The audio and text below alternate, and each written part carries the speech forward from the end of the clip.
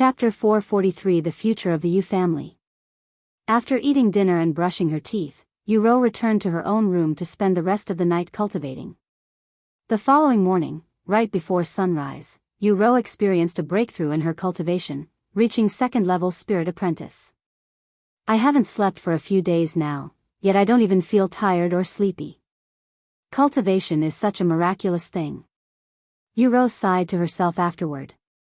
I wonder how Xiao and brother are doing. They should be awake now for breakfast.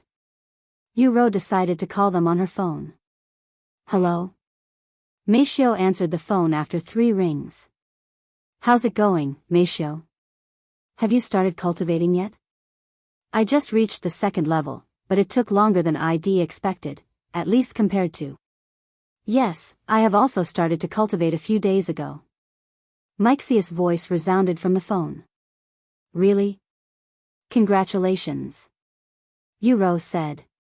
And she asked, also, you're with Brother Tianin, right? What are you two doing right now?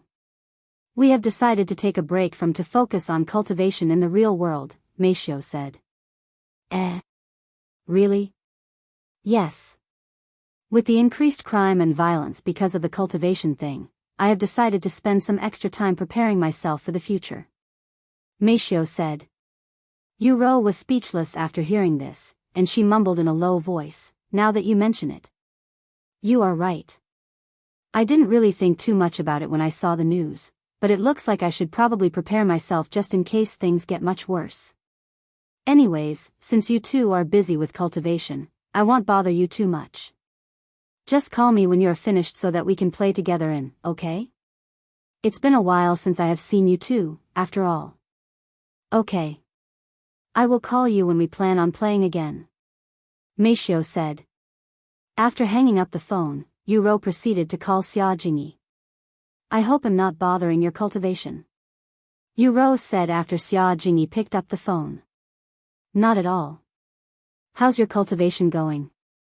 Have you reached the second level yet? No, I haven't. What about you? Yes, I just reached it not long ago. Wow. Congratulations, Sister Ro. There aren't many people who have reached the second level. You're definitely a cultivation genius. Most of my friends are just entering the first level, yet you're already at the second level. I think I still need at least another week or 2 before I can reach the second level. Cultivation genius, huh? A bittersweet smile appeared on Yu's face. If she was considered a cultivation genius for reaching the second level in a week, what would her brother Yu Tian, who has already reached Spirit Warrior, be considered? A cultivation god? By the way, Sister Ro, have you heard about the cultivation schools and the cultivation factions? Xiao suddenly asked. Of course. My parents have already begun creating a faction for our family. They have also spent a couple of billions recently to acquire a heaven-rank cultivation technique. Yu said. Heavens. Your family already has a heaven-rank cultivation technique? My family was only able to acquire an earth-rank cultivation technique. Xiao disappointed voice resounded. And she continued, this makes me wonder if there is anyone out there with a divine-rank cultivation technique. Yu chuckled and said, divine-rank cultivation techniques are simply too rare in the lower heavens. We'll probably have to ascend to spirit heaven before we can even start thinking about divine-grade techniques. Oh yeah? I am willing to bet Player Yuan has a divine-rank cultivation technique. Xiao suddenly said. Player Yuan? Yu smiled and said, if someone has a divine-rank technique, it'd probably be him. If Player Yuan really has a divine-rank cultivation technique, I wonder if he has tried to cultivate yet, and if he is already a cultivator, what level has he managed to achieve with it by now? I wouldn't be surprised if he's already a spirit warrior. Yu said with a teasing smile on her face. Spirit warrior? As much as I admire Player Yuan, I think it's impossible for someone to be a spirit warrior already since cultivation is much slower in the real world due to the lack of resources even if they have a divine rank cultivation technique. Xiao said. Sometime later, Xiao asked, Sister Ro, what time are you going to play cultivation online today? I'm going to take a few days off to focus on my cultivation. Yu said, and she proceeded to explain to Xia Jingyi her reason for doing so. I see. That makes perfect sense. Alright, I will also follow this advice and focus on my real cultivation for now. I don't want to be bullied by someone stronger, after all. I'll talk to you later, Sister Ro. Definitely. After hanging up the phone, Yu went to eat breakfast before returning to her room to spend the rest of the day cultivating. And with everyone focused on improving their real cultivation, a week passed by in the blink of an eye. Knock knock, young lady, the masters have summoned you to the main house. A servant knocked on the door to Yu's room. Yu stopped her cultivation and stood up to open the door. Let them know that I am on my way, she said. Sometime later, after taking a quick shower and dressing up properly, Yu traveled to the Yu family's main house where her parents were waiting. Once Yu met up with her parents at the main house, they brought her to another large building that was almost just as big as Yu's house a few miles away from the main house, and inside this building were multiple rooms with hundreds of comfortable beds lined up with the console required to play Cultivation Online set up for each bed. What is this? Yu asked them. This is the future of our Yu family and the company. Tang Li said with a confident smile on her face, and she continued, it will also be where all of our players will be living and playing starting today. Author's note, check out Heroes Carnage, my other novel. Chapter 444 Cultivators Association. Everyone? Yu raised her eyebrows. Despite the luxurious background, the atmosphere of this place was a little suffocating, and Yu felt like she was in a hospital or something similar. As you already know, we have acquired a heaven-rank cultivation technique recently.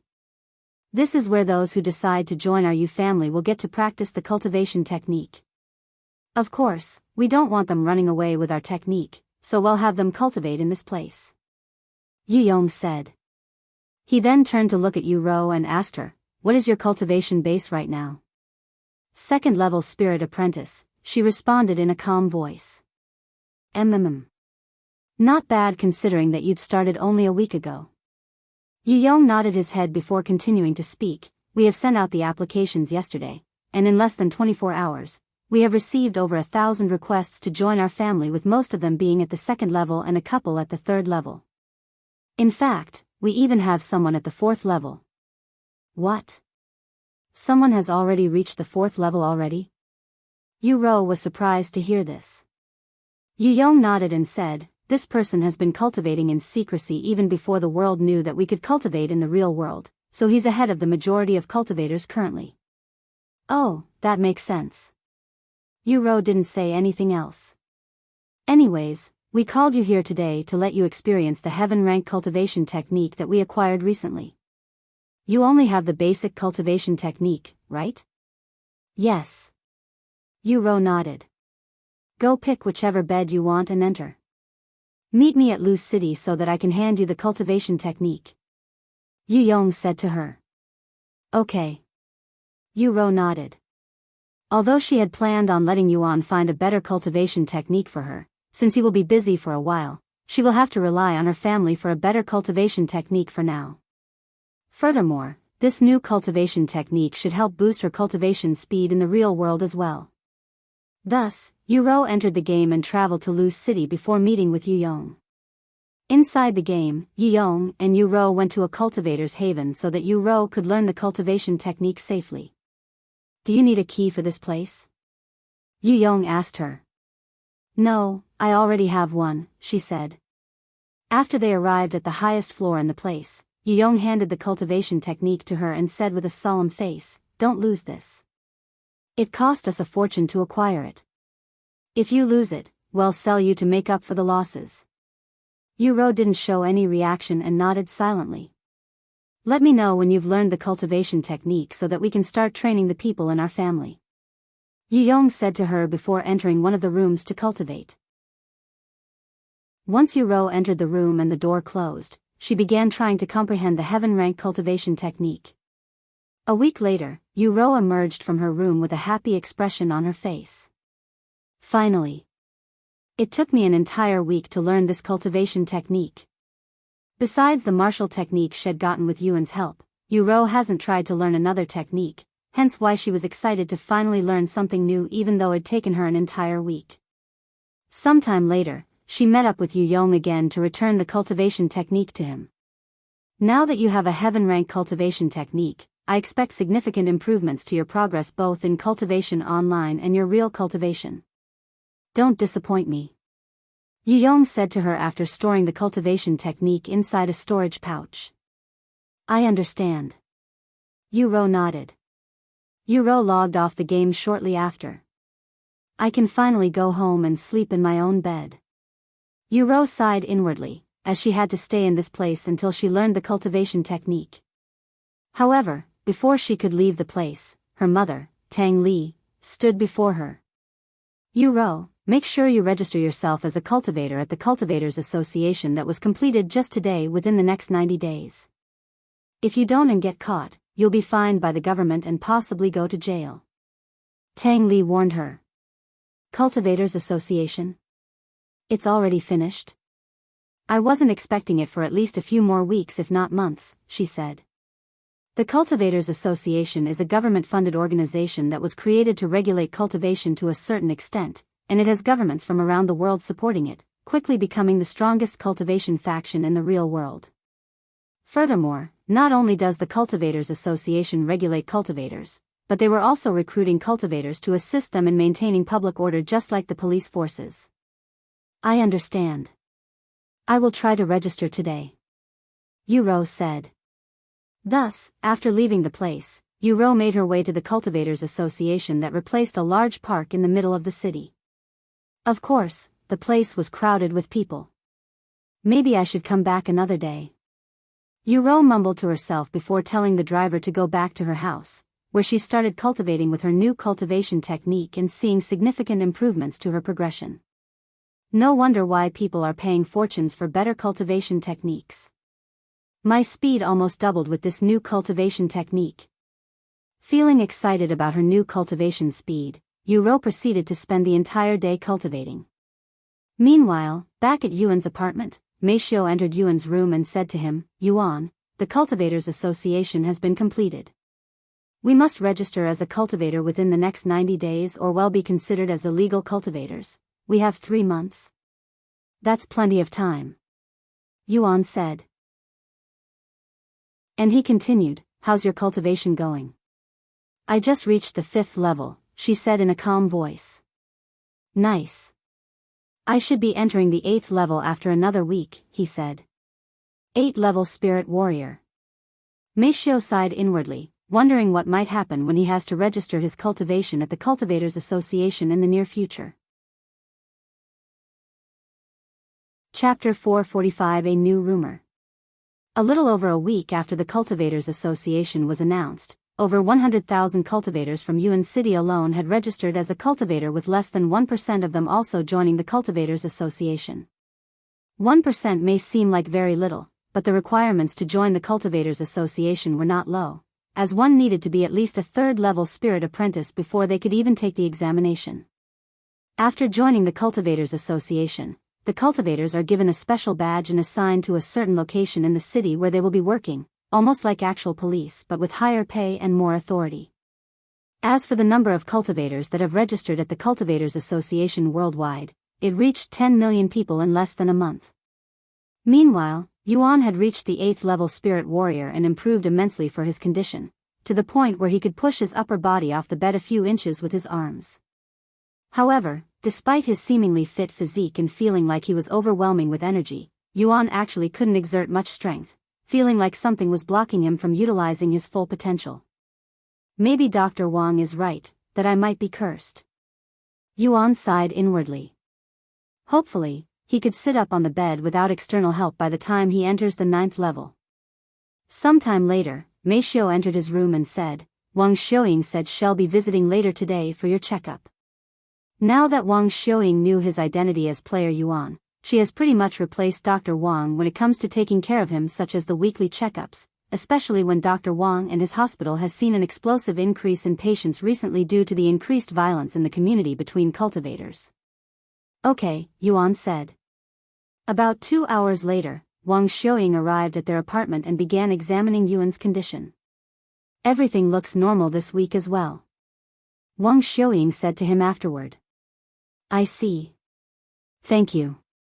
What cultivation are you at right now, Yuan? Wang Xiaoying then asked him, and she continued, I just reached the 4th level yesterday. 8th level, Yuan said. HAA. Looks like it's really impossible to catch up to you. Wang Xiaoying sighed.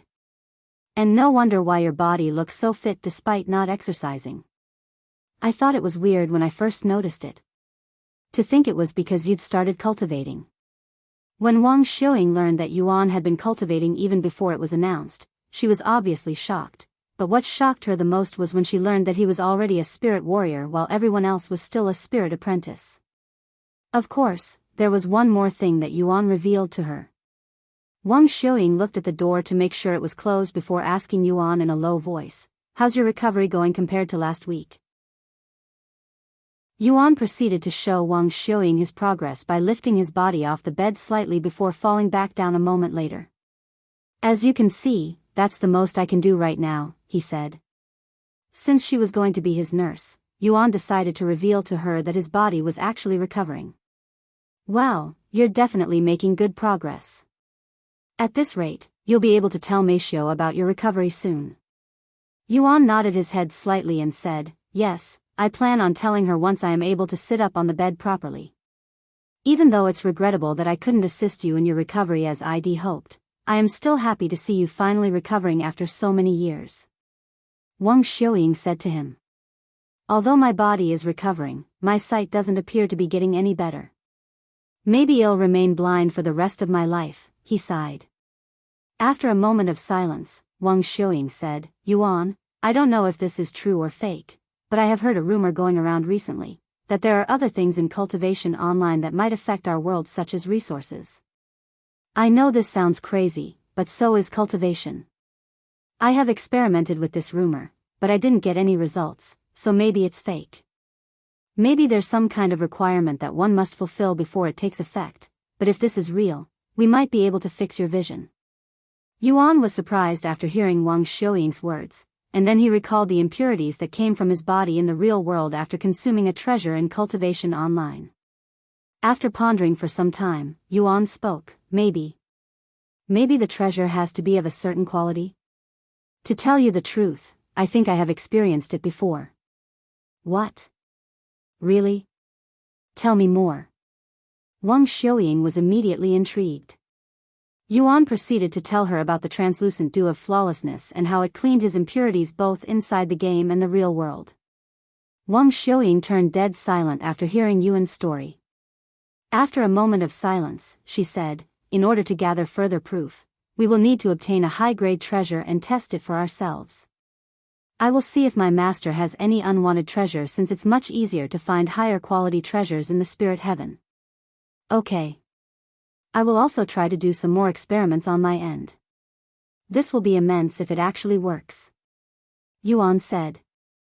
After talking for a couple more minutes with Wang Xiaoying telling Yuan about her experience in the spirit heaven and her new sect, Wang Xiaoying packed her tools and prepared to leave. Okay, I will see you next week, Yuan, she said to him before leaving the apartment. Is everything okay? Meisho asked him afterward. Yes. I am going to return to Cultivation Online today for a bit. Yuan said. Do you want me to come with you? No, it's fine. I'm just going to talk with Xiao Hua and the others. I won't stay long. I want to reach the 9th level Spirit Warrior at the very least before I really start playing again. Yuan said. Okay. Chapter 446 Stalker. After helping Yuan with the console, Meisho returned to her own room and continued to cultivate. Despite not caring about cultivation before, Meisho found a reason that motivated her to keep cultivating, and that was Yuan.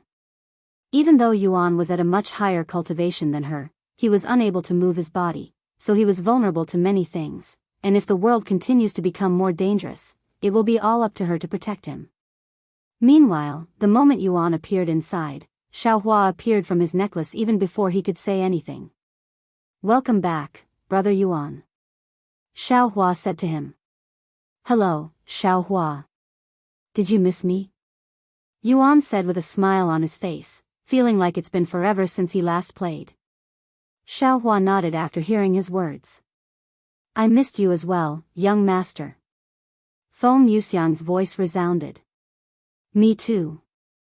Lan Yingying as well. Unfortunately, I am not finished with my business yet, so I won't stay here for long. I need a favor from you guys, he said a moment later. What do you need, Brother Yuan? Xiao Hua asked him.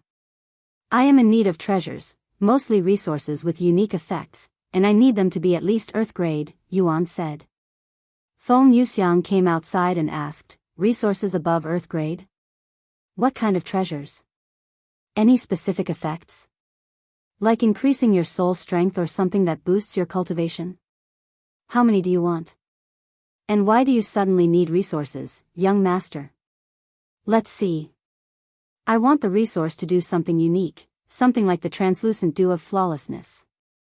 I don't need anything that will increase my cultivation base, and I only need one treasure from each quality from Earth grade up to Heaven grade. I would like to ask for Divine grade resources, but they are too rare and I don't have enough money for them. As for why I need them, well, it's for an experiment.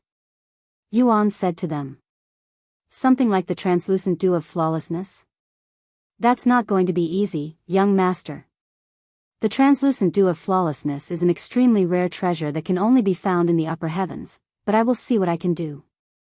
Feng Yuxiang said. Yuan then retrieved the spirit stones she merely gave him and handed them to her. Use this to buy the resources. If it's not enough, just buy whatever you can afford with it.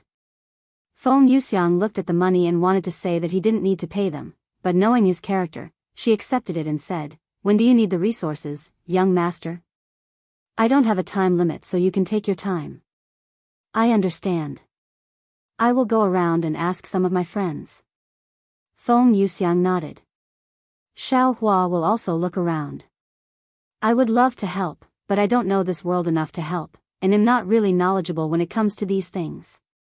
I'm sorry for being useless. Lan Yingying sighed. Don't worry about it, Yingying. And you're not useless. Yuan said to her. Just leave this to the experts. You stay with the young master just in case anything happens while we're away. Feng Yuxiang smiled. Sometime later, Feng Yuxiang and Xiao Hua left the Cultivators' haven to look for treasures for Yuan. Once he was alone, Yuan prepared to log off. However, right as he was about to log off, one of the doors there opened, and a beautiful young lady with silky golden hair walked outside. This was the same fierce girl who yelled at Yuan for peeking at her, the mysterious girl from one of the 4 ancient families.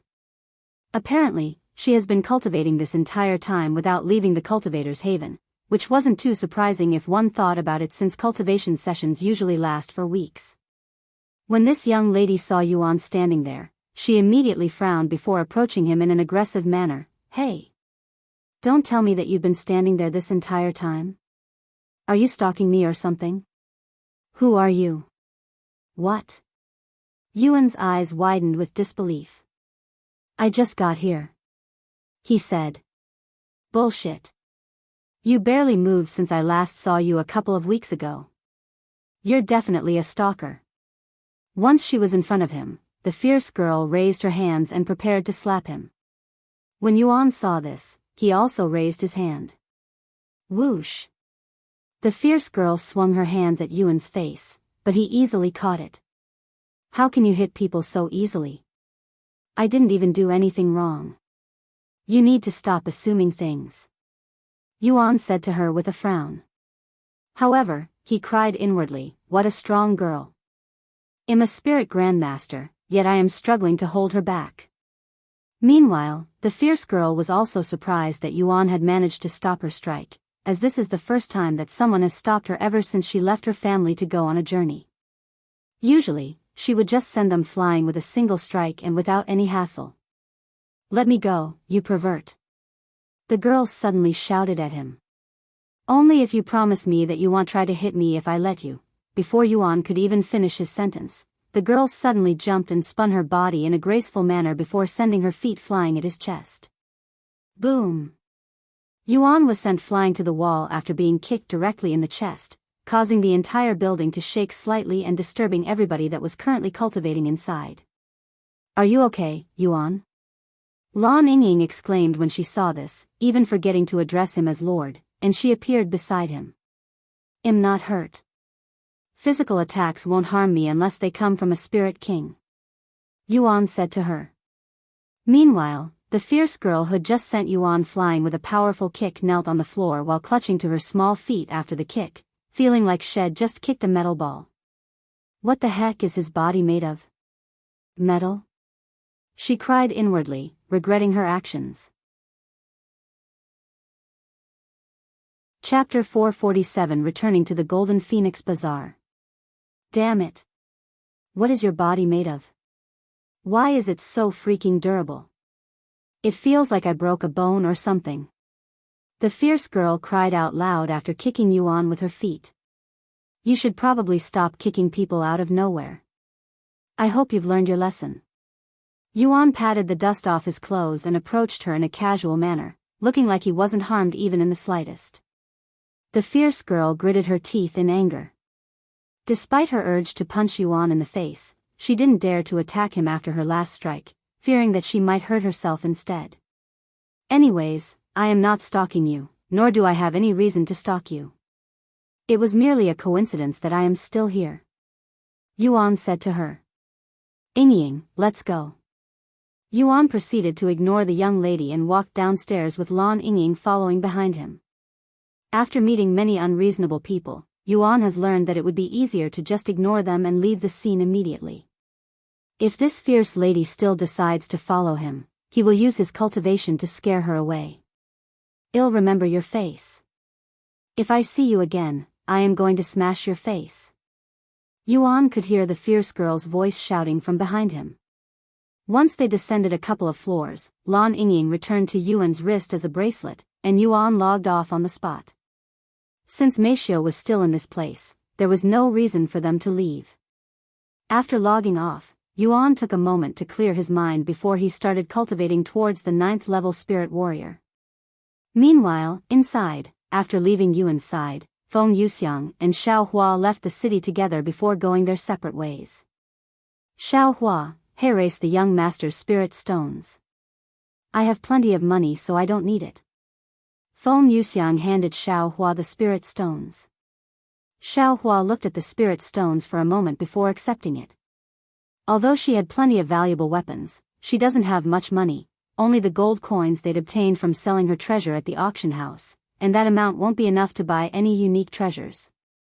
Of course, she'd planned on trading her weapons for other treasures or even selling a few of her treasures to get the necessary funds to buy the treasures.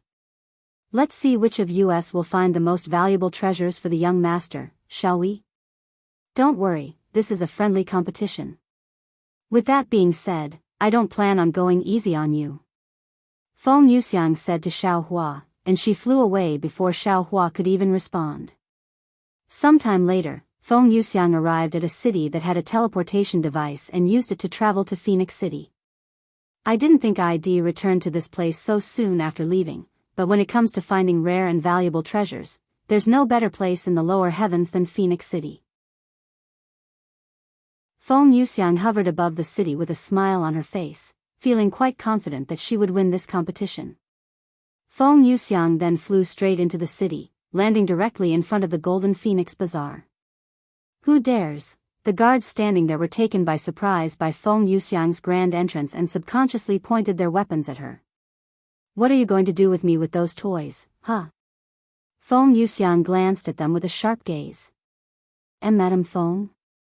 When the guards realized her identity, they immediately dropped their weapons and got onto their knees. We apologize for pointing our weapons at you, Madame Feng, they said in union with sweat soaking their foreheads. Whatever, Feng Yuxiang said before walking past them, ignoring their offense. What? The two guards looked at Feng Yuxiang's disappearing back before looking at each other with shocked expressions on their faces. She's not going to punish us? I was expecting a slap in the face at the very least. the two guards seemed surprised that Feng Yuxiang didn't punish them for disrespecting her, as she would normally do, just that even if they looked at her wrongly, much less point their weapons at her. After entering the Golden Phoenix Bazaar, Feng Yuxiang entered one of the stores there. "Welcome to our Heaven's Resource," a worker standing at the entrance started his welcoming sentence even before he could see the customer's face, and when he saw Feng Yuxiang's beautiful face, he began coughing like head choked on something. Madame Feng?" the worker exclaimed. "Is Zhongli here?" she asked him. "Why, yes." He nodded vigorously. Feng Yuxiang didn't say anything else and began walking upstairs like this place was her house. Once she was on the 3rd floor, she knocked on the only door on that floor and entered it without waiting for a response. Inside the room, a middle-aged man in black robes and a young woman wearing similar clothes to the worker at the entrance were flirting with each other. "Who dares?" The middle-aged man slammed the desk in anger before turning around to look at the beautiful woman standing at the entrance. The middle-aged man gasped in shock when he saw Feng Yuxiang standing there with an angry look on her face. Feeling the suffocating atmosphere, the young woman quickly tightened her loosened clothes before running out of the room. "Madame Feng. When did you come back? And where have you been recently? The Golden Phoenix Bazaar isn't the same without your presence." The middle-aged man quickly changed the topic and acted like nothing just happened. Feng Yuxiang closed her eyes for a moment to calm down before speaking. "I'm here to collect your debt, Zhongli." The middle-aged man named Zhongli swallowed nervously and asked, What do you want?" "Nothing much. Just a few treasures from your store," Feng Yuxiang said. That's it?" Zhongli looked surprised at her response, and it was even a pleasant one. "If you want me to take everything in your store, I wouldn't mind doing so," Feng Yuxiang said to him. Please have mercy." Zhongli quickly got off his seat and kowtowed to her. "Then I'll go look around," Feng Yuxiang said, ignoring him idly. Chapter 448 Her Reason for Leaving. After spending about an hour in Zhongli's store looking for the perfect treasure for Yuan, she left the place with a couple of new treasures in her storage ring. "Are you coming back to the Golden Phoenix Bazaar?" Zhongli asked Feng Yuxiang right before she left the place. "No, I am not," she said. "I have more important things to do now." "I see." Zhongli nodded. After leaving Zhongli's store, Feng Yuxiang didn't leave the city and proceeded to enter the next store. "Yu Quan, I am here to collect the debt you owe me when I helped you set up your store," Feng Yuxiang said to the owner of that store. "Madame Feng. Where have you been?" Yu Quan asked after seeing her. "That doesn't matter. I didn't come all the way here just for you to question me," Feng Yuxiang said. Yu Quan sighed in a tired manner before speaking. "What do you want from me? If it's within my power, I don't need your help. It's your treasure that I need." "My treasures?" Yu Quan looked at her with wide eyes. In the entire Golden Phoenix Bazaar, Feng Yuxiang had the best store with the most valuable treasures. Why would she need something from his store that was small and worthless in comparison? "What kind of treasure?" he then asked. "I don't care as long as it's unique." "Unique?" Yu Quan raised his eyebrows. Then he said, "Why don't you look around the store? If you want something, just let me know."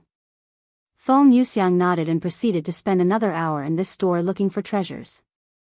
"Are you sure you only want these treasures?" Yu Quan asked her afterward. "Yes, and I will consider your debt cleared for these treasures," she said. "Deal." Yu Quan did not hesitate and immediately responded. The treasures Feng Yuxiang took from his store were worth at least a few 100 million gold coins, yet Yu Quan seemed eager to give these treasures to her as long as it cleared his debt. One can only imagine the reason being that Yu Quan's debt was actually worth more than the treasures Feng Yuxiang took. After leaving Yu Quan's store, Feng Yuxiang continued to enter other stores to collect people's debt in the form of their treasures, and it seemed like every person in the Golden Phoenix Bazaar was in some sort of debt for some reason.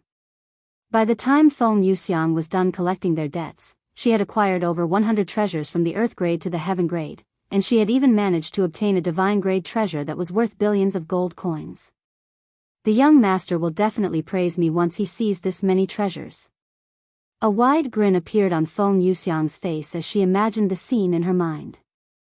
However, her imagination was quickly interrupted by a voice. Madame Feng. A man's voice resounded, wiping the smile off Feng Yuxiang's face.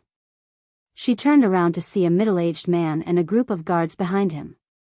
What do you want, Jin Yupu? I have already decided to leave the city, and I most likely won't be coming back here, she said to him. You won't be able to convince me to come back, she added. I know. I am not here to convince you to stay in the city. I just want to know your reason for leaving. Did something happen? Was it caused by the city? Or was it caused by my family? I won't be able to sleep properly without an answer, and I haven't been able to sleep a full night since you closed your store. Jin Yupu said to her. Feng Yuxiang's departure was a huge blow to Phoenix City's income since her store earned them more money than everyone else combined, for the last few hundred years, and as the lord of the city, it was only natural for Jin Yupu to want to figure out why she left. If it was his city that chased her away, had reformed the city from the bottom to the top. If someone in his family had offended her, had disowned that person. And if someone in the city had offended her, had give that individual a public execution. That was how much Jin Yupu valued Feng Yuxiang's presence. If I tell you, will you stop bothering me? Feng Yuxiang said. I promise. He nodded. Feng Yuxiang took a deep breath and then said, I have found someone I want to serve, a master. And I am currently following him right now. Sooner or later, we'll leave the lower heavens. This is why I cannot stay here anymore. What? Jin Yupu and everyone there looked at her with wide eyes. Feng Yuxiang, the #1 expert in Phoenix City, had abandoned her priceless store not because someone had offended her but because she lowered her head for someone else, becoming their servant? How could that even be possible? Surely, they must be dreaming. Are you serious, Madame Feng? Nobody offended you, causing you to leave the city? Jin Yupu was clearly in disbelief. After all, there was no way that a peak spirit grandmaster like Feng Yuxiang could become a servant for another person, especially if they consider her arrogant and prideful demeanor.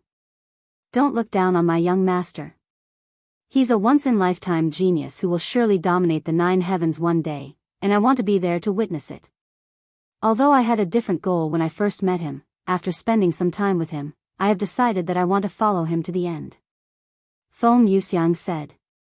Now that you know why I am leaving, you can stop bothering me. See ya. Feng Yuxiang then flew into the sky before disappearing into the distance, leaving Jin Yupu and the others speechless. I have acquired more treasures than I'd anticipated. Hopefully, this means the young master will praise me more. Hee hee. Feng Yuxiang chuckled to herself as she sped back to Longchen City. Chapter 449. Do you think it exists? Another week has passed since Yuan asked Feng Yuxiang and Xiao Hua to look for treasures, and Wang Xiuying arrived at their apartment for another weekly checkup. Yuan, I have consumed a couple of Earth-grade treasures and even one Heaven-grade treasure, but none of them affected my real body. Wang Xiuying said to him. What? You have already acquired the treasures? That was quick. Yuan said to her. Well, it's not hard when you're one of the most prominent disciples in the Spirit Healing Academy. Wang Xiuying said in a prideful tone. My master usually gives me all of the resources I need if I ask nicely, and it's a reasonable amount, she continued. Before joining the Spirit Healing Academy, Wang Xiuying had to undertake their disciple examination, and to their surprise, she passed it with flying colors, even obtaining a high score that their sect hadn't seen in a very long time. Thus, Wang Xiuying had instantly become the Spirit Healing Academy's treasure, one of their most valued disciples, and this gave her a lot of privileges and benefits, one of them being that she almost had unlimited resources to supply her growth. As a result, in just a single month, Wang Xiuying's cultivation base soared to the peak of Spirit Warrior, becoming a top player in.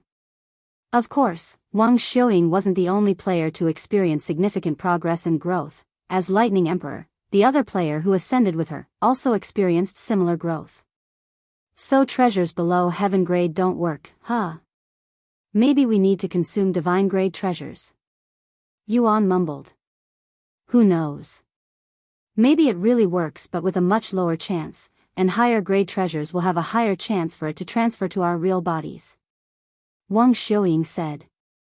After a moment of silence, she continued, Hey, Yuan, this may sound like an odd question, but do you think the world inside actually exists somewhere in this seemingly boundless universe? Like another world? Exists? Yuan mumbled in a dazed voice. Although he never mentioned it to anyone fearing that they might call him crazy, he has indeed had such thoughts before. I mean, how else can you explain the cultivation phenomenon and other things? I am not the only one with such thoughts. There are many people questioning why cultivation techniques work in our world, and there are already plenty of theories about the cultivation world being real. I kind of believe it, but it's also quite unbelievable at the same time. What do you think? A smile appeared on Yuan's face as he spoke in a longing voice. If the world of cultivation truly exists, how nice would that be? I mean, if you ignore the unreasonable people, the cultivation world is such a wonderful place that's filled with mysteries and miracles. I wouldn't mind it at all if it really exists. Yes, I think so, too. Wang Xiaoying said. Sometime later, right before Wang Xiaoying left, Yuan said to her, I am going to log in today to see if the others have returned yet. I'll let you know the results soon. Okay. I'll be waiting. Wang Xiaoying said. After Wang Xiaoying left, Yuan asked Meishiu, how's your cultivation? I should be entering the 6th level in a few days, she calmly responded. I see. Can you enter the game with me today? I am doing an experiment, he then said. What kind of experiment? Whether or not treasures inside Cultivation Online will affect our real bodies. What? Meishiu mumbled in a dumbfounded voice. I know it sounds crazy but hear me out. Yuan proceeded to tell Meishiu about the impurity incident as well as the recent rumor regarding the topic. If this is true, I cannot even imagine what could happen. Meishiu said afterward. Right? Therefore, we're going to test it out, using our own bodies. This is crazy. Meishiu sighed. What if these treasures actually work? Will there be any side effects afterward? In the end, Meishiu gave up and entered Cultivation Online with Yuan. Inside Cultivation Online, Yuan went back upstairs to meet up with Meishiu, as he was forced to leave before by that fierce girl. Hopefully, she's gone by now. Yuan sighed inwardly as he approached the top floor. Feng Feng, Xiaohua, can you hear me? Yuan tried to speak with them through their servant master connection. Yes, I can hear you, young master. Are you still at the Cultivators' Haven? I will be there in a minute. Feng Yuxiang responded a moment later. As for Xiaohua, Yuan has yet to hear a response from her even after Feng Yuxiang showed up. Xiaohua is not with you? Yuan asked her. Feng Yuxiang shook her head and said, we went our separate ways. I see. Then she's probably too far away to hear my voice. I hope she's okay. Yuan said. There's nothing in the lower heavens that can harm her so you don't have to worry, said Feng Yuxiang. I hope that's the case. Sometime later, Yuan entered one of the cultivation rooms with Meishiu and Feng Yuxiang. Here you go. Once they had some privacy, Feng Yuxiang proceeded to retrieve the treasures she had acquired at the Golden Phoenix Bazaar. Yuan and Meishiu were shaken when they saw the number of treasures Feng Yuxiang had acquired. Why you obtained this many treasures with the number of spirit stones I gave you? Yuan asked her in a trembling voice. Feng Yuxiang showed a stiff smile and said, why yes. I went to speak with my friends, and I managed to get them at a discounted price because they owed me. Even if there was a discount. I still can't believe that you'd obtained this many treasures with the spirit stones I gave you. Look at this. There's even a divine grade treasure in here. Are you telling me that you got everything here for less than 1,000 spirit stones? That's only worth around 10 million gold coins. Yuan said to her, clearly doubting her claims.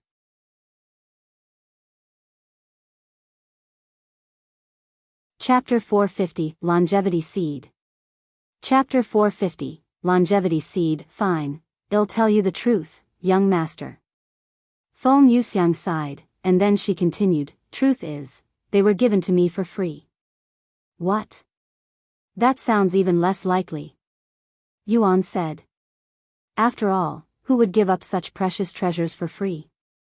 I'm telling you the truth, young master. I went to the Golden Phoenix Bazaar to acquire these treasures, she said. Golden Phoenix Bazaar? Yuan raised his eyebrows. She nodded and said, I know everybody that owns a store there, and they're all indebted to me, so I decided to go there to collect their debt since I will be leaving this place soon, and they gave me these treasures to clear their debt. I guess these treasures weren't free technically, but let's not ponder about the minor stuff. Feng Yuxiang told him the truth. Do you see any treasures that you want, young master? She then asked him again. Yuan looked at the treasures and said, I will have to look through them one by one first. Take your time, she said. Anyways, thank you, Feng. I owe you for this. Yuan then said to her. I'm just doing my job, she said with a smile. If you want, I can give you some of my blood later. However, to Yuan's surprise, Feng Yuxiang shook her head and refused to take his blood. It's okay, young master. You can save your blood. Really? Are you okay? You would normally be excited to drink it. Yuan said with a surprised look on his face, wondering if something had happened. Feng Yuxiang showed a stiff smile and said, everything is fine. There are just days where I have no appetite for anything. I see. Well, if you ever feel like drinking it again, just let me know. Okay. Thank you, young master. Ever since Xiao told her that she might be forced to ascend to a higher realm if she breaks free from her curse and restores her cultivation base, Feng Yuxiang has become hesitant on drinking Yuan's blood, especially when she could feel the curse weakening with every sip. I will continue to drink his blood once we reach spirit heaven where there's a bigger limit. Until then, I will have to resist myself from drinking any of his blood. Feng Yuxiang sighed inwardly. Yuan began looking through the pile of treasures a moment later, and he would spend the next hour doing so. An hour later, Yuan sighed, even though there are so many treasures here, none of them are really unique enough for my experiment. What experiment? Feng Yuxiang looked at him with wide eyes. Was all of her efforts in vain? It's hard to explain it. Yuan said. After all, how would he go about telling her that he's testing to see if the treasures inside a game would affect his real body? He then said, all of these treasures enhance one's strength or permanently enhance one's stats. There's really nothing truly unique about them. Isn't there something that can make my hair grow longer or something? Making the young master's hair grow longer? Feng Yuxiang raised her eyebrows. Then she retrieved something from her spatial ring and showed it to him. This is longevity seed. If you consume it, it'll grant you 100 years of longevity and even give you new hair. It's really popular amongst men who are balding. Yuan looked at the seed with raised eyebrows. He didn't literally mean it when he said that he wanted something that could grow his hair, as it was just an example. I mean, it's an earth-grade treasure, so I guess I can try it. Thanks, Feng. Yuan accepted the longevity seed and tossed it inside his mouth. After chewing it a couple of times, he swallowed it. Ding! You have consumed longevity seed. You have gained 100 years of longevity from consuming longevity seed. After consuming the seed, Yuan stood there and waited for his hair to grow. However, to his surprise, his hair began falling off his head instead, instantly making him bald. What? Yuan was shocked when he saw this. Feng. You lied to me. This thing is doing the exact opposite of what you said. Yuan looked at her with a frown on his face. PFT. Feng Yuxiang almost burst out laughing when she saw Yuan's bald appearance. Xiao was no different, and she tried her best to resist her urges. Wait a moment, young master. I didn't lie to you, Feng Yuxiang then said, your hair will grow back in a bit. The treasure killed all of your old hair to remake new ones. And just like Feng Yuxiang claimed, silky black hair began emerging from Yuan's bald head shortly after. However, it grew more than he expected, and by the time it stopped growing, his new hair had reached his butt. There's too much hair now. Yuan sighed. Now I have to get a haircut, he then said. Why? I think you look much better with long hair, young master. Feng Yuxiang said to him. Here. You can use this to tie your hair. She then handed him a golden hairband. I guess this will do for now. Yuan then tied his long and silky hair into a ponytail. Now you look more like a cultivator, young master. Feng Yuxiang chuckled. Oh. And more handsome. Handsome? Wouldn't this make me look more feminine instead? Yuan raised his eyebrows. What do you think, Meishiu? He suddenly asked her. Meishiu was taken by surprise, and when she saw his new appearance that had a certain charm and elegance to it, she began blushing. I think it's fine, she finally said after a moment of awkward silence. Okay, then we will be right back. Meishiu, I need you to check my hair for me. Yuan said to her before logging off shortly after. Sometime later, Meishiu went to his room. Well? Did my hair grow longer? Yuan asked her. No. Nothing happened, she said. I see. Then let's go try some more treasures. The two of them returned to the game a moment later and began looking through the treasures again. Chapter 451, Berserker's Gem. Chapter 451, Berserker's Gem. What about this one, Yuan? It can boost your eyesight and reaction by a significant amount. Meishiu showed him a weird-looking fruit. You can eat it. I have already eaten one. Yuan said to her. Meishiu nodded and consumed the earth-grade treasure a moment later.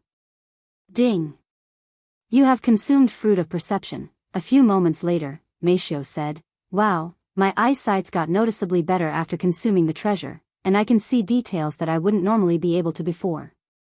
I'm not sure about my reaction speed though. Meishiu suddenly stopped speaking and tilted her head when she noticed something flying at her face with incredible speed. Why, Yuan? Meishiu looked at him with wide eyes. Sorry, I just wanted to test your reaction.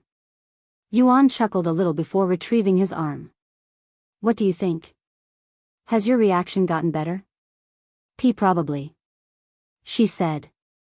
Now see if these changes apply outside. Yuan then said. Meishiu nodded and logged off the game shortly after to see the results. She returned a few moments later and shook her head. I don't think it worked. What about this treasure?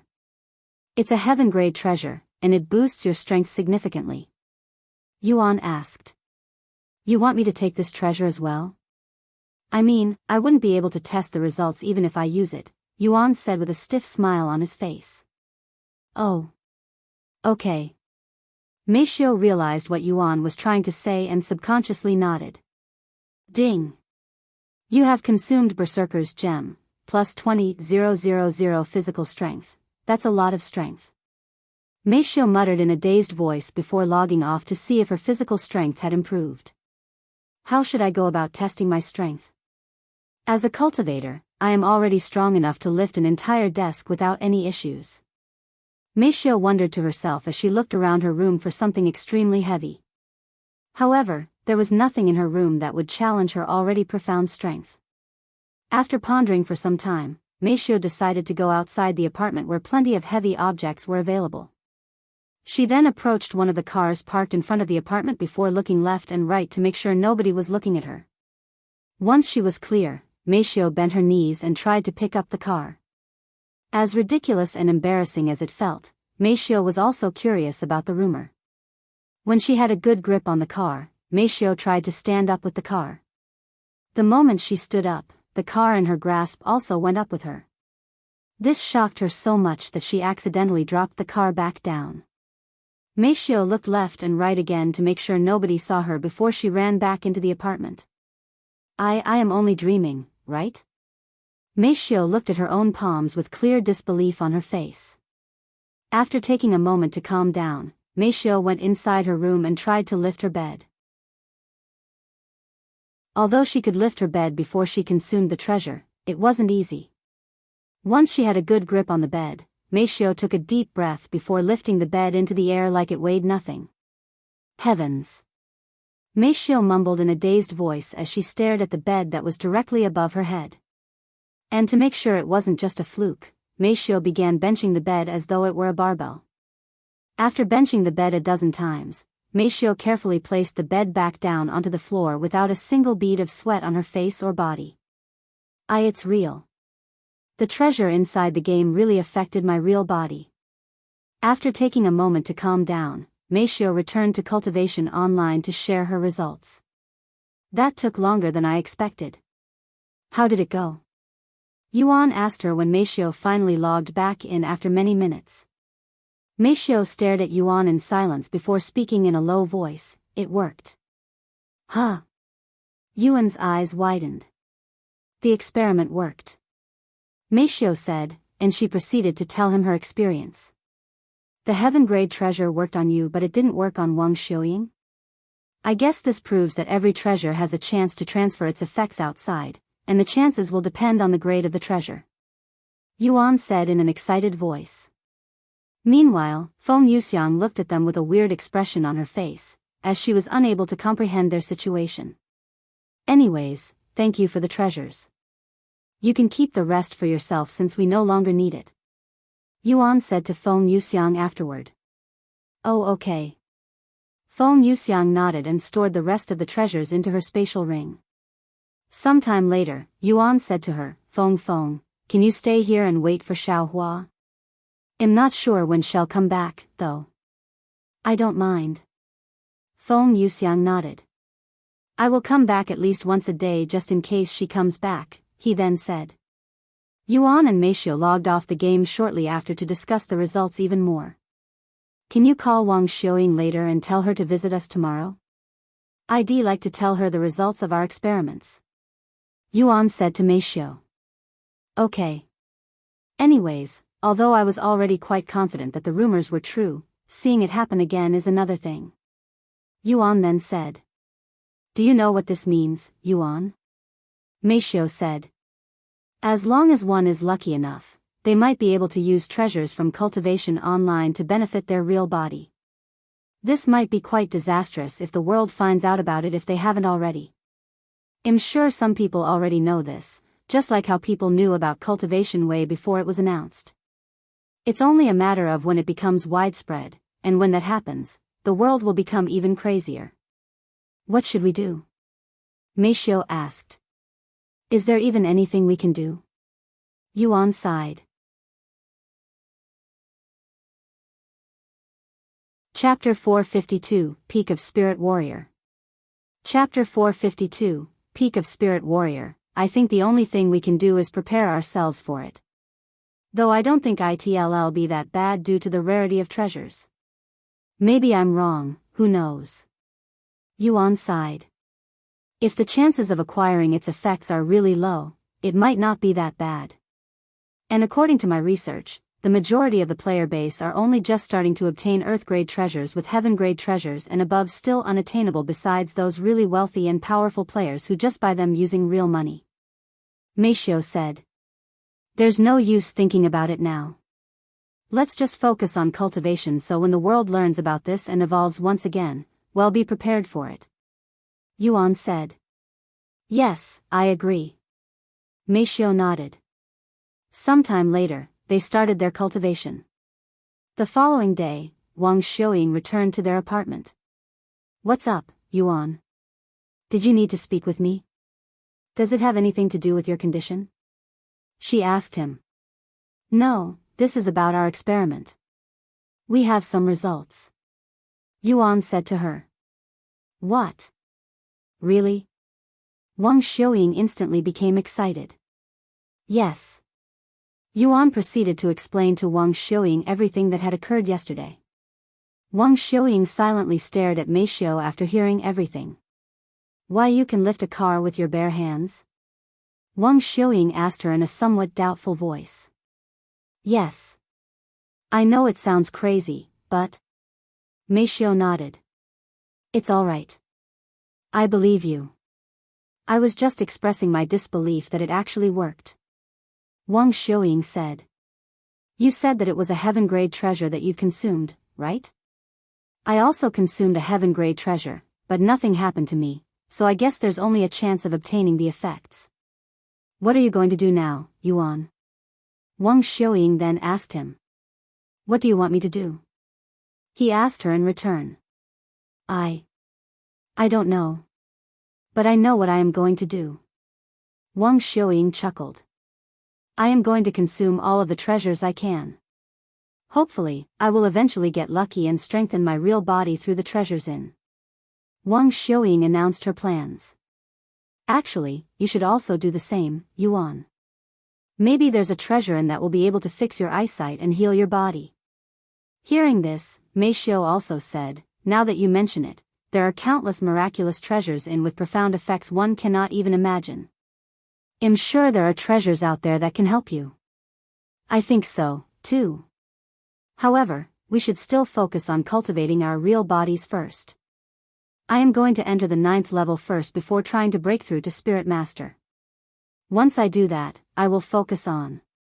Yuan said. Good luck, Yuan. I am going to see if there's anything I can do to help in the spirit heavens. Maybe my master will know something about your condition. I'll ask her. Wang Xiaoying said. Okay. Thank you. Wang Xiaoying left shortly after while Yuan and Xiao returned to their cultivation. For the next couple of days, Yuan would spend most of his time cultivating towards the 9th level spirit warrior while also checking cultivation online to see if Xiao Hua had returned yet. A week later, Yuan entered the 9th level, feeling an outburst of energy coming from somewhere within his body, yet he could not pinpoint the location. Xiao Hua still hasn't returned yet? She's gone for so long that it's a little worrisome. Yuan sighed when Feng Yuxiang told him she hadn't returned yet. Who knows where she went? However, for her to take this long, she's either in trouble or she went really far to get the treasure. Feng Yuxiang said.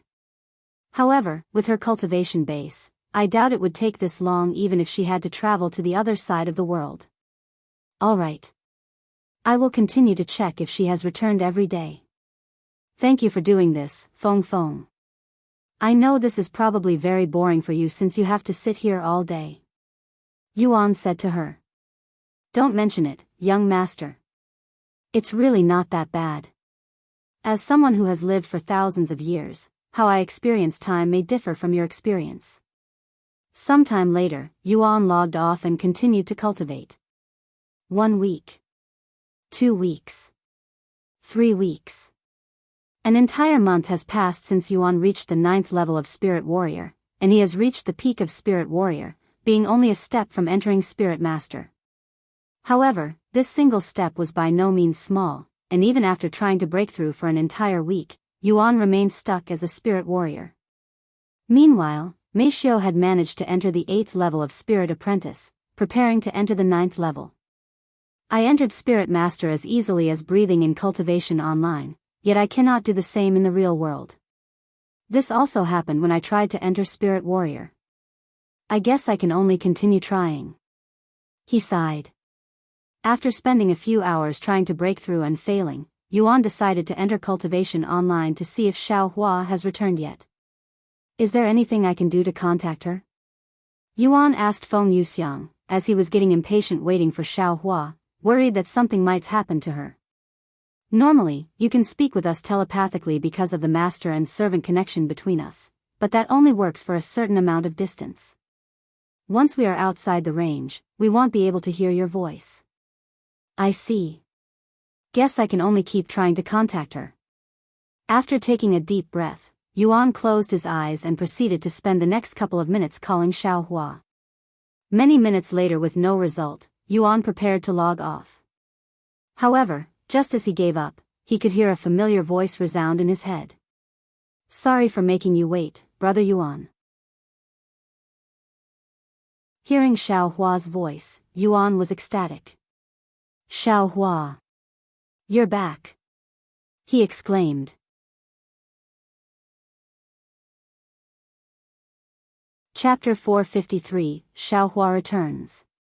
Chapter 453, Xiao returns. After hearing Xiao's voice, Yuan decided to stay in the game for a little longer to see why it had taken her this long to return and where she'd gone. A few minutes later, Xiao returned to the Cultivators' haven. Thank the heavens you're okay, Xiao. I was worried that something bad might happen to you because you have been gone for so long. Yuan gave her a tight hug after seeing her again. Xiao didn't immediately respond and merely enjoyed the sensation of being hugged by Yuan while silently blushing. By the way, I returned after just 2 days. Feng Yuxiang said to her. I'm sorry, brother Yuan, but Xiao wanted to fulfill your request, so Xiao did her best trying to find a unique treasure, she said. She then reached inside her storage pouch before taking out a small glass bottle of semi-transparent azure-colored liquid that had around 1 ounce of liquid inside. What is this? Yuan raised his eyebrows.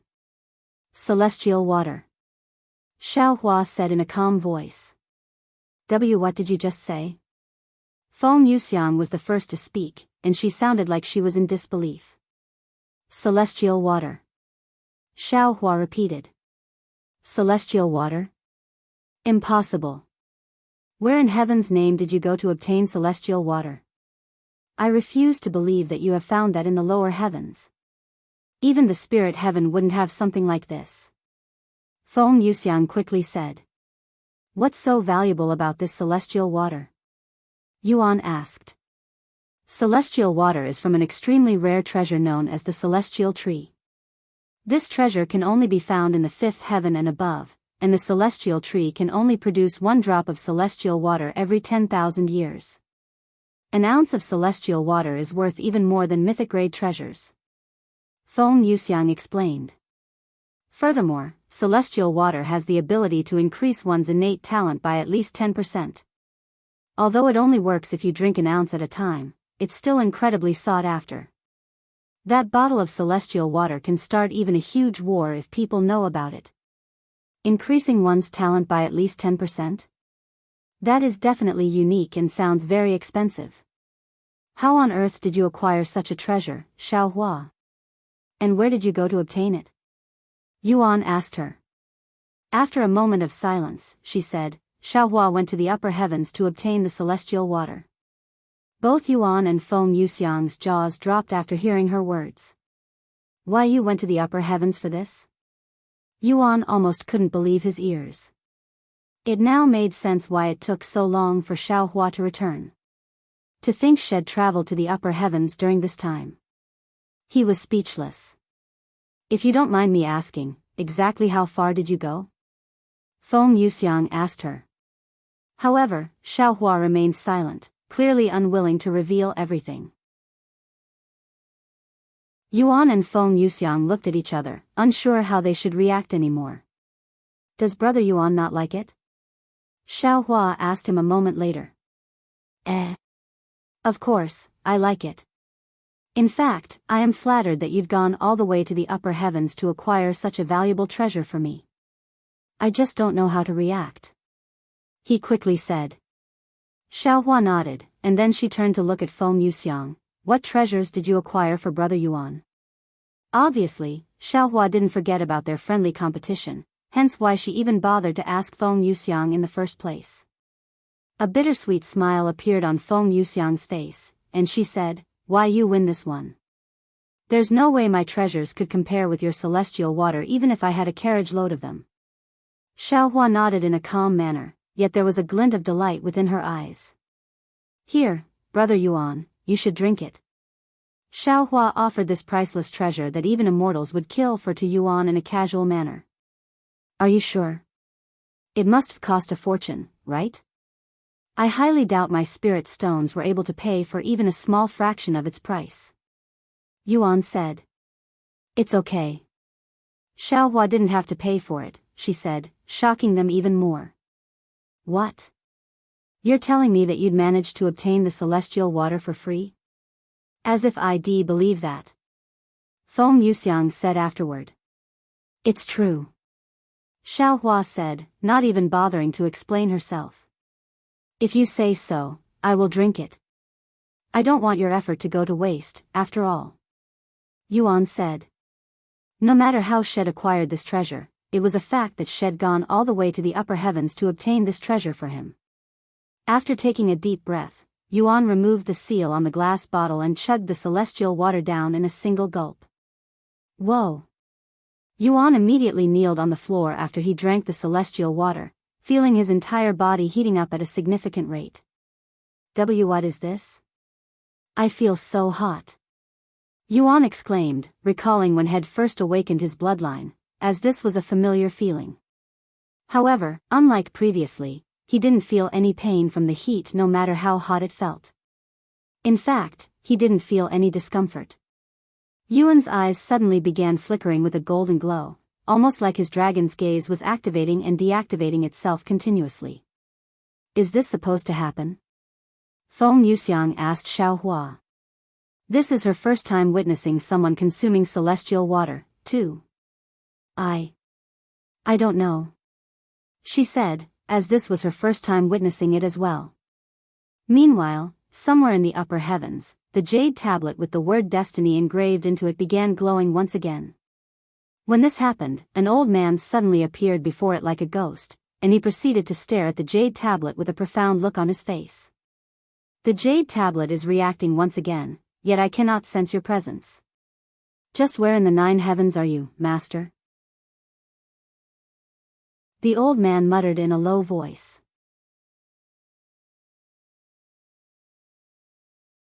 Chapter 454, Black Pajamas. Chapter 454, Black Pajamas. A couple of minutes had passed since Yuan consumed the celestial water, and the heat in his body had finally subsided. Young master, are you okay? Feng Yuxiang asked him afterward. Yes. I am fine. Yuan said as he stood up, feeling a little lightheaded. Do you feel any different? Xiao Hua asked him. Yuan patted himself and shook his head. No, I don't. In fact, he didn't even get any notification. Normally, whenever he consumes a treasure, it would be followed by a notification and how it's affected his body. However, there was nothing this time. No notifications, nothing. This was incredibly odd. Does this mean the celestial water didn't affect him at all? But how is that possible? Clearly, his body reacted to it. Nothing at all? How weird. The celestial water is a priceless treasure even in the supreme heaven. Feng Yuxiang said. Maybe it takes time to take effect? Xiao Hua theorized. That makes sense. Maybe it'll take effect later once your body fully absorbs it. There are many treasures like that out there. Feng Yuxiang agreed. Okay. Guess I'll just have to wait and see. Yuan nodded. Sometime later, Feng Yuxiang and Xiao Hua returned to his body before Yuan logged off the game to cultivate. Now that Xiao Hua has returned safely, Yuan was able to cultivate with a peaceful mind. However, he quickly noticed a change in the way that he cultivated, that it's suddenly become easier to cultivate. Normally, he'd need to clear his mind and recite the cultivation technique inside his mind to absorb spiritual energy. Now, he could absorb the spiritual energy around him as though it was natural, almost like breathing. Unfortunately for him, even if he could cultivate easier, it wouldn't matter since he cannot obtain any more spiritual energy until he break through to Spirit Master. I think there is a term for this. What was it? A bottleneck? Yuan sighed inwardly. Sometime later, Yuan thought to himself, since I cannot advance my cultivation anymore, should practice something else, like my divine sense. Ever since he started focusing on his cultivation base, Yuan had neglected training his divine sense. In fact, it has been a while since he tried to activate his divine sense. The last time I tried, it felt like I was on the verge of succeeding. Now that I am at the peak of Spirit Warrior, I might be able to do it. After taking a deep breath, Yuan began trying to activate his divine sense again. Meanwhile, in the room beside Yuan's room, Xiao suddenly opened her eyes and looked at the ceiling for some reason. It's probably just my imagination. Xiao thought to herself. However, unbeknownst to Xiao, somebody was actually staring at her. It worked. Yuan exclaimed in an excited voice when his divine sense activated properly, allowing him to see inside his room and half of Myxius' room. How long has it been since he was able to see? Almost a decade ago. Once Yuan was certain that his divine sense was working, tears flowed down his face, quickly soaking the pillow. Are you okay, Yuan? Xiao asked him from outside when she heard his shouting. Yes, I am okay. Yuan said as his divine sense focused onto Myxius' beautiful face. Although he was already used to seeing her face, there was just something different about seeing her in the real world. Compared to her avatar in Cultivation Online, Xiao looked almost identical, with the only thing being different was their aura. And just as Xiao prepared to return to her own room to cultivate, Yuan's voice resounded. Xiao, you look great in those black pajamas. Myxius' movement froze the moment she heard this, and she turned to look at his room with a look of disbelief on her face. What did you just say? She asked him in a dazed voice. Yuan chuckled and said, you should see your face right now. It's quite funny. A shiver went down Myxius' spine.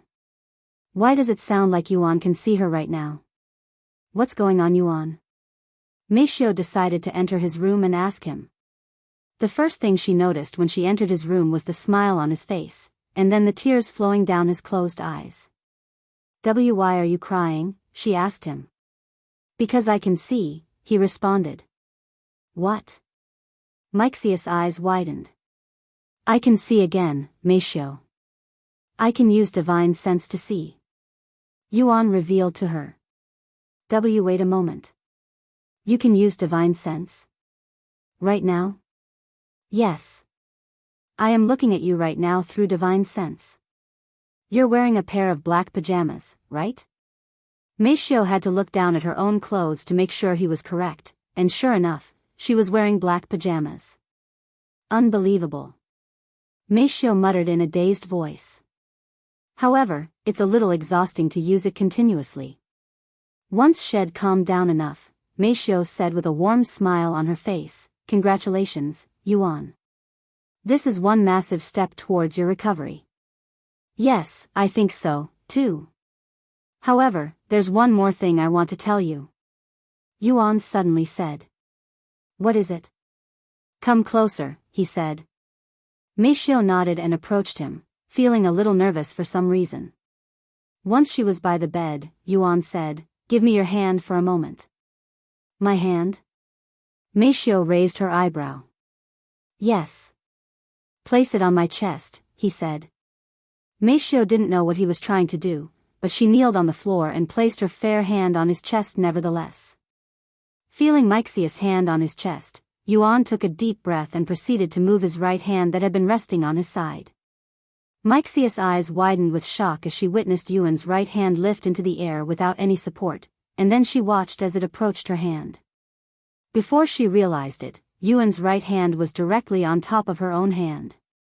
Not only can I see, but I can move as well. Yuan's voice resounded a second later, snapping Xiao out of her daze. Chapter 455 A Noticeable Change.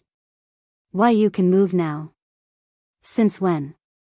Xiao muttered in a low voice after Yuan's shocking reveal. To tell you the truth, my recovery started many weeks ago, even before you started playing. In fact, I initially planned on keeping this a secret until I could get off the bed by myself, but I changed my mind after hearing your words just now. Yuan said. My words? Yes. Your voice when you congratulated me. I couldn't continue to keep it to myself after hearing it. I'm sorry for keeping it a secret for so long, but I wanted to make sure that I was actually recovering and not give you or Yuro false hope. It's okay. You don't have to apologize. I'm just glad that you're finally recovering, Yuan. Xiao said to him in a gentle voice, feeling an indescribable feeling surging from her heart at this moment. Unbeknownst to Xiao at first, tears began appearing in her eyes before quickly falling down her face. Xiao wiped her eyes when she realized that her vision was getting blurry, and to her surprise, she was actually crying due to being overwhelmed by happiness. It was definitely a first for her. Meishiu quickly wiped her face with her free hand while silently hoping to herself that Yuan wasn't looking at her right now. Luckily for her, Yuan didn't have his divine sense activated since he could only use it for a few moments before it exhausts his spiritual energy. A few moments later, once Meishiu calmed down a little, she asked Yuan, "How much can you move right now? Can you sit up on the bed yet?" "Unfortunately, lifting a hand is already my limit. Any more and my body will start experiencing pain," he sighed. "Don't push yourself, Yuan. You're recovering, and that's all that matters." "I know. Are you going to tell Ro?" Meishiu suddenly asked. Yuan didn't immediately respond, and after a moment of silence, he said, I want to surprise her. When I tell Ro, I want to be standing. I hope you don't mind keeping this a secret for now." "I don't mind," Meishiu said. "Thank you." Sometime later, Yuan said, "I am already at the peak of Spirit Warrior, but I cannot break through to Spirit Master for some reason. I will try for a few more days. If I still cannot break through, I will focus on. All right. I will try to push for the 9th level before I return to." Meishiu said. "Take your time." Meishiu returned to her own room a few moments later. "Yuan. He's recovering. He can see again, even move. I cannot wait to see him walk again." Meishiu thought to herself as she took a seat on the hard floor and began her cultivation. To her surprise, when she cultivated, Meishiu noticed a noticeable change in her cultivation speed, as she was absorbing the spiritual energy around her at a much quicker rate than she could previously achieve, almost twice as fast. Meishiu didn't know what was causing this phenomenon, but she welcomed it. A few days later, Meishiu entered the 9th level of Spirit Apprentice. "Yuan, did you manage to break through?" Meishiu asked him. "Nope." Yuan sighed. "Every time it feels like I am about to have a breakthrough, that feeling would suddenly disappear. It's like walking towards an open door, but just as you're about to enter that door, it closes in your face." Meishiu pondered for a moment before speaking. "Maybe it has something to do with our world? What if there's not enough spiritual energy for you to break through? Spirit Master is pretty high, right? Now that you mention it. That does make sense. Okay, I will ask Xiao Hua and the others later." Yuan said. "What about you? Have you reached your goal?" Yuan asked her. "Yes, but the 3-month time limit for the registration is getting close, so I was thinking about registering myself first so I can get it out of the way." "What about you, Yuan?" "Registering, huh? Okay, let's go register ourselves and get this over with." "Let's do it tomorrow since it's already late today," Meishiu suggested. Sometime later, Meishiu went to prepare dinner. After dinner, they went to sleep, taking a break from cultivation. The following morning after breakfast, Meishiu helped Yuan change into a more fitting outfit for their journey outside before carrying him to his wheelchair. "Are you ready to go?" Meishiu asked him after she prepared herself. Yuan didn't say anything, but he closed his hand into a fist before giving her a thumbs up. A smile appeared on Meixia's face, and she pushed the wheelchair outside, leaving the apartment with him. "How far away is the Cultivators Association from here?" Yuan asked her once they were downstairs. "It's about an hour from here on foot," she said. "Do you want to take the taxi instead? I want to look at the scenery if you don't mind." "I'm okay. We can walk." "Thank you, Meishiu. I should probably buy a car to make traveling more convenient in case we need it." Meishiu muttered to herself shortly after they started moving. Despite her young age, Meishiu already has a driver's license, so she was qualified to drive a car. A car, huh? It'll definitely be necessary if we want to go anywhere that cannot be traveled in a reasonable time on foot. Yuan said. "Yeah, you should probably get a car."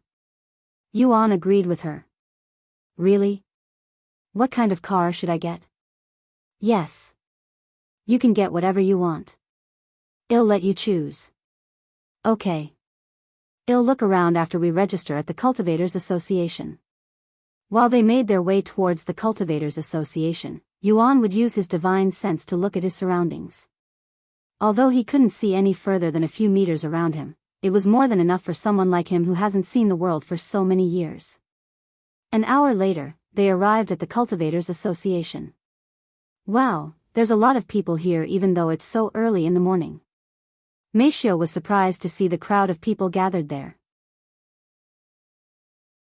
After taking a moment to examine the area, Xiao approached the tall building with Yuan.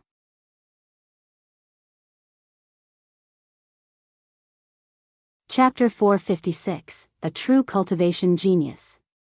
After avoiding the crowd with much effort, Xiao pushed the wheelchair inside the building, where there were even more people, but since the people were in line in an orderly fashion, it felt much more spacious than outside. It took a moment since there were multiple lines, but once Xiao found the end of a line, she went there with Yuan. While they waited in line, Yuan used his divine sense to look at the place and the people there. The majority of people there were between the 3rd level and the 5th level with a couple at the 6th level. Of course, all of them were still spirit apprentices. Xiao also looked around while they waited.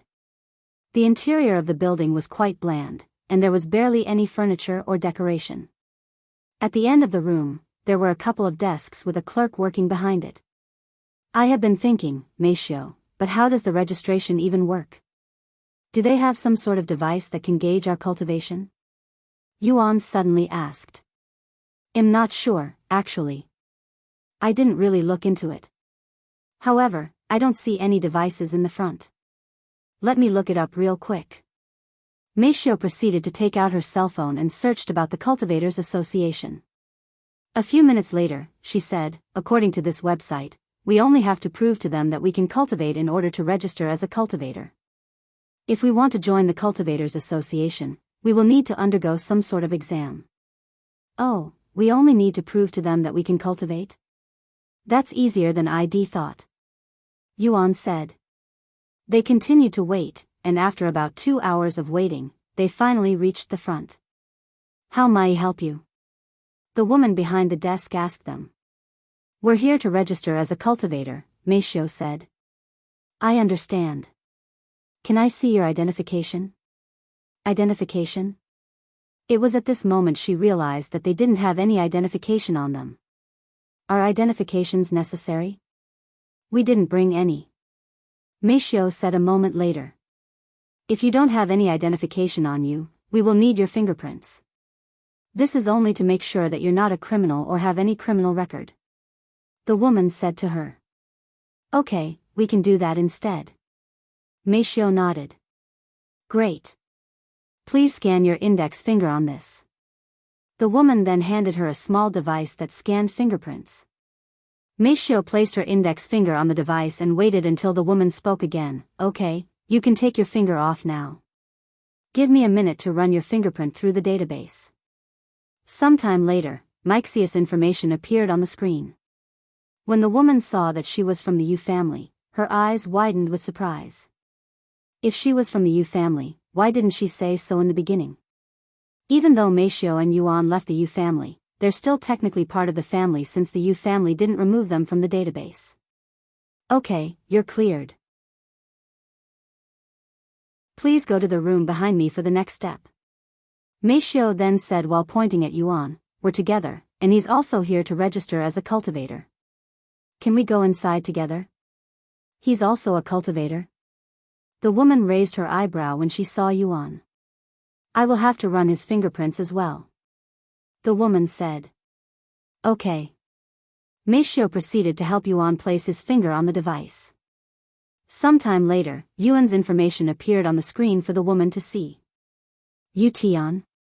He's also from the Yu family. And he's even their son. I thought they only had a daughter. The woman was shocked to see this, as she was only aware of Yu Rao's existence. All right.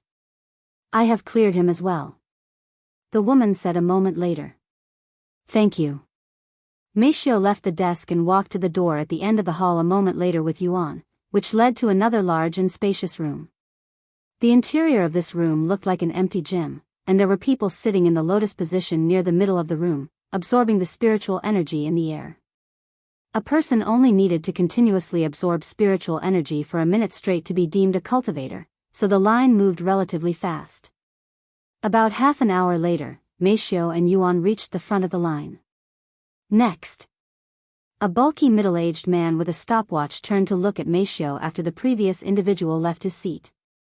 "I will be right back, Yuan," Xiao said as she left his side and took a seat beside the bulky man. "Good luck," he said to her. "I will start the time once you begin to cultivate. You must cultivate without stopping for an entire minute to qualify as a cultivator," he said to her. Xiao nodded and closed her eyes. She then took a deep breath and began to recite the divine-grade cultivation technique inside her mind. Very quickly, the spiritual energy in the building began flying towards Xiao, creating a small vortex around her. What the heck is that cultivation speed? The bulky man and the others were shocked when they saw how quickly Xiao was absorbing the spiritual energy. Heavens! She is a true cultivation genius. The bulky man mumbled in a dazed voice as he stared at Mixia's beautiful face, seemingly mesmerized by her.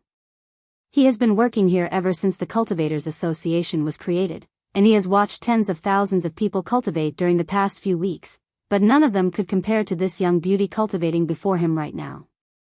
More than a minute has passed since Xiao started cultivating, but the bulky man didn't say anything, as had completely forgotten about the time when watching Xiao cultivate.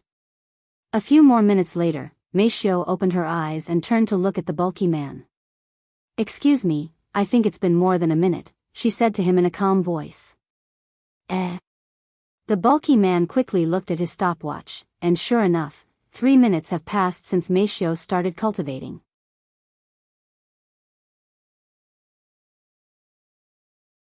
Chapter 457, Chairman Zhao. Sorry, I spaced out," the bulky man said in a still dazed voice. "You have passed the cultivation test." Xiao nodded and stood up. "If you don't mind me asking, what cultivation base have you achieved?" the bulky man suddenly asked her. "9th level spirit apprentice," Xiao responded in a calm voice. "9th level." The bulky man trembled upon hearing this. "Is there anything else?" Xiao then asked him. No." He quickly shook his head. However, just as Xiao started walking back to Yuan, a loud voice suddenly resounded, causing everyone to turn to look at the source. "Wait a second, young lady." At the end of the hall, an old man followed by 4 other individuals could be seen approaching them in a hurry. "See, Chairman," the bulky man exclaimed when he saw this old man, and he quickly lowered his head to bow. "Who?" Xiao wondered inwardly as they approached her. "Hello, young lady. My name is Zhao, and I am the chairman of the Cultivators Association. I saw your cultivation just now, and it left me in awe. Can I get your name?" "Xiao," she responded. "Then, Lady Xiao, would you like to join my Cultivators Association? We are currently in need of talented cultivators, and you're exactly what we are looking for. If you join us, we can guarantee you a heaven-grade cultivation technique, and when we acquire a divine-grade cultivation technique in the future, you will also get to practice it." Zhao said, trying to recruit Xiao into the Cultivators Association. However, Xiao quickly shook her head and said, "Thank you for the offer, but I do not wish to join the Cultivators Association." The spectators were shocked when Xiao refused Zhao offer so casually. Many of them had plans to join the Cultivators Association after this, so when they saw Xiao getting recruited by the chairman of the association, they were overwhelmed with jealousy. "What? The chairman himself personally invited you to join the Cultivators Association and you dare refuse? Know your place." One of the figures standing behind Zhao suddenly exclaimed. Another one then said, "You may have some talents in cultivation, but without a proper cultivation technique, you can only go so far. However, if you join us, we can guarantee you a limitless future." Despite their words, Xiao remained calm and said, "I refuse." "You! Stop!" Zhao suddenly interrupted. Once there was silence, he continued, "Can you at least tell me why you're refusing my offer? Are you already part of another power?" Or do you have something against our association? I have nothing against the association. My hands are already fully occupied with other matters, and am not interested in the Cultivators Association in general. Xiao said. Other matters? There's nothing my association cannot solve. If you join us, we'll help you with whatever you're occupied with. Zhao wasn't willing to give up someone as talented as Xiao so easily. Hearing his words, Xiao smiled and said, "No thank you. I enjoy what I am doing, and I will continue doing it until I am no longer needed." What a pity. Zhao shook his head. He then said, "Well, if you ever decide to change your mind, my Cultivators Association will always have its doors open for you." Zhao turned around and walked away without saying anything else. The four people with him lingered for a little longer to stare at Xiao with displeased looks on their faces before leaving with Zhao. Once the place returned to being somewhat peaceful, the bulky man could finally breathe properly, and he continued the examination shortly after. "Young lady, you're going the wrong way," the bulky man said to Xiao when he noticed her returning to the line. He then pointed at the door on the other side and continued, "If you're finished, you go to that room." "I didn't come alone," she said to him. Xiao then walked to Yuan and began pushing his wheelchair. "He's with me, and he's also here to register," she said. "He's also a cultivator?" The bulky man raised his eyebrows when he saw Yuan. This is his first time seeing someone in a wheelchair registering as a cultivator. As they approached the bulky man, Xiao whispered to Yuan, "I think you should keep it low-key. I don't want those people coming back to bother you. They're definitely a troublesome bunch. I can only imagine what will happen if they see your real talents." "I know. I'll restrain myself," Yuan said. Meanwhile, after they left the test room, Zhao didn't actually leave and stayed behind to continue watching Xiao. "Do we have any information on that girl?" he asked the four behind him. One of them pulled out his phone and said, according to the clerk that spoke with them, "She's a servant from the Yu family. They're a powerhouse in the entertainment industry." "What about that young man in a wheelchair? How is he related to her?" "He's also from the Yu family, their son. That girl is probably his caretaker or something." "I see." Back in the other room, the bulky man said, "Whenever you're ready." Yuan took a deep breath and began to absorb the spiritual energy in the room, making sure to keep things to a minimum by imitating the cultivation speed of other cultivators that went before him. When Zhao saw Yuan's abysmal cultivating speed when compared to Xiao, he sneered in a cold voice, "She's throwing away her talents for that trash. Ridiculous." After a moment of silence, he said, "Get the Yu family on the line and tell them that I would like a meeting with them. I am not going to let such a talented cultivator go to waste for that useless thing." "Right away, Chairman Zhao." The person proceeded to look for the Yu family's contact information before dialing their number. A minute later, the bulky man said, "All right. You passed. Go through those doors to complete your registration." Xiao nodded and left the room with Yuan shortly after. There is a new voting system for web novel called Golden Tickets for the premium novels that will reset once a month. You can get them through spending coins or gifting the novel a certain amount, 500 plus. If you don't have this in your app, update the app. Therefore, in order to bribe you into voting, I shall give you 3 bonus chapters, including daily chapters, for both Dual Cultivation and Cultivation Online if Heroes Carnage, my new novel, reaches 1,000 golden tickets.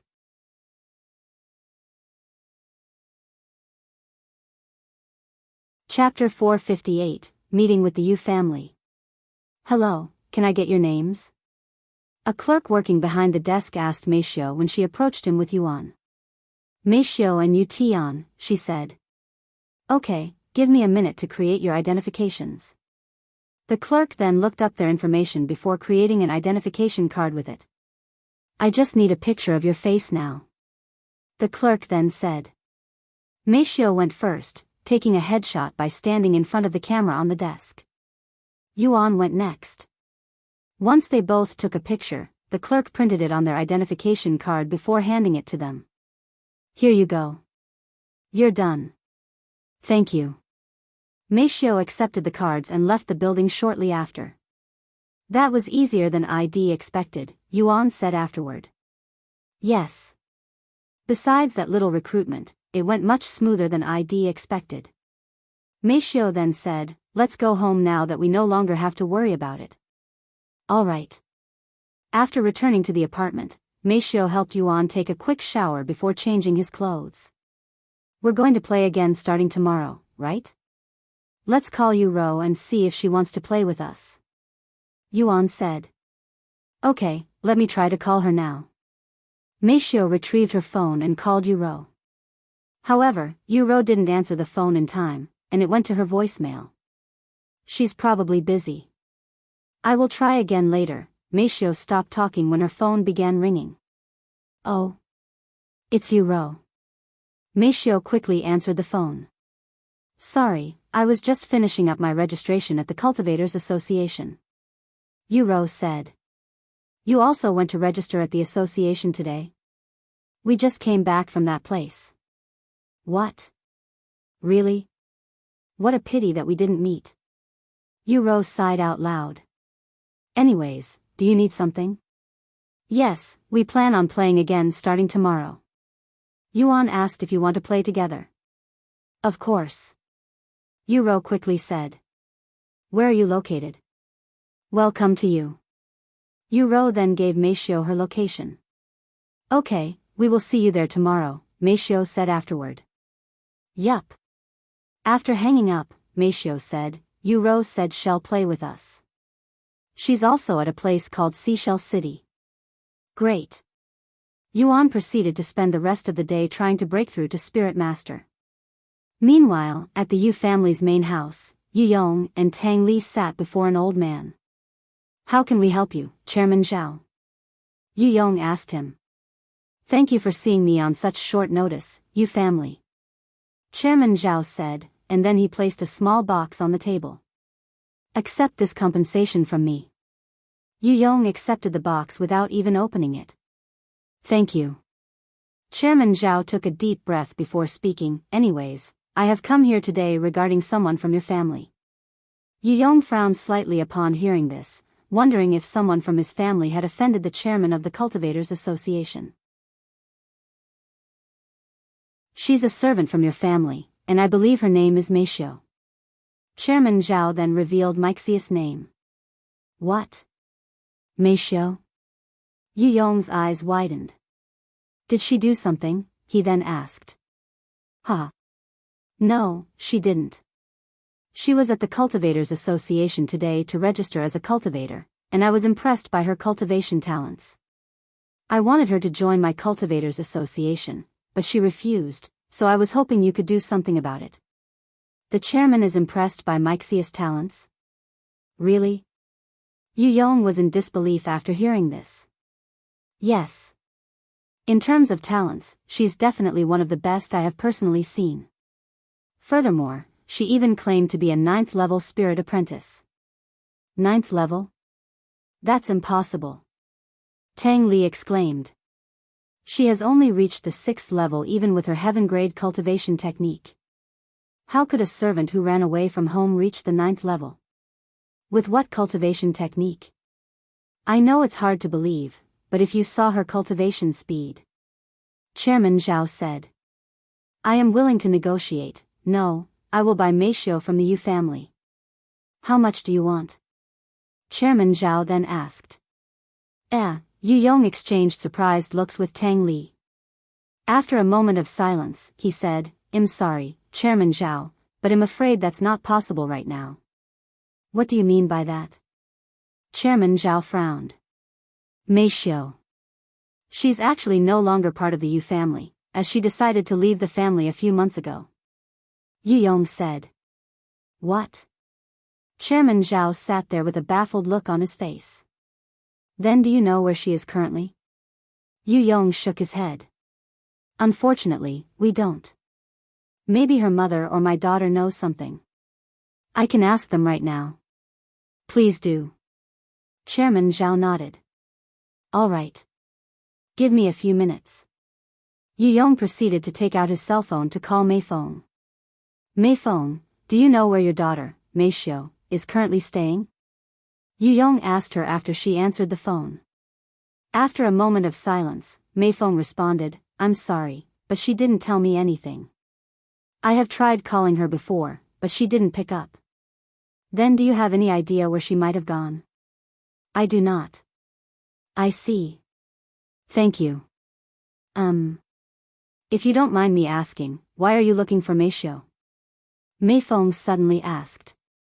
Chairman Zhao from the Cultivators Association would like to speak with her, so if you see her or hear anything, let me know. I understand. I will let the masters know if I hear from her. Mei Feng said. Yu Yong hung up shortly after and proceeded to call Yu Ro. Huh? Do I know where Mei Xiao went? No, I don't. Why do you ask? Yu Ro responded in a casual voice after hearing her father's question. Are you sure you don't know? Yu Yong asked again. Don't you have her contact information? You mean to tell me that you haven't spoken to her since she left? I don't believe it. I don't know what to tell you, father. I really don't know anything, but I can try calling her later. Okay. Let me know if you learn anything. Yu Yong said before hanging up. He then returned to Chairman Zhao and said, I apologize, but it seems like nobody knows her location. However, we'll try looking for her. If we find anything, we'll let you know. Although Chairman Zhao was unhappy about the results, there was nothing he could do about it. I understand. Thank you for trying. Here is my business card. Call me if you find her. Chairman Zhao left his business card on the table before leaving the place. Once Chairman Zhao was gone, Tang Li said, unbelievable. To think Mei Xiao was a cultivation genius that even the chairman of the Cultivators Association would go through such trouble to recruit. We need to find her, or we might risk offending the Cultivators Association, she added.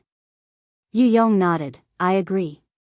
I will call some people that specialize in finding people now. Meanwhile, after her phone call with Yu Yong ended, Mei Feng dialed Myxia's number. Mother? Mei Xiao quickly answered. Be careful, Mei Xiao. I don't know why, but the chairman of the Cultivators Association is looking for you. Mei Feng wanted her. What? Mei Xiao was surprised to hear this. The chairman still hasn't given up on her?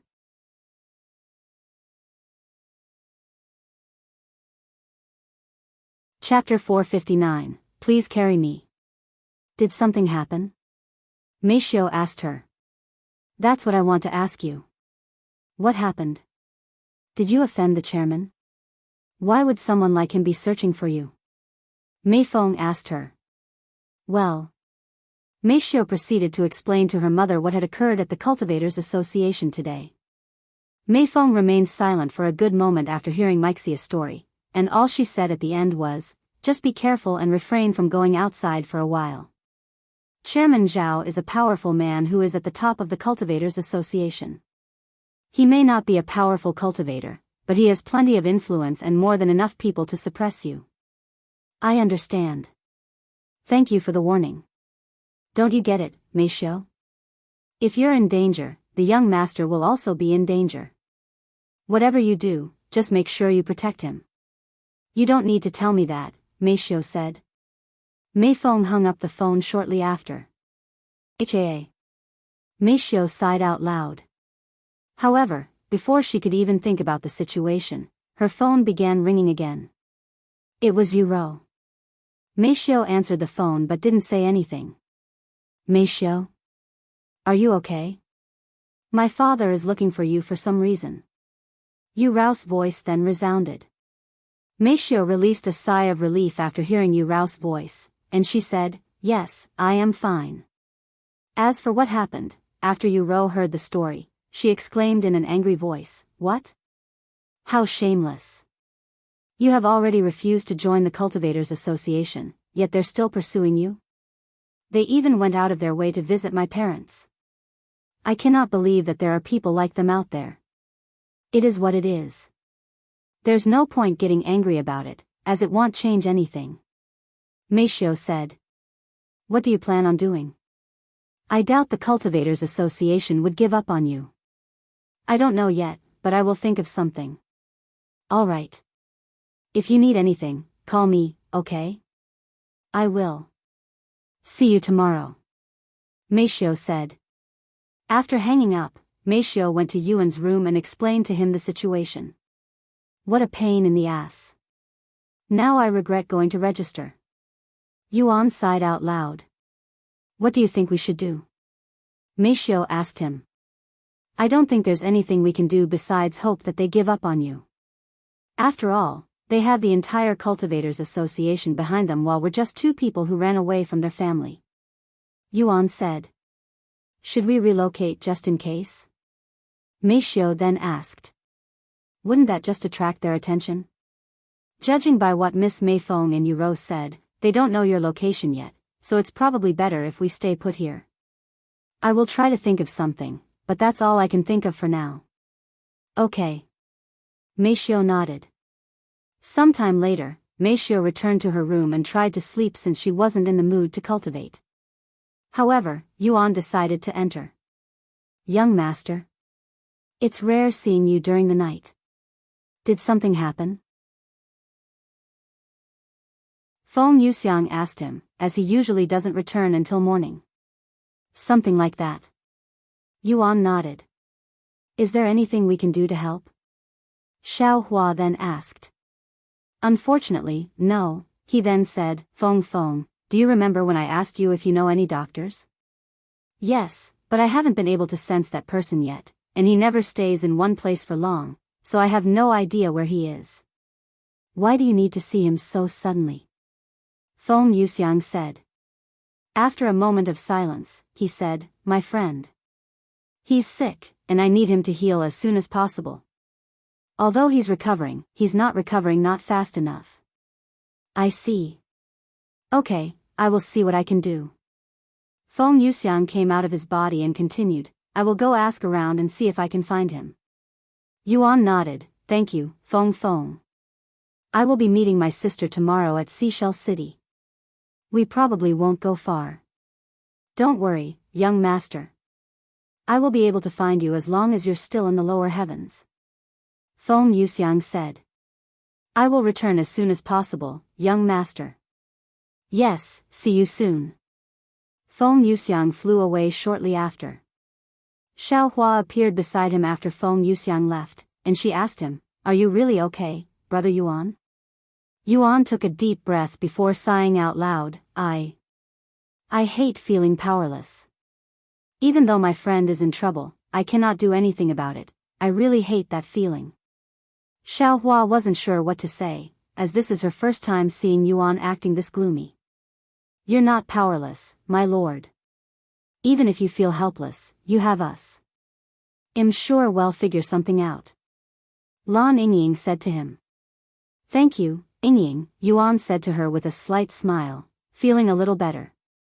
Sometime later, he said to them before logging off, I will see you guys tomorrow morning. Good night, my lord. See you later, brother Yuan.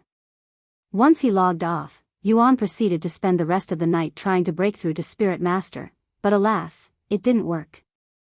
The following morning, after breakfast, Yuan and Meishio logged into the game and made their way to Seashell City to meet up with Yuro. Feng went somewhere last night? Meishio was surprised to hear this. Who will carry her now? I can carry you if you don't mind, Yuan suddenly said to her. Or are you still not ready for it? He remembered what she said before. Meishio wasn't sure how to respond. However, the scene of Xian Wuhan kissing Yuan on the cheek suddenly flashed into her mind. Meishio gritted her teeth for a moment before nodding her head with a resolute look on her face. Please carry me, she said with a rosy face. After getting her approval, Yuan retrieved the flying sword before carrying Meishio in his arms like a princess. The next moment, Yuan jumped on the sword and soared towards the sky with Xiao Hua by his side, leaving Longchen City in a flash.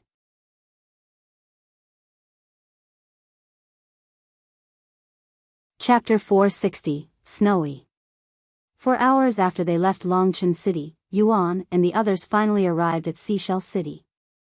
During their whole ride, Meishio would try her best to avoid eye contact with Yuan, but it was nearly impossible, and every time she glanced at his handsome face that was only a few inches away from her own, she would immediately begin blushing. They descended a couple of miles away from the city to avoid getting too much attention. Once they landed, Yuan placed Meishio back onto the ground before removing his mask. "You're going to remove your mask?" Meishio asked him. He nodded and said, "I had to wear a mask in the sect because the players knew I was there and were actively searching for me, but now that I am no longer there, nobody will be able to recognize me as long as I don't do anything too crazy. I should also change out of the golden dragon robe since it's quite attractive as well." Yuan proceeded to change his clothes on the spot, replacing the golden dragon robe with the plain clothes he first wore when he started playing, as it looked the most simple. "I should probably buy some casual clothes," Yuan mumbled to himself afterward. What's up, Xiao Hua?" Yuan noticed Xiao Hua staring at him and decided to ask her. "Brother Yuan, when did your hair grow so long?" Xiao Hua said, as Shed just realized his new appearance. "Oh, it was caused by some treasure Feng Feng gave me. I think it was called a longevity seed." "Does it look weird?" Xiao Hua shook her head and said, "It's not weird. Brother Yuan resembles a cultivator even more now." Sometime later, after Yuan finished changing, they began making their way towards the city. Yuan easily picked out Yu Rao's figure despite the crowd gathered outside the city, but right as he prepared to call her, he suddenly closed his mouth. After a moment of silence, he said, "Who's that girl beside you, Ro? They appear to be together." "Let me see." Meishio narrowed her eyes and looked at the beautiful girl standing beside Yuro. "Oh, that's Xia Jingyi, Yu Rao's classmate." "Xia Jingyi? The one who allowed me to live in her parents' apartment?" Yuan asked. "Yes. I see. So that's what she looks like." Yuan nodded with a focused expression, seemingly interested in her. Meishio raised her eyebrows at his reaction. Of course, Yuan was only interested in her because he believed that he was indebted to her, who gave him a place to live when he was struggling to find a new home. "Yuro." Yuan called out to her again. When Yuro heard Yuan's voice, she immediately turned to look at him, and a bright smile appeared on her face the next second. "Brother." Yuro ran to him with her arms spread. Yuan gladly welcomed her into his embrace. "It's been a while, Yuro. It's been longer than just a while. It feels like forever since I last saw you," she said. Hello." Xia Jingyi greeted him in a somewhat bashful voice after catching up to Yuro. "Brother, this is..." Yuan turned to look at Xia Jingyi and smiled, "I know. You are Xia Jingyi, right? Let me thank you again for letting me stay in your parents' apartment." "Thank you." She didn't say anything and only nodded. "I hope you don't mind letting her join us. We've been playing Cultivation online together this entire time, and it would be rude to exclude her." Yuro then said. "Of course I wouldn't mind it. You can join us whenever you want." Yuan said. Thank you. There's no need to be so shy, Jingyi. It's not like this is your first meeting. Look, even Meishio is here." Yuro said to her. I know, but I can't help it. You know that I'm not good with men." Xia Jingyi said. "You'll have to get used to it if you want to come with us. I'm sure you'll be okay." "I will try." She nodded. "Hello, Xiao Hua. It's been a while." Yuro didn't forget about her and greeted her. "Hello." Yuro then looked around and asked, "Where's Feng Feng?" "I don't see her. She's currently busy with something so she won't be with us," Yuan said. "I see." Sometime later, Yuro asked, "What should we do now?" Yuan shrugged and said, "I don't really have a plan since I only thought about spending time with you." "What do you two usually do?" "Well, we normally hunt monsters together and do repeatable quests." "What about your cultivation levels?" "I am at the 2nd level of Spirit Warrior while Jingyi is at the 1st level." Yuro said. I see, Yuan began pondering. Then he recalled something. What about the spirit fruit you got from Feng Feng? Have you obtained a servant yet? Hearing his question, Yu Rose suddenly smiled and said, I'm glad you asked, brother. Feast your eyes on my servant. Come out, Snowy. Snowy? Yuan raised his eyebrows at this weird name. The next moment, a small, four-legged creature covered in white fur appeared before them. This is a dog? Yuan wasn't exactly sure what this creature was, so he took a guess. Wrong. Snowy is a tiger cub. I think. Yuro said. And she continued, we met Snowy during one of our quests near a mountain range. She was being chased by a large bear at that time, and we rescued it. After that, I gave her the spirit fruit because I found her really cute, and the rest is history. Also, don't be surprised when you hear this, but Snowy is actually a heaven-grade servant. Yuro said a moment later. What? Really? Yuan looked at the small white creature with a somewhat surprised look on his face, wondering how this small thing could possibly be a heaven-grade servant. Suddenly, Xiao approached them and said, this cub is a spiritual beast. A what? Everybody there turned to look at her with wide eyes.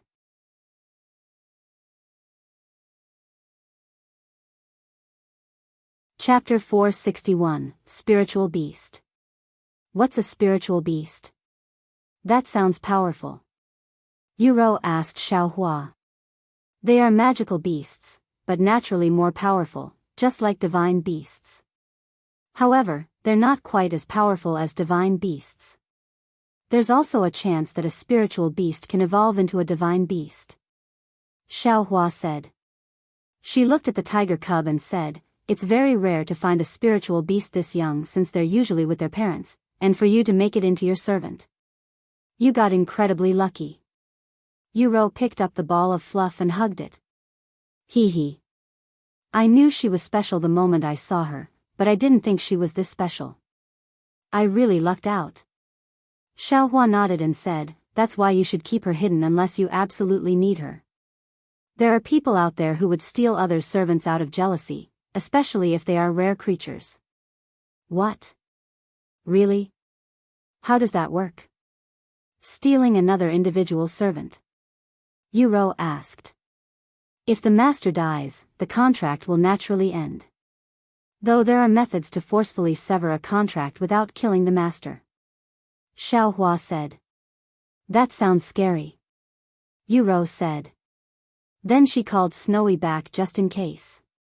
There shouldn't be many people who can recognize a spiritual beast in the lower heavens since they are so rare, but you should still be careful.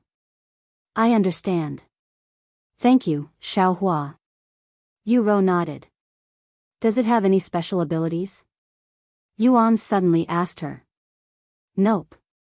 The only thing she can do is bite, but she's too small to even fight effectively. Yuro said. Then she turned to look at Xiao and asked, is there any way to make spiritual beasts grow faster?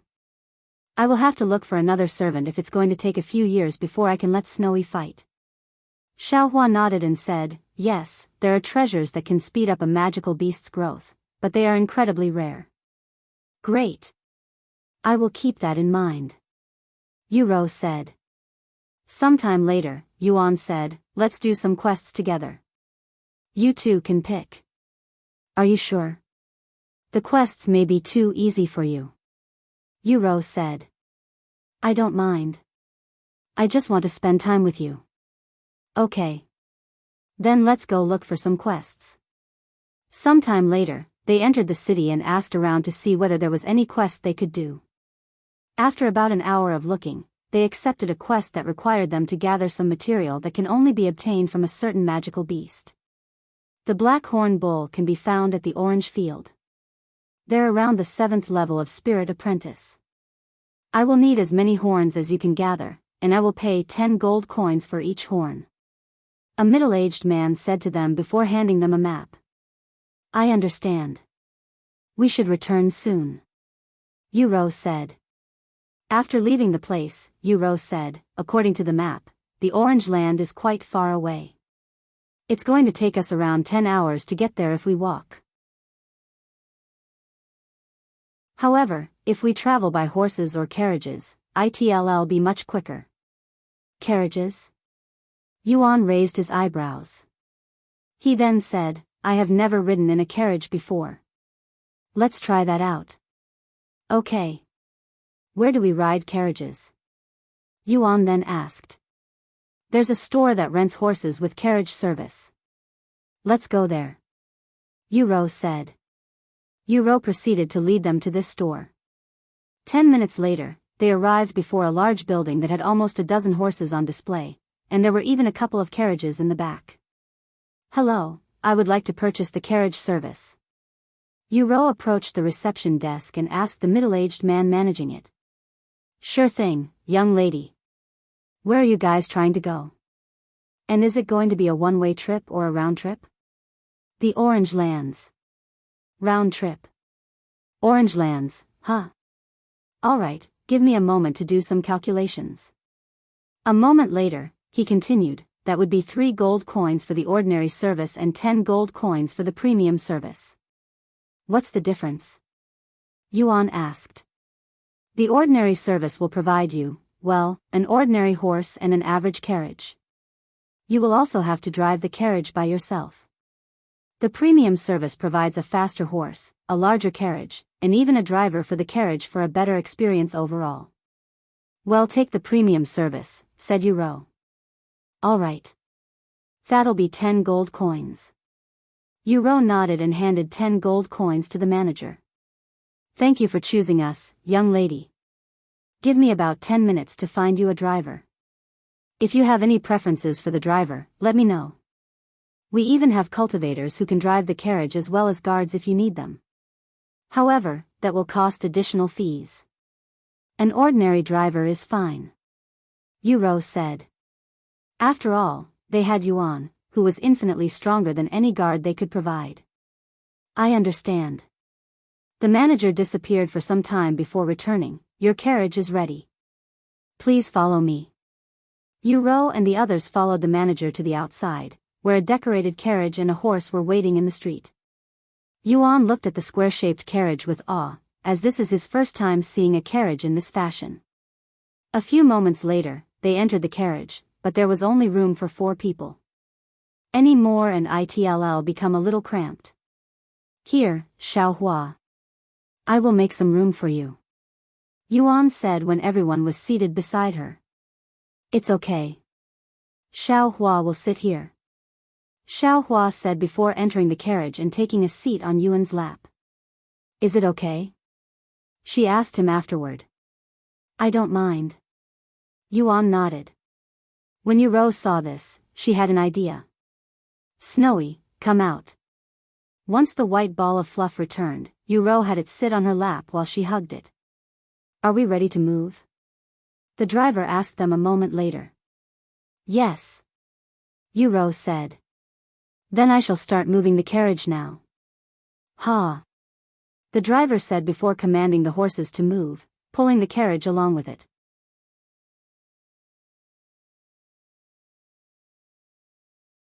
Chapter 462, Magical Beasts Blocking the Road. After the carriage left the city, the driver spoke in a loud voice. We should arrive at Orange Lands in 3 hours if we don't get attacked by wild magical beasts. Okay. Thank you. Yuro responded in a loud voice. Meanwhile, Yuan had his head turned to look outside the window. Riding in a carriage felt like they were riding a slow car that was also quite bumpy, yet there was a distinct difference that made riding a carriage much more enjoyable. Brother, I just noticed this, but when did your hair grow so long? I don't think my hair has grown since I started playing. Yuro suddenly asked him. Since she was used to Yuan having long hair in the real world, she didn't immediately notice it. Oh, I ate a treasure that regrew my hair and made it longer. Feng and Xiao said it looked good, so I decided to leave it like this, he said. I agree with them. You look very handsome. Don't you think so too, Jingyi? Yuro asked her. Why are you asking me? She quickly began flustering. Sometime later, Yuro asked, "Brother, what have you two been doing recently? Are you doing okay living by yourselves?" Yuan nodded, "Yes, we're doing fine. As for what we've been doing recently, besides cultivation, nothing else really. If you have any problems with the apartment, please let me know. I will call someone to fix it." Xia Jingyi said to him. "Oh, right. I know you said we can live there for free, but I don't want to feel like a freeloader. Please allow me to pay for the rent." "Are you sure? The rent is not cheap there if I have to be honest with you." "Yes, I am sure. We have made enough money by selling in-game items. If we need more, we can sell more items," Yuan said. After a moment of silence, Xia Jingyi nodded. "Okay, if you insist on paying the rent, I will tell the apartment manager to send you the bill every month starting the next month." "Okay." About an hour later, the carriage came to a sudden stop, and the driver shouted, "Esteemed guests. There's a pack of dark wolves blocking the road ahead." "Dark wolves, huh? Let me take care of it." Yuro eagerly left the carriage and retrieved her fan, the same one that Yuan bought for her. She then walked to the front of the carriage and approached the group of dark wolves with a brave expression on her face. Yuan peeked his head out the window to look at the dark wolves. They were all between the level of 3rd level and 5th level spirit apprentice. It was nothing Yuro couldn't handle as a spirit warrior even if they were in a group. Wind blades. Yuro flicked her arms in an elegant manner, sending a dozen wind blades that sliced through the air. Whoosh! The pack of dark wolves was instantly dismembered by the powerful wind blades that were as sharp as real swords. After killing the magical beasts in a single attack, Yuro used wind blades again to clean up the road. The road is free again. Yuro said to the dumbfounded carriage driver. "TT, thank you for your efforts, esteemed fairy." The driver stood up and bowed to her in a respectful manner after witnessing her effortlessly kill a dozen magical beasts. Once she returned to the carriage, Yuro rubbed her nose in a prideful manner and said, "Did you see that, brother? I have gotten much better with the technique." "Yes, I saw it very clearly. You have definitely gotten a lot stronger, especially with that technique," Yuan said with a smile on his face. "Well, it's the only offensive technique I have, so I use it all the time, allowing me to master it very quickly," Yuro said. It was at this moment that Yuan recalled something, that he'd get some cultivation techniques for her. "Ah. I completely forgot to get you new techniques. Even though we went to the myriad of techniques. What a blunder." Yuan sighed. "It's okay. We can look for them later. I'm not in a hurry to look for new techniques, anyway," Yuro said. "All right." About half an hour later, another magical beast blocked the road. Of course, Yuro went outside to take care of it again. 10 minutes later, the carriage stopped again. Why are there so many magical beasts blocking the road? Is it always like this? It's like they're doing this on purpose just to mess with us. Yuro was beginning to get tired of them after stopping for the 10th time. It's common because many people travel this road every day, and magical beasts come here to find food. This is why nobody dares to travel without any guards unless they're a powerful cultivator, Xiao Hua said to her. However, magical beasts aren't the only thing people have to worry about, as bandits and thieves would often target people, too. I hope we don't run into any bandits. I'm already overwhelmed by the magical beasts. Yuro sighed. I can take care of the magical beasts if you're tired, Yuan said to her. I'm not physically tired, but it does feel repetitive and boring. It's alright. I will take care of the magical beasts now. Okay. Yuro nodded. Sometime later, the carriage stopped again. Magical beasts. The driver warned.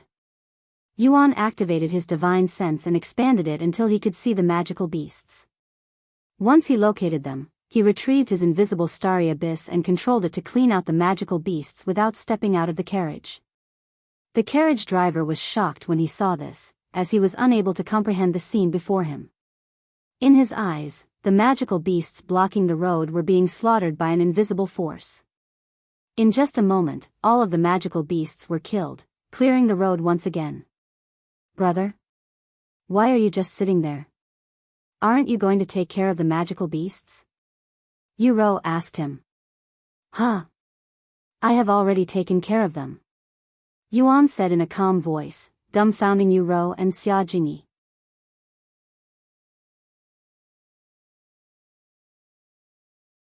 Chapter 463, Internal Destruction. What? You've taken care of the magical beasts already? How is that even possible? Yuro said. Then she peeked her head outside the carriage window to look at the front. What? Yuro exclaimed in a shocked voice the very next moment, startling Xia Jingyi. What happened? Xia Jingyi asked her. The magical beasts on the road have all been killed. Yuro said. She pulled her head back inside the carriage before turning to look at Yuan with a look of disbelief on her face. How did you do that? What did you do? She asked him. Yuan lifted his palms and removed the camouflage that kept the starry abyss invisible, revealing to them the secret. Yuro looked at the beautiful black dagger hovering above Yuan's palm and said, Wait a minute. I have seen that dagger before. You used it to remove materials from magical beasts before. Yes, and I can control it without needing to wield it, allowing me to attack from a distance. It's very convenient. Wow. As expected of you, brother. Yuro mumbled in a low voice, her eyes filled with admiration. Xia Jingyi was also impressed by his prowess as well, and she wondered what cultivation level he was at, but she was too shy to ask him, so she could only imagine it inside her mind. Sometime later, the carriage began moving again after the driver snapped out of his daze. And for the rest of the journey, Yuan would take care of the magical beasts before they could even reach the road. About 3 hours after they left Seashell City, their carriage finally arrived at the Orange Lands. Wow, no wonder why they named this place the Orange Lands. There's so much orange color in this place. Yuan mumbled as he admired the orange scenery. From the grass to the trees and the flowers, they were all orange in color, almost like this place was experiencing autumn while the rest of the world was in a different season. Do you know where are the Blackhorn Bulls? Yuro asked the driver. He nodded and pointed to the wilderness in the distance and said, You can find them a few miles in that direction. I will be stationed here until tomorrow or until you're all ready to return to the city. All right. Thank you. Sometime later, Yuro and the others followed the driver's directions and disappeared into the distance. Once they were inside the orange wilderness, Yuan said, Xiao, can you look for the Blackhorn Bulls for us with your divine sense? Mine is still too weak to search for them efficiently. Sure thing, Brother Yuan, she said. What? Xia Jingyi raised her eyebrows after hearing Xiao Hua's words. Did she just call him Yuan? It was at this moment that Yuan realized that Xia Jingyi wasn't aware of his identity and that he didn't tell Xiao Hua to not call him Yuan, as he wasn't prepared for Xia Jingyi's presence. Xiao and Yuro also realized this, but they couldn't think of any good excuses to make so quickly. Xiao Hua, call me Brother Yutian. Yuan quickly used his divine sense to speak with Xiao Hua. Be Brother Yutian? Xiao Hua said. When Xia Jingyi heard this, she thought to herself, oh, so I really heard it wrong. Their names sound kind of similar, too. After all, there was no way that Yuro's brother would be that famous player Yuan. Hopefully, she didn't find out. Yuan sighed inwardly. However, he then wondered to himself, wait. Do I really need to hide my identity from her? I think she's trustworthy enough to know about my identity, but it was a little late since he's already tried to hide his identity from her. A moment later, Xiao Hua said, Brother Yutian, there's a couple of Blackhorn Bull half a mile in that direction. Okay, let's go. They started moving in the direction that Xiao Hua pointed towards. About 10 minutes later, they stopped moving. Wow, there's so many of them, at least a dozen. How should we take care of them? Yuro asked. I can kill them with the Starry Abyss, but I doubt you'd want me to do that. Yuan said. That's right, brother. If you do everything for us, it wouldn't be fun. We're here for the experience, after all. Then she said, I am going to use wind blades to take out as many as I can. Jingyi, you'll take care of the ones that I miss. Okay. Xiao Jingyi nodded her head before taking a seat on the ground and retrieving a familiar-looking object from her spatial ring. That's a zither? You can play the zither? Yuan was surprised to see Xiao Jingyi pull out a zither. Yes. Xiao Jingyi said as she placed the zither on her lap. And she continued, the zither is similar to some of the instruments I play, so I picked it as my main weapon. We can talk about this later. Let's deal with the Blackhorn Bulls for now before they notice us or run away. Yu said to them. Are you ready? She then asked Xiao Jingyi. I am. Good, then let me begin. After taking a deep breath, Yu began fanning her fan many times in quick succession, sending out many wind blades at the herd of Blackhorn Bulls that were eating the orange grass on the ground. The wind blades went straight through the trees that blocked their path, knocking them down. In just a few moments, Yu had slain a little over half of the magical beasts. When the other Blackhorn Bulls saw this, they immediately stopped eating and pointed their pointy black horns in their direction. Jingyi, they are coming. Yu warned her. Got it. Xiao Jingyi then pulled the strings on the zither with spiritual energy applied to her fingers and the zither itself. The next second, many ripples began appearing in the area. And the moment the ripples touched the magical beasts, they stopped moving and coughed up blood before falling to the ground in a lifeless manner. Wow! What kind of technique is that? This is my first time seeing it. Yuan asked her afterward. It's an earth-grade zither technique that allows me to attack my targets internally, she said. What? That sounds overpowered, attacking them internally. Doesn't this mean you can easily defeat all of your enemies? Yuan said. Not really. My attacks can easily be repelled if someone has enough spiritual energy protecting their body. Also, it doesn't have much of a range, so I can only use it when I am close to them with someone protecting me, she then said. Do you want to learn the technique? I can lend you the technique if you want. Really? You won't mind? Yuan asked her. I don't mind. I bought it with my own money, and I have already learned it. Xiao Jingyi then took out the technique from her spatial ring before handing it to Yuan casually. Yuan was speechless. He didn't think she'd be willing to give him an earth-grade technique so easily and completely for free. You're too generous, Jingyi. Yu chuckled. I owe you, Yuan said to her. He then opened the book and started reading it. You're going to study it now? It took me almost 2 weeks to learn it. Xiao Jingyi said to him. It's okay. I have already learned the technique. Yuan said as he closed the book literally half a minute later. What? Xiao Jingyi stared at him with a baffled look on her face. Ha ha ha. You should look at your own face right now, Jingyi. Did you forget?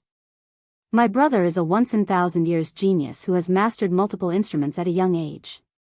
Yu said to her. Oh, right. I forgot about that. Sorry. Why are you apologizing? Erase the technique. Thanks again. Yuan returned the technique to her after holding it for less than a minute. Let's harvest their horns before we continue. Yu then said. After spending a couple of minutes removing the black horns, Xiaohua used her divine sense to look for more Blackhorn Bulls. A mile that way, she pointed to the south a moment later. Alright, let's go. I want to test out my new technique already. Yuan said, eagerly heading in that direction. While they walked, Xiao Jingyi asked Yu in a low voice, how does she do that? Locating the Blackhorn Bulls from so far away. And who is she? I have been wondering for a while now. Xiaohua? How should I explain this? Yu pondered for a moment before continuing. Well, she's an NPC, a really powerful one at that, and she's currently traveling with my brother for some reason. What? She's an NPC? I couldn't tell at all. Xiao said. That happens a lot in this game, too often, in fact. Sometime later, they found more blackhorn bulls traveling slowly in a group.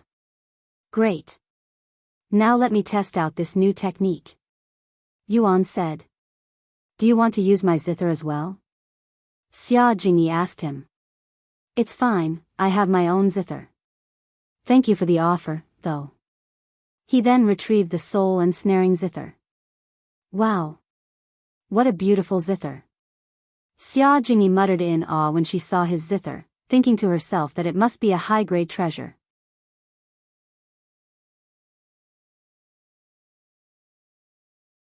Chapter 464, Please Have Mercy. After retrieving the soul ensnaring zither, Yuan took a seat on the soft ground and placed the zither on his lap. He then closed his eyes and took a deep breath. A moment of pure silence later, he opened his eyes, and his fingers flicked the strings extremely quickly. Whoosh! A massive ripple appeared from the zither and swept the place in an instant. The next second, the blackhorn bulls didn't even have the time to react before their bodies exploded into a bloody mess. When Xiao used the technique, the blackhorn bulls didn't explode violently, so when she saw the results, she began gagging from shock, nearly puking. Whoa, brother. I think you went a little overboard. Even Yuro had to take a step back with a disgusted look on her face after seeing the magical beast's guts and internal organs flying all over the place. Even though they were magical beasts, Yuro felt sorry for them. Luckily for them, they were standing far enough, or the blood and organs would have definitely hit them. Yuan's jaw dropped wide open when he saw the results. I also didn't think it would be so powerful. He exclaimed a moment later. Brother Tian. Did you forget your cultivation base? Even a mortal rank cultivation technique will display extraordinary strength if it's used by you. Xiao said to him. Even if you say that, this is my first time using a zither technique, so I didn't know how to control my strength. Yuan sighed. If an earth rank zither technique is already this destructive, he cannot imagine how powerful his divine rank zither technique could be, and he was afraid of finding out. There's no way we can harvest their horns when they're in this state. Meishio said a moment later. I'm sorry. Yuan apologized to them. Brother, you're banned from using that technique if we're with you. It's simply too gruesome. Yuro said to him afterward. I understand. Yuan nodded. He then turned to look at Xiao and asked her, Are you okay? She wiped the tears from her eyes and nodded, Yes. I was just shocked, I'm sorry. He apologized again. Shortly after, they went to look for more blackhorn bulls. Meishio, do you want to try fighting them? Yuro suddenly asked her. I don't know any techniques besides my cultivation technique. She said. What? You still don't have any techniques? Yuro looked at her with wide eyes. She then looked at Yuan, who merely shook his head and said, Looks like we'll be returning to the myriad of techniques sooner than I'd anticipated. Since Meishio didn't have any martial techniques, Yuro and Xiao took care of the magical beasts without making a huge mess. After that batch, they continued to spend a couple more hours hunting blackhorn bulls until they essentially hunted almost all of them in the area. How many horns did we collect? Yuro asked Yuan at the end. About 400 give or take, he said. So 4,000 gold coins, huh? That's extremely good for a single quest, and it didn't even take us that long. Yuro said. And it is mostly thanks to Xiao for locating the magical beasts for us, or this would have taken much longer, so thank you, Xiao. Xiao nodded silently. Are we going to go back now? Yuan asked them. Yes. Once we hand in our quest, we can go shopping for some cultivation techniques. Though I doubt 4,000 gold coins will be enough to buy even half a technique. Yuro said. Money, huh? Xiao, do you still have the spirit stones I gave you? Feng said that you didn't spend it. Xiao nodded and retrieved the storage pouch containing the spirit stones and handed it to him. Xiao didn't use it, and if Brother Tian needs more money, Xiao still has the money from the auction. Xiao reminded him that she still has money from selling her heaven-grade treasure, something that even she forgot about for a moment. Okay. Well, use it if we really need it. Yuan nodded, no longer feeling as reluctant to use that money anymore for some reason. Sometime later, they returned to the carriage, where the driver was taking a nap. Are you ready to return to the city already, esteemed guests? The driver woke up when he noticed their presence. Yes. Once everyone was inside the carriage, the driver began driving the carriage back to the city. On their way back to the city, they talked about what kind of techniques they wanted to get. Meisho, what martial technique do you want? In fact, what kind of weapons do you want to use? Yuan asked her. I don't know. Do you have any experience with weapons? I know you have combat experience working as a servant for the Yu family since you're expected to be a bodyguard as well. What did your mother teach you? Yuro asked her. Well, everything. Meisho said. When we're trained, we're not just trained as servants. We also have bodyguard training as well as other things, and as the future personal servant of Yu Tian, I had to train more than the others, so I am proficient with a lot of weapons, especially guns. Meisho said. Wow. I didn't know that. Yuan began seeing Meisho in a new light now. Yuro chuckled and said, Brother, Meisho is probably strong enough to beat you in a fight without any cultivation techniques or cultivation. Really? She's that powerful? Yuan's eyes widened. Yuro nodded. I have seen her beat up people twice her size by accident once. It really widened my eyes. Meisho blushed slightly after hearing Yuro's words. Anyways, guns, huh? Are there any weapons in the cultivation world that resemble guns? Yuro wondered. What's a gun? Xiao asked. Well, how should I explain this? It's a weapon that comes in many different sizes and shapes, but they all do the same thing, shooting bullets. Yuro said. However, Xiao didn't understand a word Shed just said. Meisho then said, imagine a weapon that can shoot a small rock so quickly that it can pierce one's body. Kind of like a bow and an arrow. Xiao pondered for a moment and said, like a slingshot? Yes, something like that. Xiao then shook her head and said, Xiao has never seen anyone using slingshots as a weapon of choice, but there are many people who use bows and arrows. Bows. I have never used a bow before. Meisho said. What about just using your fists, Meisho? Besides guns, you should also have plenty of hand-to-hand combat, said Yuro. Meisho nodded. Hand techniques, huh? I actually have one on me right now. Yuan suddenly said. And he asked her, do you want to try learning it? Okay. Yuan then retrieved the ancient rank technique had obtained from the Dragon Temple and handed it to Meisho in a casual manner. While he also wanted to learn the technique, he never really got the chance to do so, as he has been busy with cultivation in the real world shortly after leaving the Dragon Temple. Thank you. After accepting the technique, she opened it.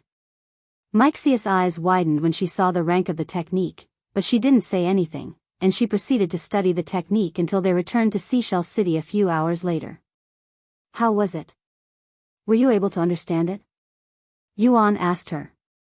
Meisho shook her head and said, I think the technique is too complex for me right now. I see. Don't worry, I'm sure we'll find something suitable for you at the Myriad of Techniques. Yuan said to her after storing the technique back into his spatial ring.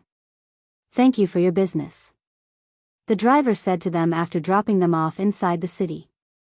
Yuro and the others began making their way back to the store to turn in their harvest. Welcome, young lady. You're back already? Did you forget something? The manager there asked Yuro when she returned much faster than had anticipated. No, I am here to hand in the horns we have hunted. Yuro said. The manager raised his eyebrows upon hearing this. He can only imagine how little horns they have collected after leaving for such a short time, but he didn't say that to them. Okay. Let me see how many you've collected. 10 gold coins each, he said a moment later. Uro then looked at Yuan and said, let him see them, brother. Yuan nodded and went to look for an empty and spacious spot to dump the black horns. Once he found the spot, he went there and began dumping out the black horns from his spatial ring. The manager's jaw dropped when he saw the black horns piling up into a small mountain inside his shop. In fact, he has never seen so many black horns gathered in the same place at once before. And the manager began worrying about whether he would be able to afford to pay them for so many black horns. Uro chuckled when she saw the manager's reaction, as this reminded her of her first quest with Yuan when they had to gather spirit grass, and Xiao Hua collected so much that the manager of that store began sweating. Okay, that should be the last one. Please count them. Yuan said to the manager after dumping out all of the black horns. The manager showed a crying smile before kneeling on the floor and crying out loud, please have mercy. The manager's response immediately dumbfounded Yuan and the others, as they didn't know why he was crying or pleading for mercy.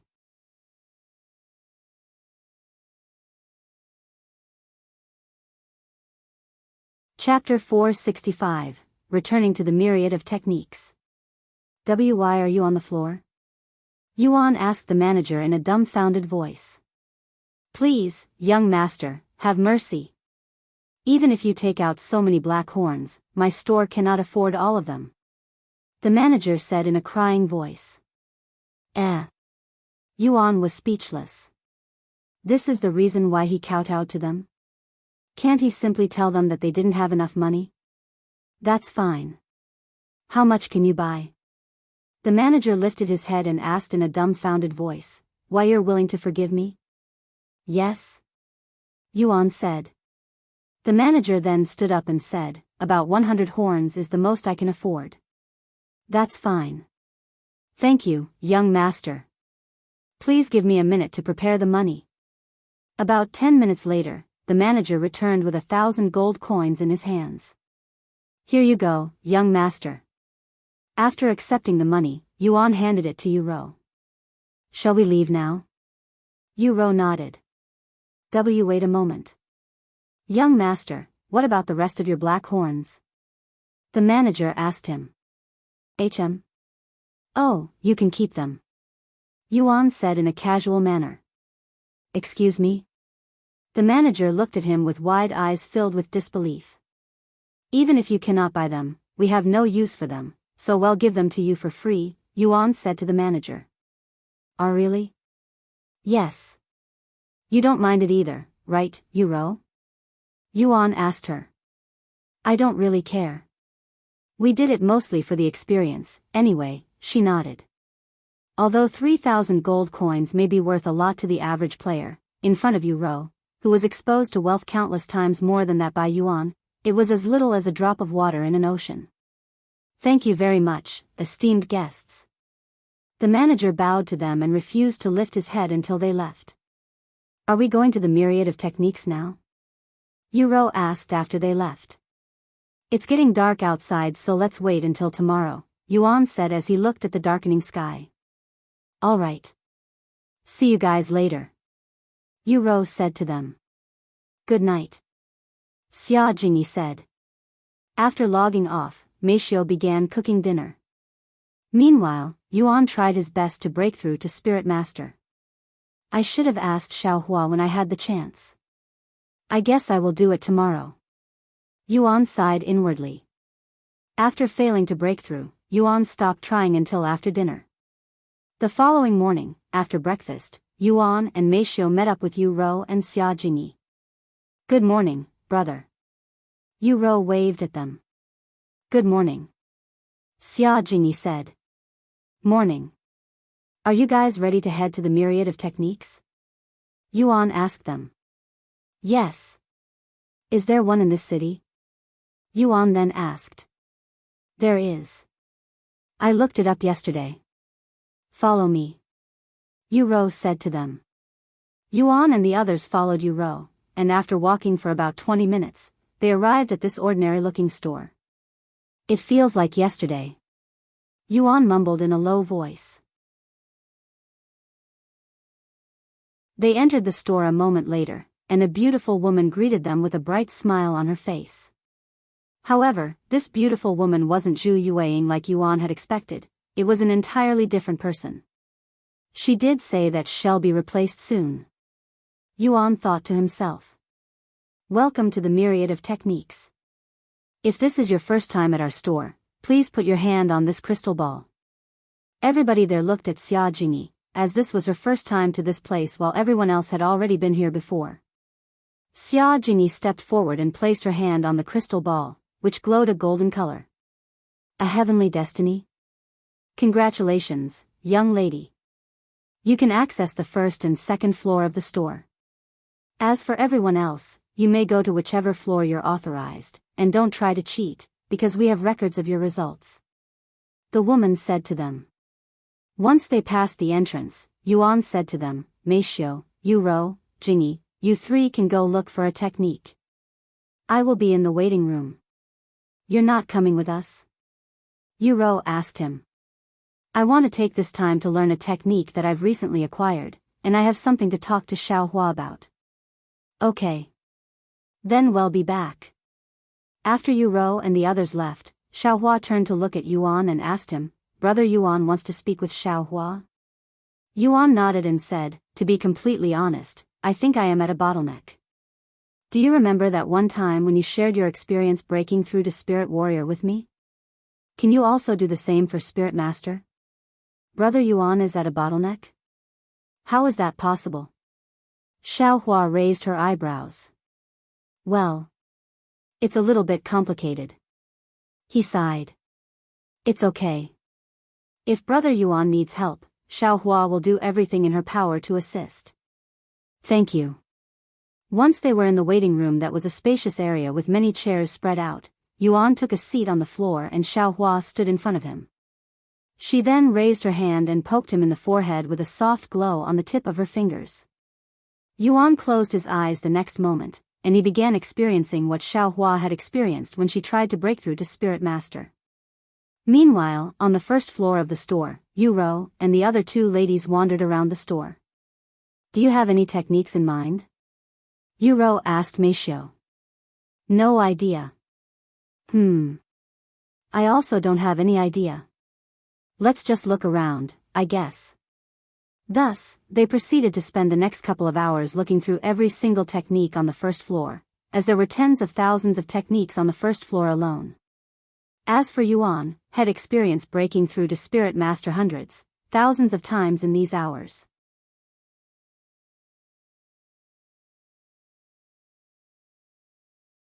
Chapter 466, Ancient Seal. After spending a few hours experiencing Xiao experience, Yuan finally opened his eyes and looked around. They're not back yet? They came back about an hour ago to tell us that they'll need a few more hours on the second floor, but Brother Yuan was absorbed in his own thing. Xiao said to him. Oh, I see. That's fine. I still have a technique to learn, anyway. And thanks for showing me your experience, Xiao. I think I understand why I cannot break through. Why? Xiao asked. It's most likely due to the lack of spiritual energy in that place, he said. Xiao nodded and said, spiritual energy is incredibly important when one is trying to break through because they'll need a massive amount of spiritual energy, hence why people usually choose a place with the most spiritual energy before they attempt to break through. I see. This is going to be pretty tricky. Yuan sighed. As a cripple who cannot move without the assistance of a wheelchair and Meishio, it would be difficult for him to find a location with better spiritual energy than his room, and because of their situation, it wouldn't be smart to wander outside. I guess I will have to put my breakthrough on hold and practice my divine sense for now. Yuan thought to himself. If Brother Yuan cannot find a place with good spiritual energy, he can look for treasures that contain a large amount of spiritual energy instead, Xiao suddenly said. A treasure? That's even more tricky. Yuan said, as he wasn't sure if there were any treasures in the real world that contain spiritual energy. If only we can somehow transfer the treasures in this world back to the real world. Yuan sighed inwardly. Unfortunately, unlike transferring knowledge from to the real world, it was simply impossible to transfer physical objects like treasures to the real world no matter how he thought about it. Thanks for the advice, Xiao, Yuan said to her before taking out the ancient rank martial technique he had obtained from the Dragon Temple and reading through it. The instant he opened the scroll, Yuan could see images flowing into his head, and it was like watching a movie play inside his head. There was a handsome young man with long blonde hair practicing on a mountain peak, and every time he punched his fists out, it would create the image of a dragon that would fly into the distance before creating a hole in whatever it touched. What a powerful technique. Yuan mumbled in a low voice as he continued to watch this talented youth practice the technique. Relentless dragon overwhelms the 9 heavens. Of course, what Yuan was experiencing right now didn't occur to Myriad when she tried to learn the technique in the carriage. Perhaps it had something to do with their compatibility, but Yuan comprehended the technique at a frightening rate. While Yuan tried to comprehend the technique, Xiao sat beside him like some kind of guardian, making sure that nobody disturbs him. However, no matter how powerful Xiao may be, she didn't have the capabilities to protect Yuan from everything, and one of these things being sound. A loud voice suddenly resounded in the waiting room, snapping Yuan back to reality. It's you again. You're definitely stalking me. Yuan frowned when he heard this voice, and he turned to look at the door, where a blonde-haired beauty was standing with a couple of techniques in her grasp. Yuan sighed inwardly when he saw this beauty. What are you doing here? I have been here since this morning, Yuan said to her. And I have been here since last night, she quickly responded. Don't you get tired of this? Just go on and continue your trial for the 4 ancient families, Yuan sighed out loud. So you knew my identity this entire time? And you still claim that you're not stalking me? I don't buy it. The girl said to him with a look of disbelief on her face. No. Somebody recognized your uniform and told me. You know what? Forget it. There's no point talking to you. Yuan sighed out loud. The fierce girl gritted her teeth and said, Why, you're freaking lucky that we're inside the myriad of techniques right now, or I would have already smashed your face in. Yuan shrugged and responded in a calm voice, Did you not learn from last time? Go ahead and punch me if you want to experience that pain again. The girl suddenly felt a dull pain on her feet when Yuan reminded her about the last incident. Humph. Forget it. You can follow me all you like, but if you dare to try and do anything funny, I will smash your face in. The fierce girl then took a seat on the other side of the room and proceeded to ignore him. Yuan also ignored her and continued to study the technique. However, to Yuan's surprise, Xiao stood up and approached the fierce girl. The girl turned to look at Xiao with a frown on her face. What do you want? Xiao stared at her for a good moment before speaking. You're from the 4 ancient families, right? How much power do you hold within the family? Huh? Why do you care? Xiao then said, Do you have the ancient seal? The girl's eyes widened with surprise, and she quickly stood up and backed away from Xiao. Who are you? Why do you know about the ancient seal? Xiao remained silent. I asked you a question. Why do you know about the ancient seal? The fierce girl then raised her hand before throwing it at Xiaohua's face. Xiaohua. Yuan stood up, but before he could even do anything, Xiaohua waved her sleeves and calmly caught the attack perfectly. Why you? The girl's eyes widened with shock after feeling an unfathomable strength coming from Xiaohua.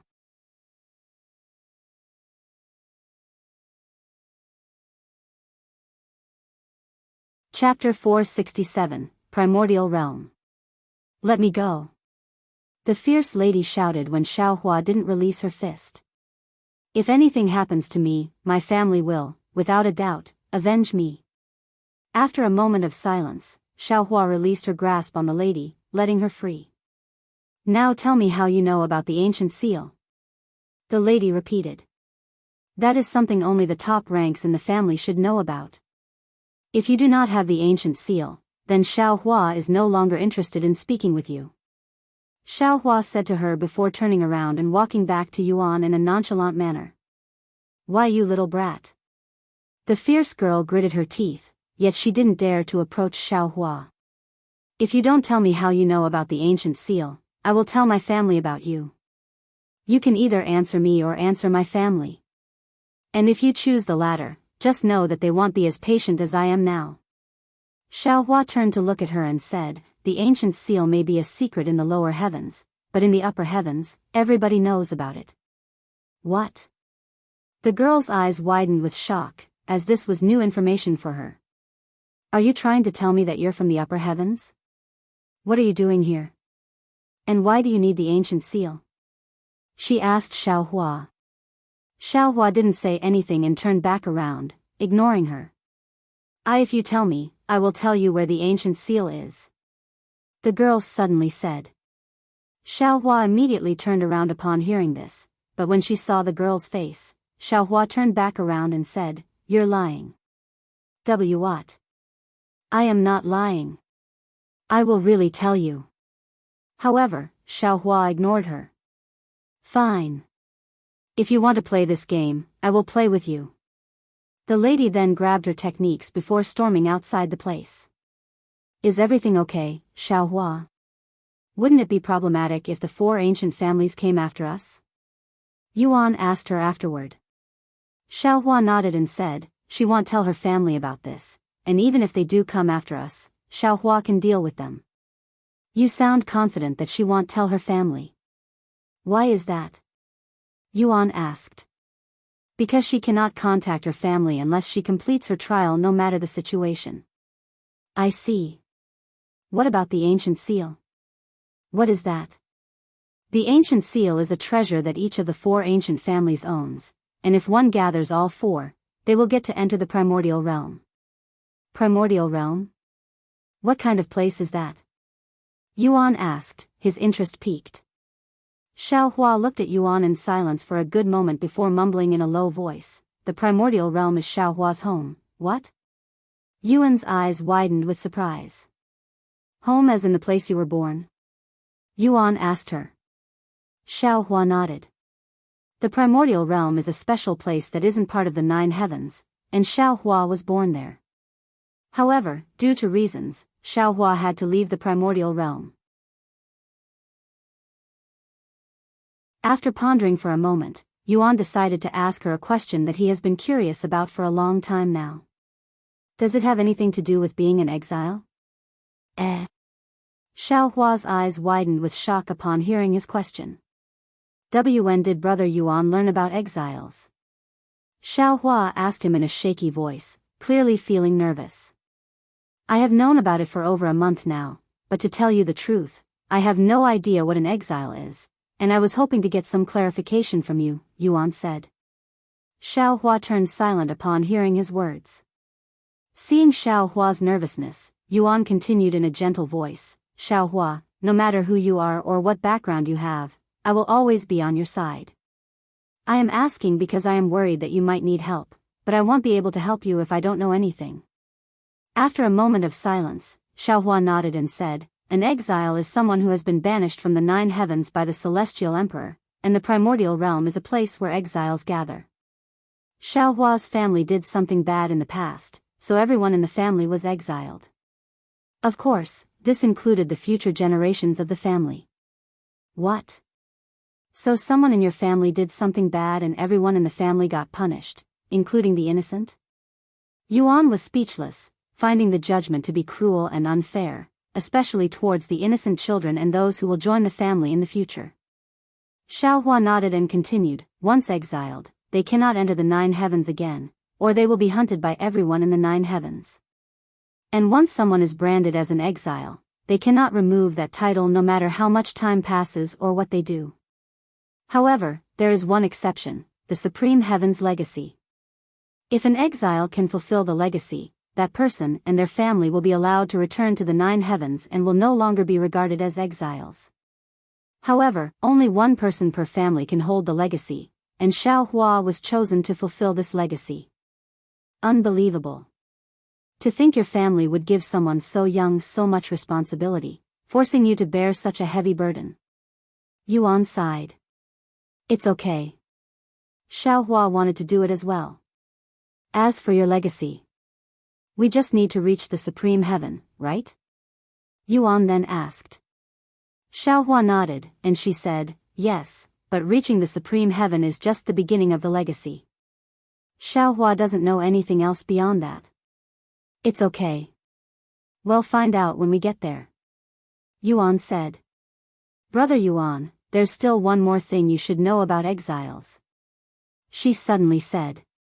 Yuan looked at her with a smile and said, it's okay. You can tell me.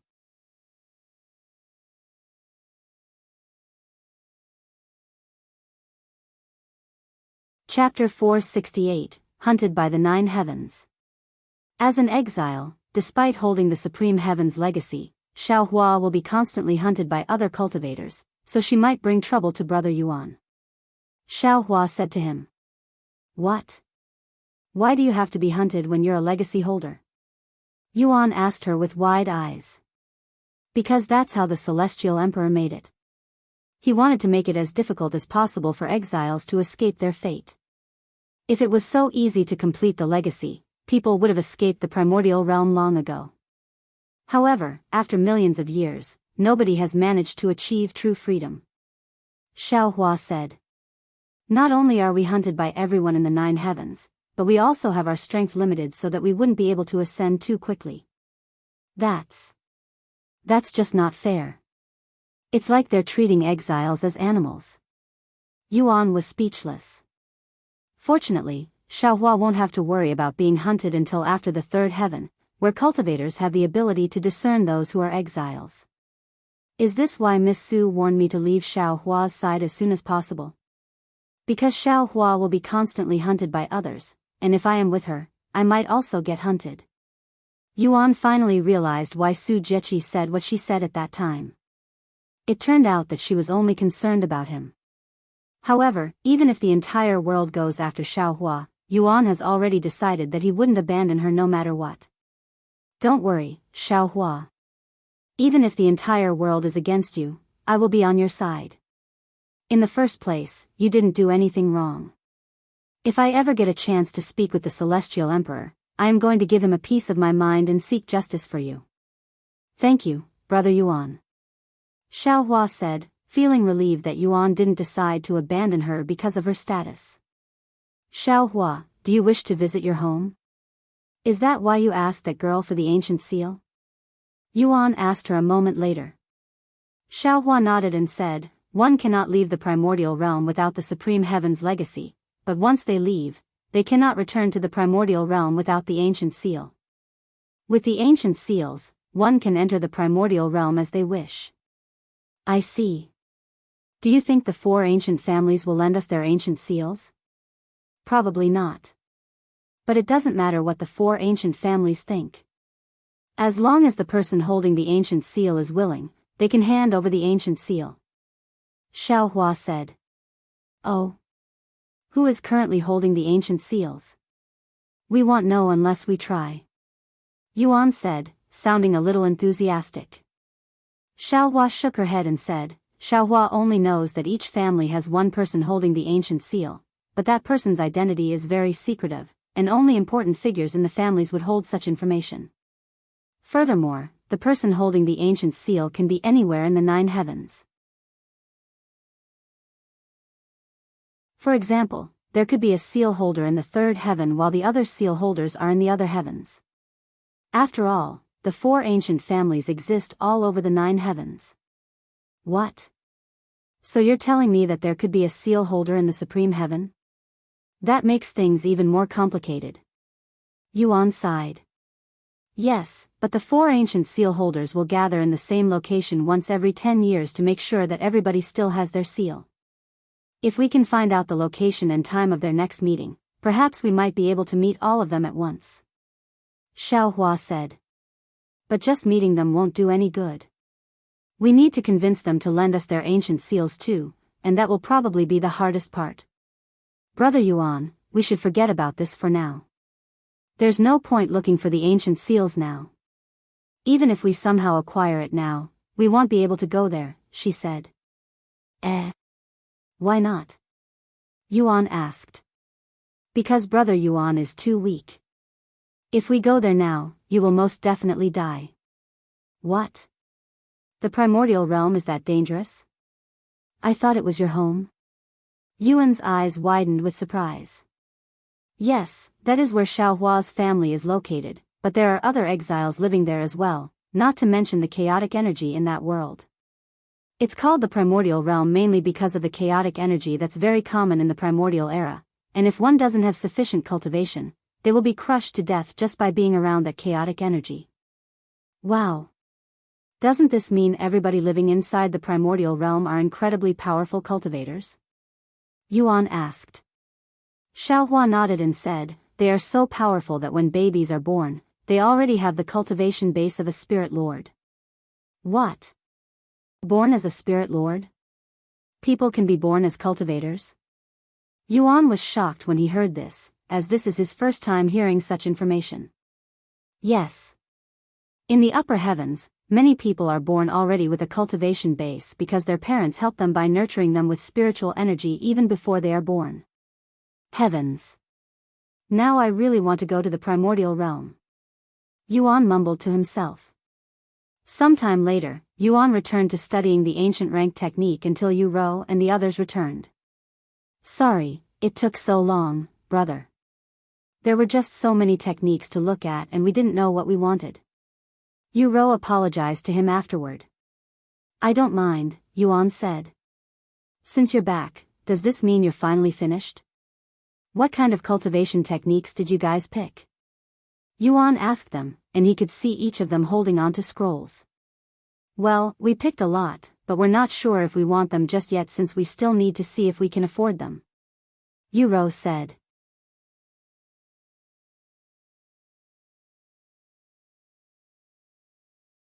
Chapter 469, Free. Don't worry about the price. I will pay for them even if you can afford it. Yuan said to Yu Rou after hearing her words. Really? Yu Rou's eyes flickered with excitement. Although it felt weird at first, she eventually got used to being spoiled by Yuan. Now, she even enjoys being spoiled. Meishio, Miss Xia, I will also pay for your techniques. You don't have to pay for my stuff as well. Xia Jingyi said in a surprised voice, and she continued, also, you can just call me Jingyi. It feels weird being called Miss by someone older than me. It's okay. Just let me pay for it. It'll also feel weird for me if I pay for everyone else but you. Yuan insisted on paying for her cultivation techniques. Oh okay. Thank you, Senior Yu. Senior Yu? Just call me Tian. Yuan chuckled. Anyways, let's go check out the techniques. A few minutes later, they arrived at the reception desk. Hello, would like to check the prices for these techniques. Yu Rou said to the young man working behind the desk. The young man turned to look at Yu Rou with a pondering expression on his face. Oh, I remember you. You're that girl who bought the wind blade technique a while ago. The young man said, as he was there during Yuan and Yu Rou's first visit to the store. He then turned to look at Yuan. It's good to see you again, senior. Hello. You're still working at the desk? You don't have to rotate with another person like Zhu Yueying? Yuan asked him. I am a permanent worker here, so no, I don't have any replacements, he said. I see. Anyways, how much for these techniques? Let me see what you got. Yu Rou and the others placed the techniques in their grasp on the table, and the young man immediately began looking through the scrolls. Your total will come out to 0 gold coins. The young man said with a smile on his face. Excuse me? Yu Rou raised her eyebrows in a puzzled manner, clearly doubting what she'd just heard. Did you just say 0 gold coins? Isn't that basically free? Yuan asked with a surprised look on his face. Yes, it's free. The young man nodded. Why is it free? Xia Jingyi asked him. The young man looked at Yuan and said, as long as you're part of the faction, everything in the myriad of techniques is free as long as the technique is below heaven rank. Faction? What is he talking about, brother? Yu turned to ask him. I will explain later. Yuan said. Then he turned to look at the young man and asked, are there any limitations? Like I cannot share or sell the techniques. After all, getting all of the techniques I want for free sounds a little bit too good to be true. The only limitation is that you are limited to 10 free techniques a year. If you want to sell or share the technique, you are free to do so. The young man said. Yu and Xiao turned to look at each other with dumbfounded expressions on their faces. They were shocked speechless by Yuan's privilege. What exactly is a faction, and how do they join it? My parents had to shell out a few $billions to acquire a heaven-rank cultivation technique, but Brother Tian only needed to join a faction to obtain 10 free techniques every year as long as it's below heaven rank? Yu thought to herself. If you think this is too good to be true, just wait until you achieve a higher faction rank, since the higher your rank, the better techniques you get to take for free. The young man continued. Are you also part of the faction? Yuan couldn't help but ask him. Of course, not. It's too unrealistic for me, to the point where I cannot even dream about being part of Master Bei's faction. Then how did you know that I am part of the faction? Yuan then asked. The young man then retrieved a talisman from under the desk and said, when this talisman glows gold, it means there's someone from the faction in front of me. That's how I knew. Wow, that's pretty neat. Do you think I can get one as well? I'm sorry, senior, but this isn't something that can be given to everyone even if they're from the faction. I only have one because I am working at the myriad of techniques. If you want one, you'll have to acquire the rank of captain. The young man explained to him. I see. Thanks for letting me know. Yuan said. He then turned to look at Yu and the others. Since I can acquire any technique below heaven rank for free and I still have 10 slots this year, do you want to go back and look around some more? I wouldn't be surprised if there were some techniques that caught your interest but you decided to ignore them because you were worried about the price. Oh really? You're going to use your precious 10 slots for us? Yu looked at him with wide eyes. Yes. I don't mind. Yuan nodded. Thank you, brother. I love you. Yu said to him. Thank you, Yu Tian. I will definitely return this favor one day in the future. Xiao lowered her head and bowed to him. Guess I will hold on to these techniques for now. The young man said with a smile on his face. Yu and the others left the place shortly after and returned to the second floor to look at the techniques one more time. Ying, what about you? You only know a single technique right now, right? You should look around, too. Yuan said to her afterward. Lan Ying then appeared before him and said, is it really okay for me to get a technique as well? Of course. He nodded.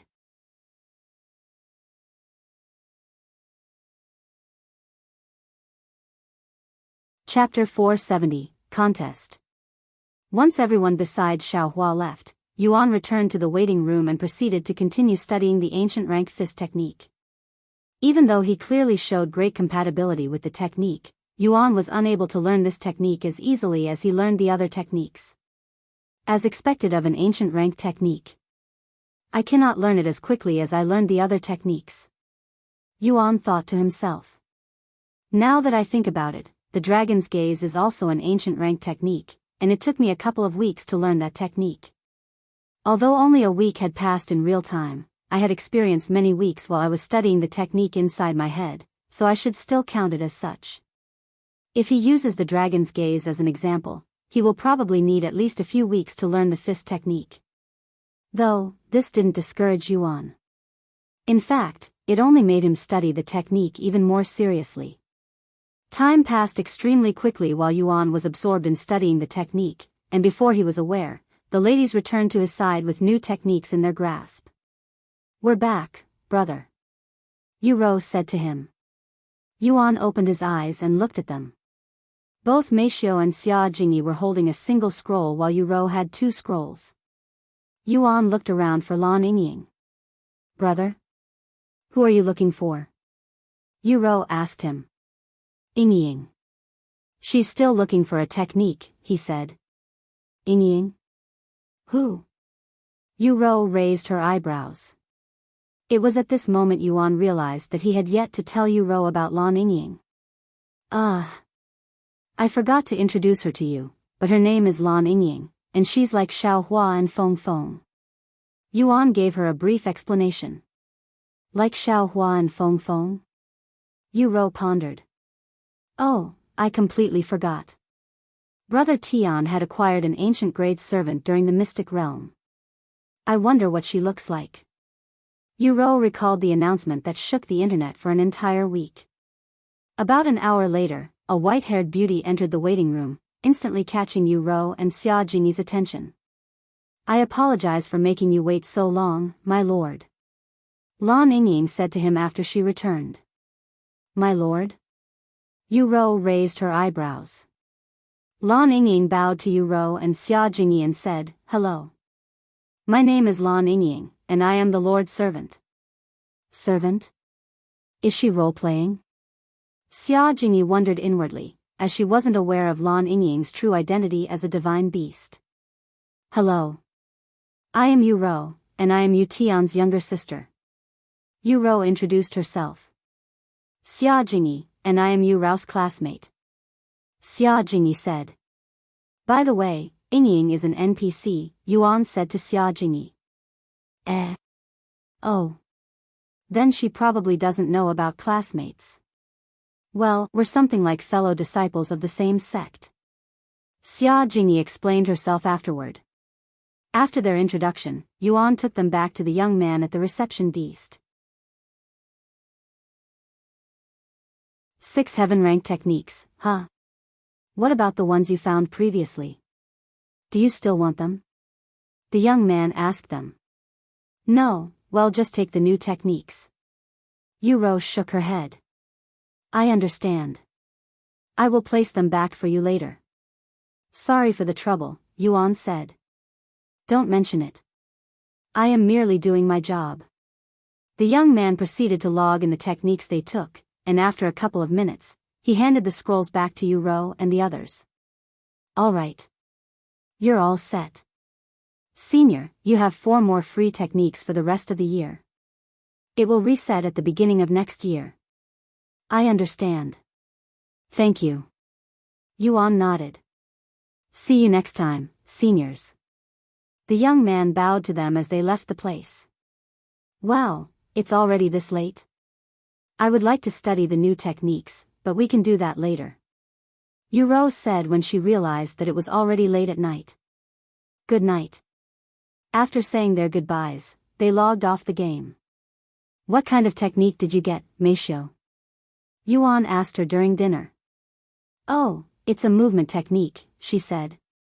A movement technique? You only got one technique, right? What about a martial technique? Although having a movement technique is great, you cannot win a fight just by dodging. Yuan said.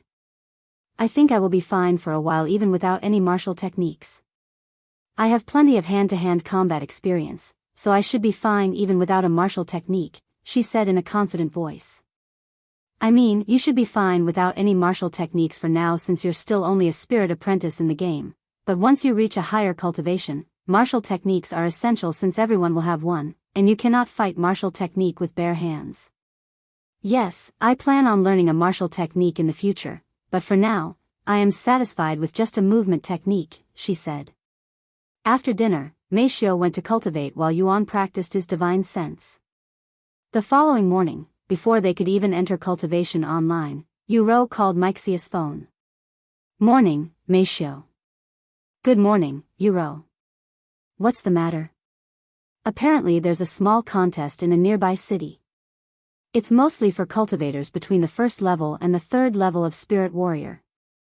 Do you want to participate in it? The winner even gets an Earth-rank cultivation technique. I don't really care.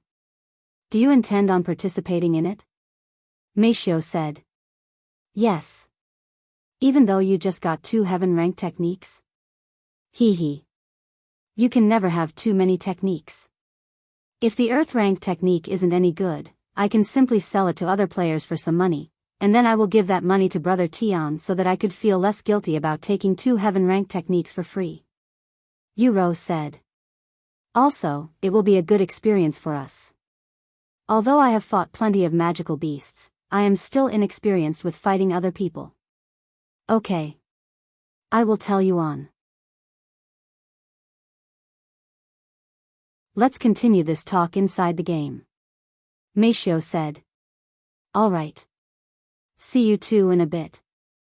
Yuro then hung up.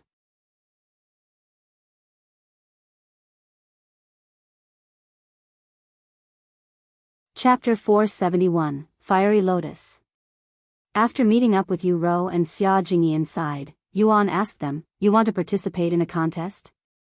"Yes, there will be other players there as well." Yuro nodded. "Are you sure?" "I assume there will be a lot of players there since there is going to be a free Earth rank technique." Yuan said. "Well, it won't hurt to take a look at the place. If there are too many people, we can leave." Yuro said. "Alright. How far is this place? Do we need to take a carriage there?" "No, it's only about a 2-hour walk from here." They proceeded to leave Seashell City shortly after. A little over 2 hours later, they arrived at the city. However, they were immediately baffled by the number of people there. Heavens! Yuro mumbled in a dazed voice when she saw the sea of people outside the city waiting to go inside. If there were this many people outside the city, she can only imagine how many people were inside. "I have underestimated the value of an Earth-rank technique, probably because of you, brother." Yuro sighed a moment later. "Do you still want to participate in the contest?"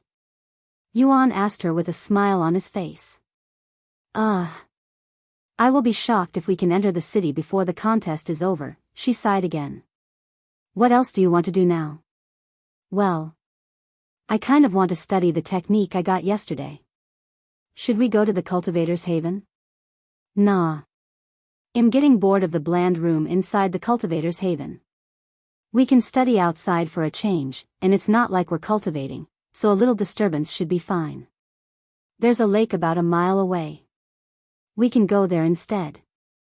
"Alright. Let's go." Yuan nodded.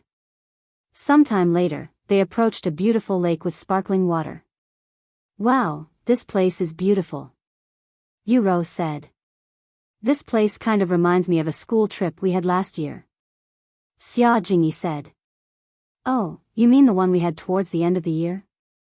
"I remember, but the water there wasn't this clear. The atmosphere here is quite refreshing." Yuan looked at the lake with a look of admiration. "This is your first time coming to a place like this, right?" Yuro said to him. "Yes. Our parents would never take us to these kinds of places, after all," he said with a bittersweet smile. "By the way, where's Miss Lan?" Xiao asked when she realized that she was gone. "Oh, she's right here," he said while pointing to the snake bracelet around his wrist. "Huh?" Xiao raised her eyebrows upon hearing this. "Come out for a bit, Ying." The next moment, the white bracelet around his arms began moving, before transforming into Lan Ying. Xiao jaw dropped after seeing her transformation. "Why, you're not human?" Xiao asked. "No, I am a divine serpent," Lan Ying said. "Do you want to see my beast form?" Xiao nodded with curiosity. "I also want to see it," Yuro said. Lan Ying then transformed into her serpent form. "Whoa! You're very big."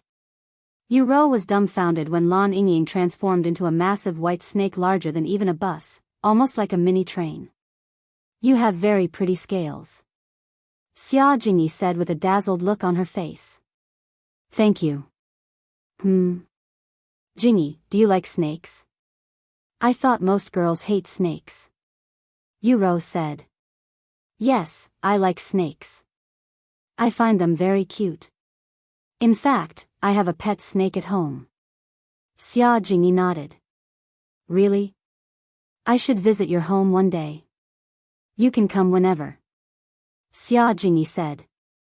Sometime later, Lan Yingying returned to her human form. I'm going to study the technique now. Yuro said to them before taking a seat by the lake and retrieving one of the 2 heaven-rank techniques she had recently acquired. Xiao followed her and also started studying her new technique. What about you, Yingying? What kind of technique did you take? Yuan asked her afterward. Oh, it's a flame technique. I was hoping it'd synergize with my sacred fire, she said. Lan Yingying then took a seat somewhere in the shades under a tree and began studying the technique. I'm also going to study my technique, Meishio said before going to where Yuro and Xiao were studying. Since everyone is studying, I might as well study too, but I kind of want to enjoy the scenery for a bit. Yuan proceeded to lay beside the lake and looked at the sparkling water for a whole hour before he started studying his own technique. After studying for a few hours, Lan Yingying was the first to learn her new technique. She then walked to the lake and started practicing her new technique. Lan Yingying took a deep breath, then she proceeded to summon her sacred fire on her palms. A white ball of fire appeared, and Lan Yingying controlled the sacred fire, transforming the ball of fire into the shape of a lotus. Once she was satisfied with the shape and its consistency, Lan Yingying tossed the lotus into the lake. Whoosh! The instant the lotus made of sacred fire touched the water, it spread out and covered a large portion of the lake in a sea of white flames. This attracted the attention of everyone there. Wow, what beautiful white flames! Xiao mumbled in a low voice, seemingly mesmerized by it. Look at the flames. It's not going out even though it's touching the water. I have never seen anything like this before. Yuro exclaimed when she noticed the fire wasn't going out as it laid on top of the water, making the lake look as though it was actually on fire. However, Lan Yingying wasn't satisfied with the results, so she continued to create these flaming lotuses until she ran out of spiritual energy. By the end of the day, Lan Yingying was capable of creating 2 lotuses at a time. What kind of technique did you learn? Yuro couldn't help but ask her towards the end of the day. It's a technique called Fiery Lotus. It significantly enhances the power of flames, but it consumes a lot of spiritual energy, she said. Really? It didn't look like it consumes a lot of spiritual energy because you've been shooting them all day. Yuro said. That's because I made sure to limit the strength of the technique and focused on mastering the control first, and if I used the technique at its full strength, it'd disturb you guys. Can you use its full strength now? I am curious. Lan Yingying nodded. She then created another lotus using her sacred fire, but it was much larger than all of her previous lotuses today. In fact, compared to the palm-sized lotuses she has been practicing with throughout the day, this one was as large as a large watermelon. Once she had poured enough spiritual energy into the lotus, Lan Yingying tossed it towards the lake. The next moment, the lotus exploded into a fiery hell that consumed the entire lake, illuminating the somewhat dark place. Wow! So pretty! Yuro said as she watched the lake burn with white flames that danced on the surface of the water. Sometime later, Yuro and Xiao logged off after saying their goodbyes. Yuan and Meishio also logged off shortly after. The following morning, Yuan and the others continued to study their techniques by the lake, and they would continue to do this for almost an entire week. The second person to finish learning her new technique was Meishio. On the 3rd day, she started trying out the movement technique, dancing around the place with stiff movements at first, eventually getting better. Xiao, can I borrow some of your time? I don't want to bother him since he's studying. Meishio approached Xiao on the 4th day. Xiao nodded and followed Meishio to a spacious area by the lake. I would like to test out my movement technique. Can you try hitting me with something? Meishio asked Xiao a moment later. Xiao nodded and retrieved a sword from her storage ring. Meishio immediately became nervous. Seeing Xiao wielding a sword that was as long as her body was a weird experience. Do you have anything else? Xiaohua shook her head, and then she said, don't worry, Xiaohua won't hit you. Okay. Meishio decided to trust Xiaohua, and she took a long and deep breath to calm down. Are you ready? Xiaohua asked a moment later. Yes. Meishio nodded with a focused look on her face. Xiaohua then kicked her feet, closing their distance instantly. Once she was close enough, Xiaohua swung the sword at Meishio. Whoosh! The blade narrowly missed Meishio. However, Xiaohua didn't stop and continued to strike at her.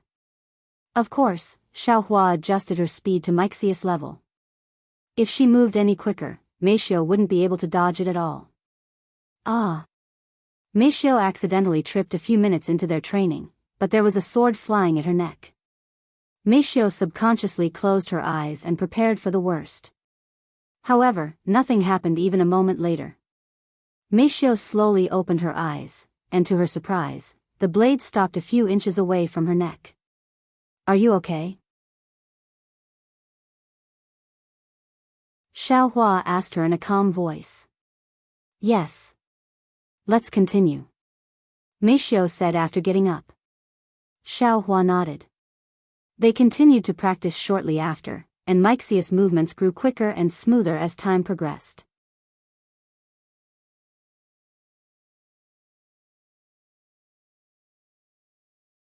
Chapter 472, Mount Hua Temple. HAA. After half an hour of practicing her movement technique with Xiaohua, Meishio collapsed on the ground in an exhausted manner. It's been a very long time since she's experienced such exhaustion. The only time she can recall feeling this tired was after training with her mother when she was still in servant training. As for Xiaohua, she looked completely calm and nonchalant, almost like she has been sitting in the shades this entire time. Are you okay? Xiaohua asked her a moment after she laid on the floor. Yes, thank you, for helping me. Meishio said to her. If you want more training, just call Xiaohua, she said to Meishio before walking back to sit beside Yuan. After her training, Meishio took a seat at a nearby tree and enjoyed the shades. The wind would sometimes blow, carrying the refreshing air from the lake and sweeping the area with it. Once she had rested for a couple of hours, Meishio would ask Xiaohua for help again with her training.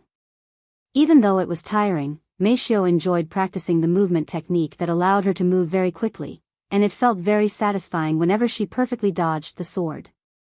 Yuro managed to learn one of her 2 heaven-ranked techniques 3 days after Meishio learned her movement technique. Once she got the notification, Yuro retrieved her treasure fan and stood before the lake. She then took a deep breath before waving the fan at the lake. Whoosh! The wind in the middle of the lake began to twist, and in just a moment, a tornado appeared, swallowing up the water. 3 seconds later, the tornado grew so large that it lowered the water in the lake by 12 inches. Yuro panicked when she saw how big the tornado was getting, so she quickly stopped it. Countless drops of water began raining from the sky a moment later despite the clear blue sky, soaking everybody except Xiaohua and Lan Yingying with water, as they'd protected themselves by covering their body with a layer of spiritual energy that reflected the water. I am so sorry. Yuro apologized to them afterward. It's okay. I'm not that wet. Xiao said with a smile on her face. That's the technique you had chosen? Creating a tornado? This is my first time seeing such a unique technique, said Yuan. I thought it was a pretty neat technique and would complement my wind blades well, so I picked it. Yuro nodded. What about your second technique? Yuan then asked. It's also a wind technique, and it allows me to control the wind around me, allowing me to fly, she said. Fly? You can do that just by reaching Spirit Grandmaster or Spirit Master if you're lucky, said Yuan. Just by reaching Spirit Grandmaster? Are you listening to yourself right now, brother? Do you think everybody is talented like you? Don't make it sound so easy.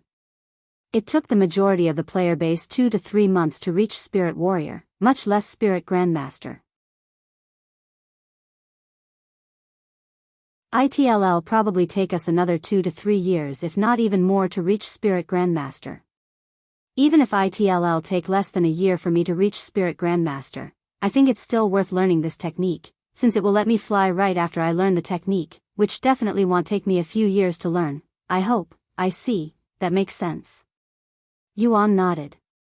Anyways, Jingyi is still studying her technique, so let's wait until she finishes before we decide what we want to do next. Yuro said a moment later. I'm sorry for holding you guys back. You don't have to wait for me if you don't want to, she sighed. Nonsense. We started this together, so we're going to finish it together. Yuro said, and she continued, in the meantime, I will try to study my second heaven rank technique, so take your time. You don't mind, right, brother? Meisho? Yuro asked them. I don't mind. I am still studying my technique as well. Yuan said. I also don't mind it. It just means I get to practice my movement technique even more. Meisho said. Alright. Then it's decided. Sometime later, Yuan, Yuro, and Xiao returned to their technique while Meisho continued to practice with Xiao Hua. As for Lan Yingying, she sat beside the lake with a fiery lotus floating on her palms and her eyes closed, almost like she was experiencing enlightenment, but in reality, she was just focused on keeping the fiery lotus from disappearing for as long as her spiritual energy allows. They continued this for another 5 days until Xiao finally learned her technique. I did it. Xiao exclaimed in an excited voice when she saw the notification. Did you finally learn the technique? Yuro stopped studying her technique and turned to look at Xiao, who was sitting right beside her. Yes. Xiao nodded. Congratulations. What kind of technique did you learn? Yuan asked her. Oh, it's just another zither technique. Xiao said as she retrieved her zither that was an earth-grade treasure. After taking a deep breath, Xiao pulled on a single string from the zither. Ting! A crisp noise resounded, and a single arc of light that resembled Yurao's wind blade technique flew from the zither before flying towards the water in the lake. Whoosh! The water in the lake separated into 2 halves for a good second, looking like someone had created a path in the lake with a sword. Wow! What a powerful attack! Yuro said. So one of your techniques damages enemies internally and one slices them like swords? Yes, pretty much. Xiao nodded. Sometime later, Yuro asked everyone, now that we have new techniques, what should we do? I kind of want to test out these techniques on some magical beasts. Let's go do some quests again. I don't mind. Xiao nodded. I'm also down, Yuan said. Me too. Meisho also said. Then let's go. Thus, they began making their way back to Seashell City for more quests. Meanwhile, a few 100,000 miles away from Yuan's location, Feng Yuxiang approached a large temple that was located at the peak of a large mountain. Who are you? And why have you come to our Mount Hua temple? A group of bald monks approached Feng Yuxiang when they saw her approaching figure. I heard that my good friend Li Shizhen is currently here, so I am here to visit him, said Feng Yuxiang. The bald monks had a look of surprise on their faces for a split second before they frowned and said, there is nobody named Li Shizhen here. Please leave. However, Feng Yuxiang stayed there with a calm look on her face and said, the person who gave me this information wouldn't dare to lie to me or had risk eating a sword with his ass. I know Li Shizhen is inside. I can even smell the scent of medicine from here. The bald monks exchanged looks with each other before retrieving the staff strapped to their backs and pointing them at Feng Yuxiang. Leave. These bald monks all emitted the power of spirit masters. However, in the face of a peak spirit grandmaster like Feng Yuxiang, the pressure they emitted was non-existent. Feng Yuxiang sighed and said, I will give you one last chance to call Li Shizhen out for me. I don't want to cause any trouble for my young master, but he needs to see a doctor, and I promised him that I will find the best one for him. I know the Mount Hua Temple has a million-year history in the lower heavens, but if I have to tear down this place to get to Li Shizhen, I will do it. However, the bald monks remained adamant on keeping Feng Yuxiang out of the temple. Leave. The person you are looking for is elsewhere. Even if you are heaven itself, you will have to leave. Feng Yuxiang raised her eyebrows. The monks at Mount Hua Temple are usually very reasonable and calm. Why are they acting so suspicious? Feng Yuxiang pondered for a moment and then came to a realization. Oh, I know. One of your top monks must be in some sort of life or death medical condition, and Li Shizhen is healing that person right now. Whenever he is healing someone, he forbids anyone from disturbing him until he's done. Is that why you're not letting me disturb him? The monks were speechless, as Feng Yuxiang's guess was spot on. How long do I have to wait? If you don't tell me, I will be mad, she said to them a moment later.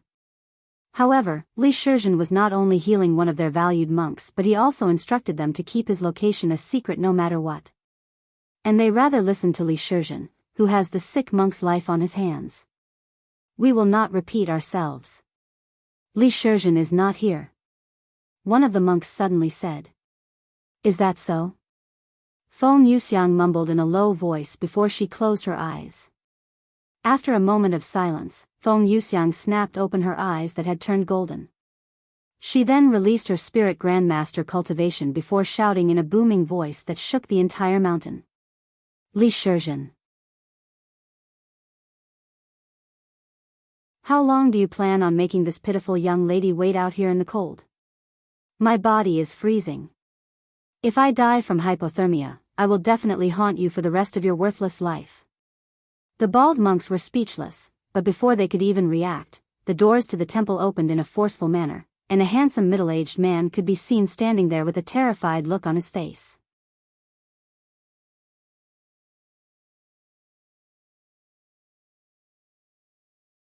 Chapter 473, Li Shizhen. Madame Feng. What are you doing here? The handsome middle-aged man exclaimed when he saw Feng Yuxiang's beautiful figure standing not far away from the temple. Humph. I have been looking everywhere for you, Li Shizhen. How dare you make me do so much work? Feng Yuxiang sneered coldly. Master Li. The bald monks were shocked when Li Shizhen actually came outside after hearing Feng Yuxiang's voice. Is she really that important to him?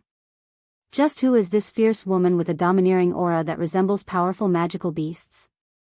Li Shizhen looked at the monks and said, Don't worry, I have stabilized the head monk's condition. He only needs to rest now. Thank you, Savior. The monks there immediately lowered their heads and bowed to him with gratitude. Let my friend over there through. Li Shizhen then said. Right away. The monks no longer blocked her path and allowed her entrance. Should have done this in the beginning, she said as she walked past them. Once she entered the temple, Li Shizhen brought her to the guest room and served her tea. This is the first time you've personally looked for me. Did something happen? Do you need someone to be healed as soon as possible? Li Shizhen asked her after they sat down. Not really. I want to introduce you to someone. He needs your help, she said. Who? Did you finally find a husband after so many years? Li Shizhen joked. Feng Yuxiang narrowed her eyes and stared at him with a dangerous look. I guess you didn't learn from the last time, or maybe you forgot about it. How about I stick a rod up your ass to help you remember? This temple should have plenty of them, she then said in a cold voice. Li Shizhen immediately began sweating, and he said with a stiff smile on his face, Please have mercy. I still have nightmares about that incident. Humph. Although this person isn't my husband, he's a very precious person to me, she answered him regardless after a moment of silence. Precious? Now my curiosity has piqued. Tell me more. Li Shizhen said. He's my young master, she said. PFT. Li Shizhen suddenly turned his head away from Feng Yuxiang before spitting out the tea in his mouth. After coughing for a moment, he looked at her with disbelief in his eyes. Why, young master? Yes, I have accepted him as my master, she said. Li Shizhen's jaw dropped, and he said, Heavens. A divine beast, a phoenix, no less, has accepted a master in the lower heavens? This is unprecedented. Li Shizhen was one of the very few people in the lower heavens that knew of Feng Yuxiang's real identity. What's so special about this young master of yours? Li Shizhen then asked. You will know once you meet him. When can you leave this place? It's already been a week since I left his side. I don't want to make him wait any longer. That is a tricky question. As much as I'd like to leave now, I still have a patient here, and you know that I cannot leave until I am certain that he's fine. What? I thought you said that you'd already stabilized his condition. Feng Yuxiang frowned. His condition has only stabilized. There are still many things that have to be done before he's cured. Unless you happen to have a 7-colored herb, then I can heal him and leave with you by today. 7-colored herb? I think my young master might have one, she said, recalling how he asked for its price before. Really? Li Shizhen was immediately filled with excitement. Then he frowned. Or are you saying that just to trick me into following you? Even if my young master has a 7-colored herb, he has no reason to give it to you, she said. 3 days. If you are not done by then, I will make you leave by force. Feng Yuxiang said. Li Shizhen smiled and said, 3 days should be more than enough. Have you forgotten who I am? I don't hold the title Divine Doctor without a reason. Whatever. I'm going to go look around the place until you're done. Just don't cause any troubles for the monks. Li Shizhen said. Feng Yuxiang didn't say anything back and left the guest room. Madame Feng. She has gotten softer. Is this the effect of this mysterious young master of hers? Li Shizhen mumbled to himself after Feng Yuxiang left. 3 days passed by in a flash, and Feng Yuxiang went to look for Li Shizhen to force him to leave with her if he wasn't done. I don't dare to make you look for me for a second time. Li Shizhen's voice suddenly resounded behind her. Are you done? She asked him. He nodded and said, yes. The head monk will make full recovery by next week. And then he asked, where are we going now? The eastern continent. Thus Feng Yuxiang and Li Shizhen left the temple shortly after, heading towards the nearest city with a teleport device, and they proceeded to teleport from city to city until they reached the eastern continent a few days later. After reaching the eastern continent, Feng Yuxiang said, if you can help my young master, I will forget about the debt you owe me. Really? Li Shizhen looked at her with pure bliss on his face. Only if you help him. If you turn out to be useless, I will make you pay that debt immediately. Li Shizhen swallowed nervously after hearing that. As long as it is related to medicine. Li Shizhen said. After traveling for another day, Feng Yuxiang and Li Shizhen arrived at Seashell City. Seashell City, huh? It's been over 100 years since I last visited this city. The last time I did, it was to cure the city lord. Li Shizhen reminisced his history with this place. Follow me. I can sense the young master aura from here. Feng Yuxiang said as she began approaching the city.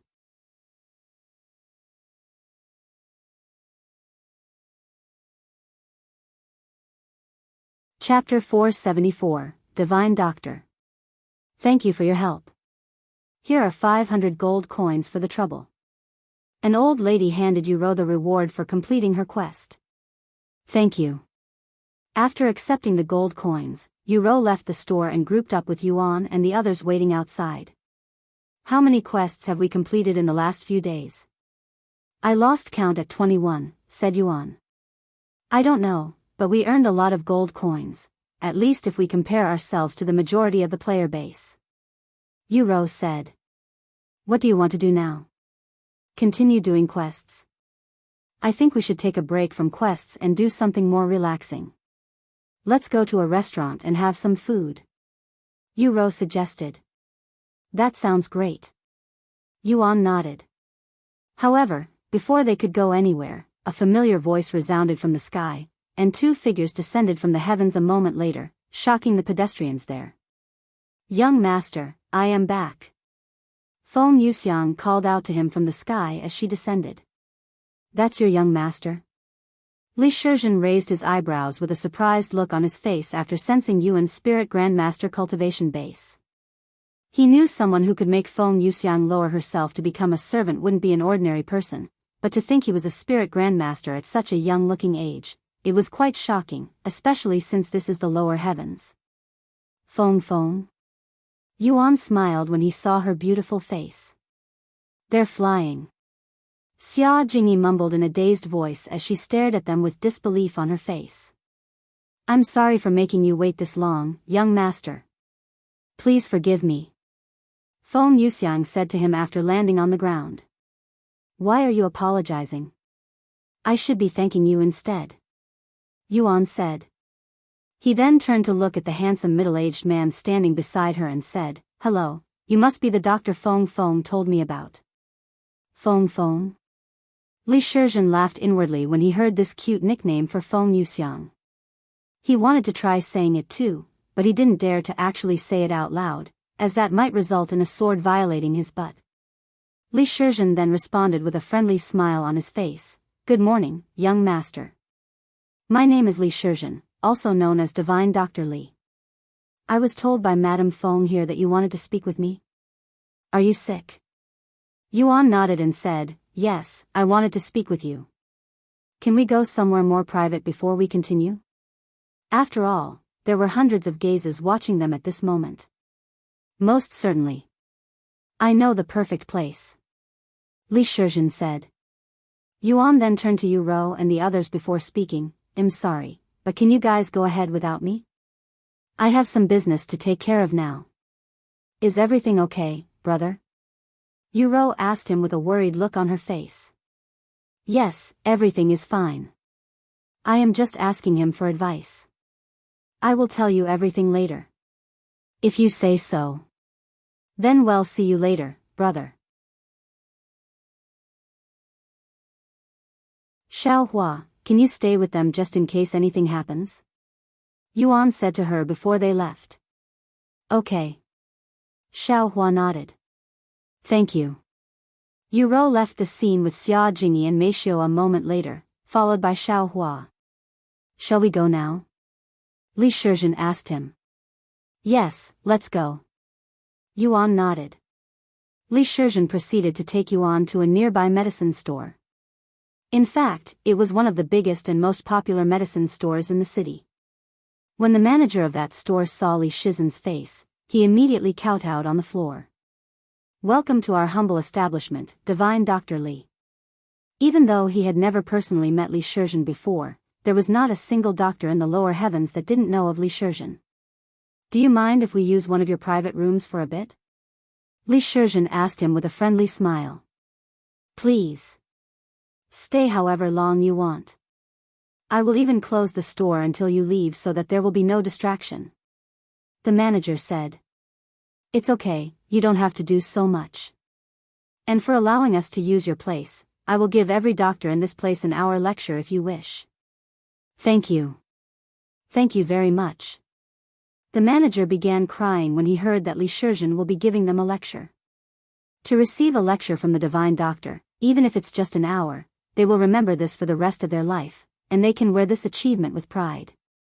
Yuan was left speechless after witnessing this scene, and he could only imagine how much of a big shot Li Shizhen was. Sometime later, Yuan and the others entered this private room somewhere inside the medicine store. Have a seat. Li Shizhen said. Once they were seated, Feng Yuxiang said, Before we start, let me give you some background about Li Shizhen and why you can trust him. Li Shizhen holds the title of Divine Doctor, a prestigious title that can only be held by the best doctors in the 9 heavens, and although he's currently staying in the lower heavens, Li Shizhen is actually from the upper heavens. What? Really? Yuan looked at Li Shizhen with a surprised expression. Li Shizhen nodded and said, There are plenty of divine doctors in the upper heavens while the lower heavens lacked one, so I willingly came down here to help those in need of it. I even restricted my cultivation base to the peak of Spirit Grandmaster so that I can stay here without any problems. I have wandered around the lower heavens for over 1,000 years now, and I do not plan on returning to the upper heavens anytime soon, as there are still a lot of people who are in need of a good doctor in the lower heavens.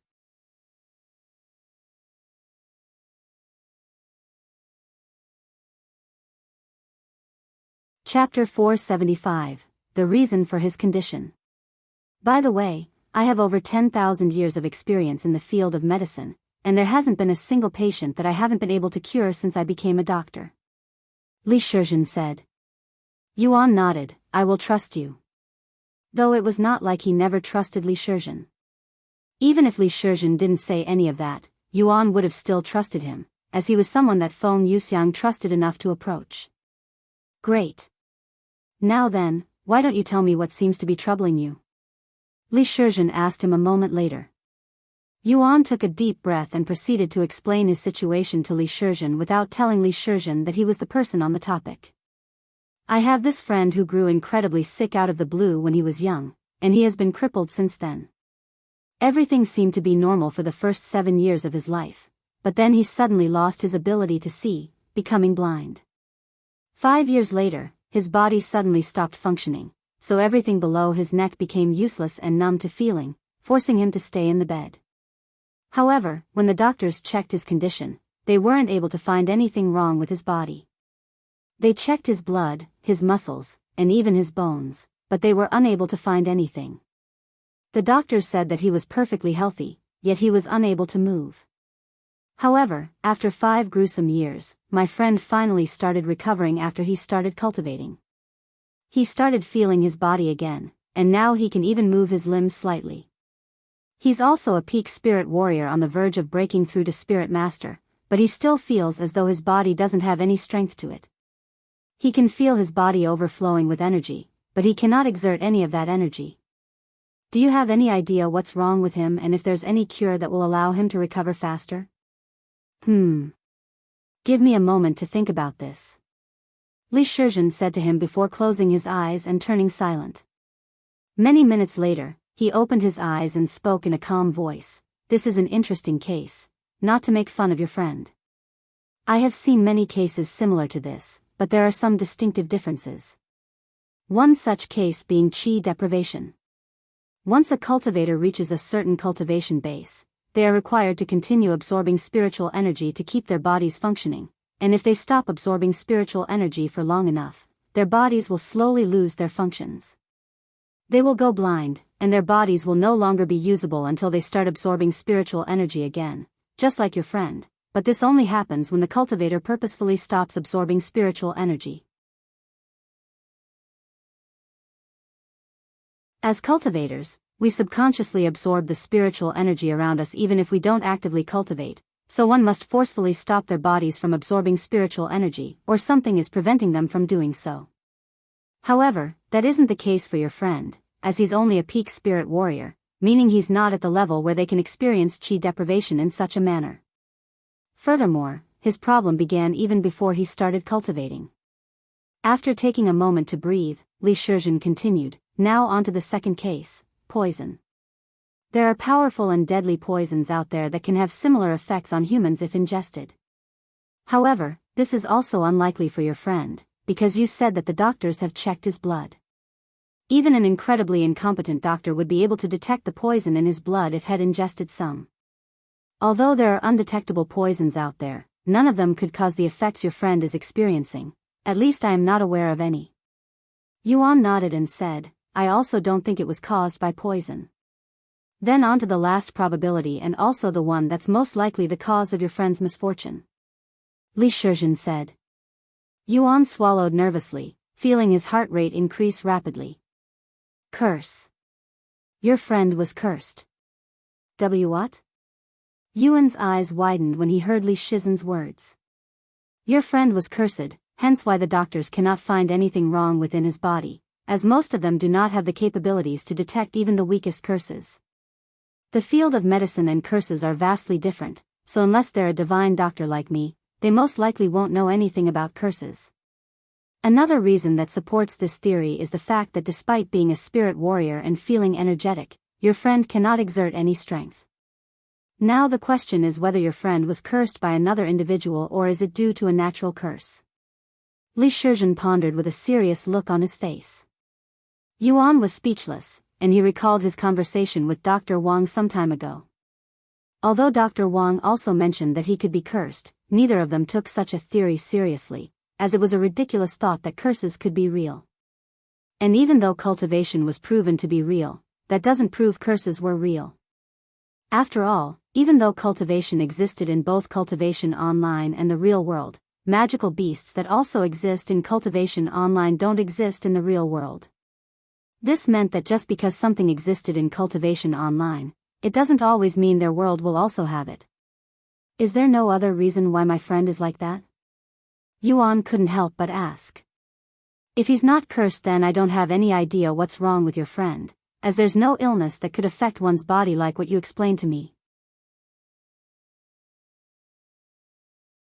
One could go blind due to illnesses, and one can even lose functions to their entire body due to illnesses, but to have a healthy body while having all of that problem just isn't possible. However, if your friend is cursed, then that would explain why his body is in that state despite being completely healthy, and that also explains why he started recovering when he started cultivating, as most curses have weakened effects on cultivators, especially the stronger they get. Li Shizhen said.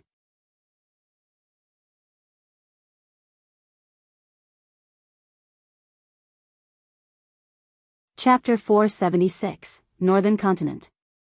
I am fairly certain that your friend is cursed, but if you want me to be 100% certain, then I'd need to see the patient so I can personally examine his condition.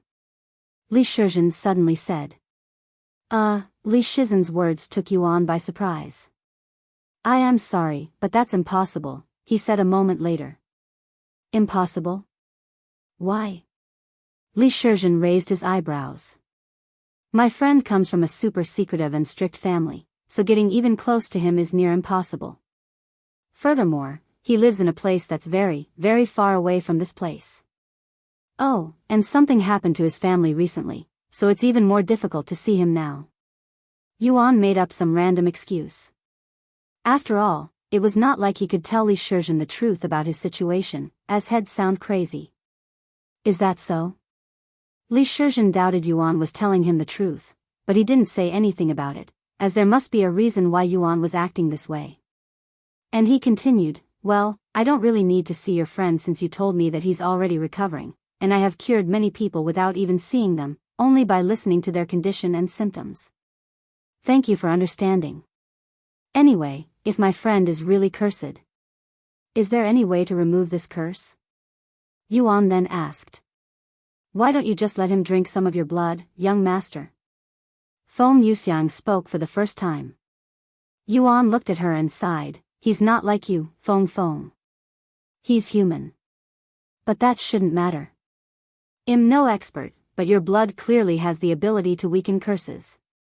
It shouldn't have anything to do with being a human or not.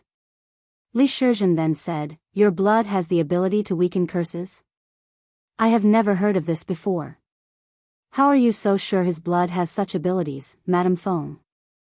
Feng Yuxiang then explained to him about her condition. I drank his blood and the curse on me weakened, so I know it works. What? Is that true? Your curse weakened? Li Shizhen looked at her with wide eyes. Yes. Why would I lie about this? Feng Yuxiang nodded. Heavens. Li Shizhen mumbled in a dumbfounded voice. Anyways, since your blood has capabilities to weaken curses, as weird as this is going to sound, if you let your friend drink your blood, it could possibly work. Yuan showed a bittersweet smile on his face. Does this mean he'll have to drink his own blood? Even though he already has such blood flowing inside his body? This doesn't make any sense to him. I understand. But what if that doesn't work? Yuan then asked.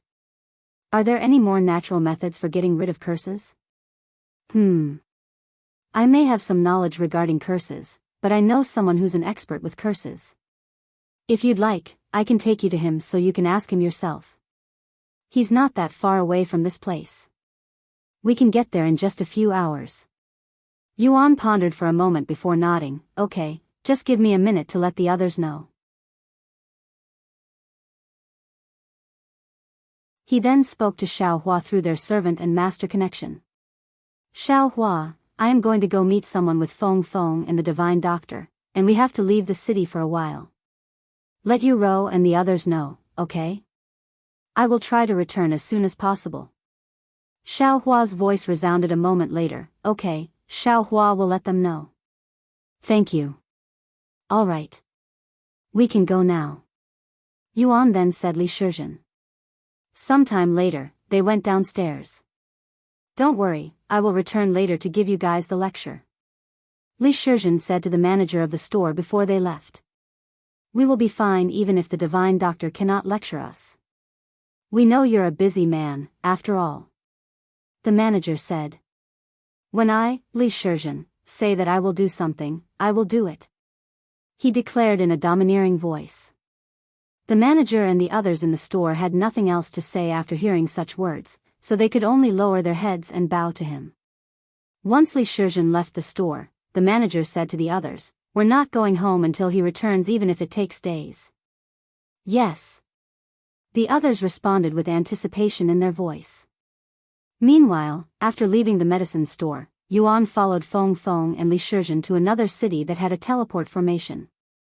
During their trip, Yuan asked Li Shizhen, If I heard correctly, you mentioned something about natural curses before.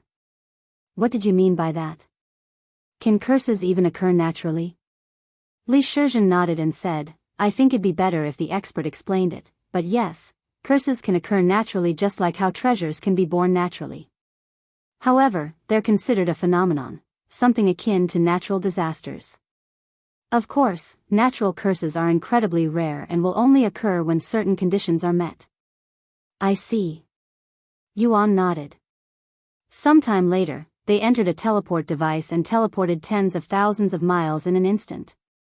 After that, they used the teleport device again to teleport even further, as each teleport can only travel a limited distance. They continued this 6 times before they finally stopped. Welcome to the Northern Continent, young master. Feng Yuxiang said to him with a smile on her face. The Northern Continent, huh? Now I only need to step onto the Southern Continent and the Western Continent so that I can say I'd explore the entire lower heavens, he said in a joking tone. Follow me. He lives in a secluded area deep inside the mountain valleys, so teleporting there is impossible. Li Shizhen said to them a moment later.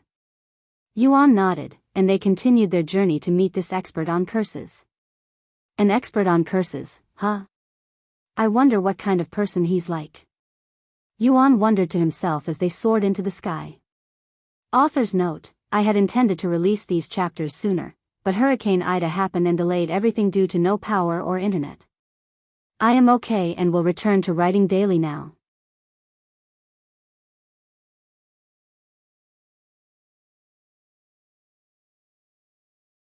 Chapter 477, Embodiment of Curses. After arriving at the Northern Continent and flying for around 4 hours, Yuan and the others arrived at this somewhat empty hill that only had a single small building, a tree, and a small pond beside the tree where 3 koi fishes can be seen swimming in circles. Upon landing on this hill, Li Shizhen went to knock on the door. However, nobody answered the door. That man probably went fishing, Li Shizhen said a moment later. Fishing? This time of the day? Yuan raised his eyebrows, as it was getting dark. Yes, he's a weirdo. Li Shizhen nodded. Who are you calling a weirdo, you slobby doctor? A voice suddenly resounded. The door to the building opened, and a short old man with a bald head walked outside the next moment. If you were here, why didn't you open the door? What took you so long? Li Shizhen said with a frown on his face. I was taking a nap. If I didn't hear your annoying voice, I would have remained in bed. The old man exclaimed in a somewhat angry voice. Madam Feng? You're here as well? The old man suddenly noticed Feng Yuxiang and immediately began smiling. How may I help you today, Madam Feng?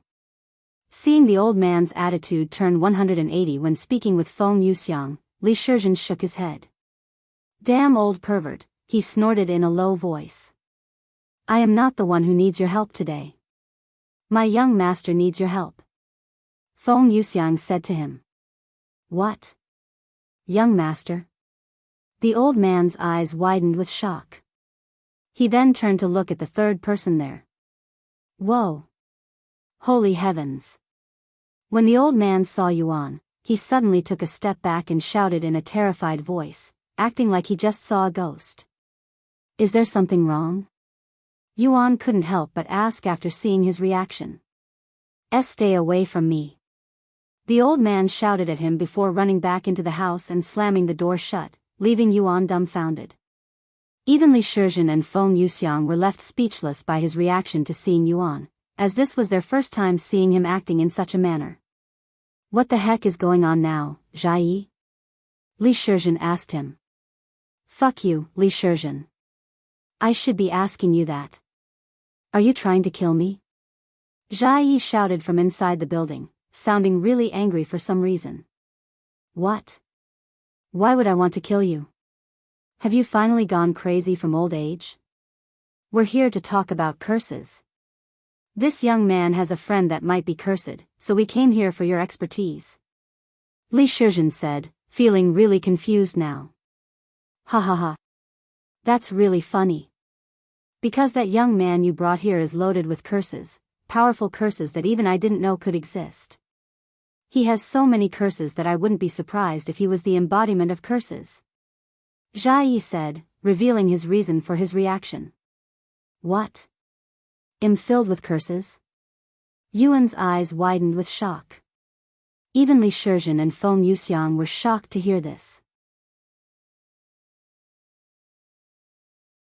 They turned to look at Yuan, but they couldn't see anything wrong with him. Come out here and explain yourself, Zhao. I may not be as experienced with curses as you, but I can at least tell when someone is cursed, and I can't sense anything ominous coming from him. Li Shizhen said with a frown on his face. What do you know, you amateur? Have you forgotten about my special skill? I can tell whether someone is cursed or not at glance, no matter how weak or powerful the curse is. Zhao said. Li Shizhen sighed. He then asked Yuan, young master, do you have any idea what he's talking about? Yuan pondered for a moment before realizing something. Ah. Do you mean the curse that's associated with my legacy? I had accepted a legacy recently, and the legacy contained a small curse. It's a curse called minor misfortunate, and it only affects my luck, he said. You heard him, old man. It's only a minor curse. How can you be scared of a minor curse? I have never seen you act so fearful in front of a curse before. Li Shizhen said to him a moment later, even laughing a bit. After a moment of silence, the door opened slightly, and Zhao peeked through the narrow space, but he didn't dare to come out. He looked at Yuan with a serious expression on his face and said in a solemn voice, You think I would be afraid of a mere minor curse when I have dealt with even major curses before? Young man, you have more than one curse on you right now. In fact, there's so many that I'm amazed you're still alive. Zhao, explain yourself. What do you mean by that? Feng Yuxiang said with a deep frown on her face. Zhao then spoke, although the curse may be called minor misfortunate, it's actually a major curse. However, that curse might as well be a minor curse if not even lower compared to the other curses on him. There exist two types of curses in this world, artificial curses and natural curses. Artificial curses are caused by other humans whilst natural curses occur naturally if certain conditions are met. There are also many levels of curses. Minor, major, supreme, and ancient, to name a few. The most common curses are naturally artificial curses. And as of this moment, I can see 6, 7, perhaps even more curses on him, and they're all above major curses. However, that's not even the shocking part. These curses on him, they're all natural curses as far as I can tell. What? 7 natural curses? How is that even remotely possible? Li Shizhen exclaimed, not daring to believe his ears. A single natural curse was already rare enough, much less 7. And they are all affecting a single person right now? Yuan looked down at his own body. He also couldn't believe it. Why does he have so many natural curses on him?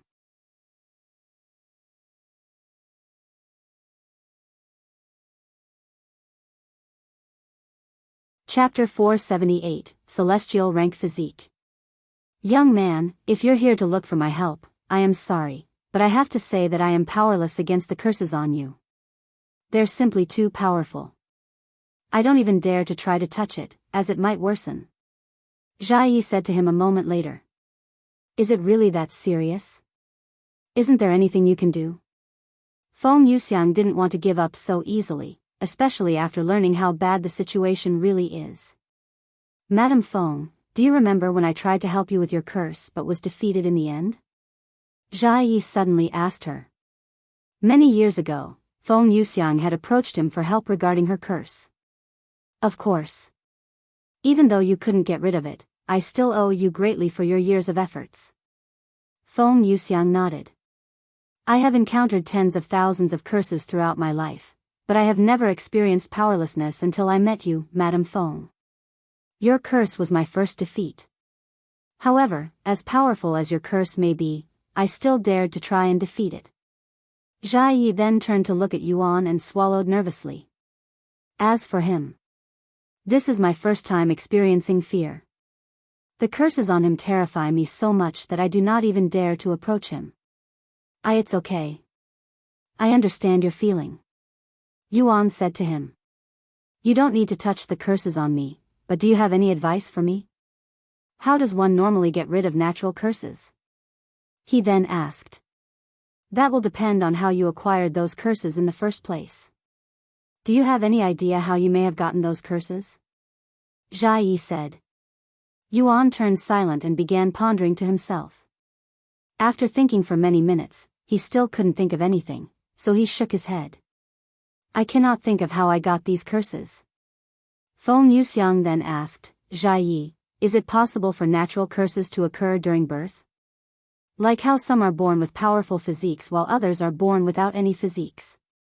Yes, if his ancestors were cursed and passed away without getting rid of the curse, there's a good chance that the curse might carry on to the future generations. However, there are only a handful of curses that are powerful enough to do such a thing, and this young man has more than just a handful of curses on him. Zhao said. I see. Can you give me some examples of natural curses? Yuan then asked. Let's say your ancestor killed a lot of people, enough people to create a mountain using their corpses. This could result in your ancestor getting cursed by the spirits of the dead people. Hearing such an example, Yuan couldn't help but recall that one dream he had previously when he dreamed about killing a lot of people, enough people to create multiple mountains with their corpses and many rivers with their blood.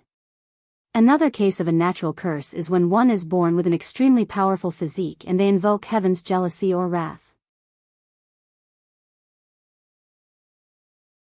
When that happens, the heavens might put a curse on that individual so that he doesn't affect the world too much. This has happened multiple times before in the upper heavens.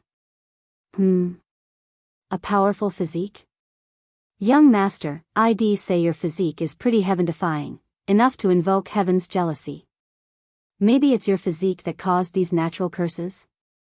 Feng Yuxiang suddenly speculated. Really? What kind of physique do you have? Shizhen asked him out of curiosity. The heaven-refining physique, he said. Never heard of it. Shizhen shook his head. What rank is it? Divine rank? No, it's celestial rank. Did you just say celestial rank? Shizhen's eyes widened to the point where his eyeballs nearly rolled out of their sockets. Celestial rank? Feng Yuxiang had a different reaction, as she wasn't familiar with this grade.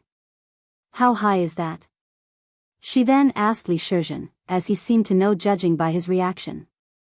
The celestial rank is 2 ranks above the mythic rank. Shizhen mumbled in a dazed voice. What? Feng Yuxiang and Zhao exclaimed in a shocked voice afterward. 2 ranks above the mythic rank. I didn't know it went that high. Feng Yuxiang then said. Of course you wouldn't know about it. It only exists in the 7th heaven and above. Shizhen said. And he continued, I only know about it because I once read about it in an ancient scroll from the 8th heaven. Ridiculous. Why is someone like that in the lower heavens? Where did you find this monster?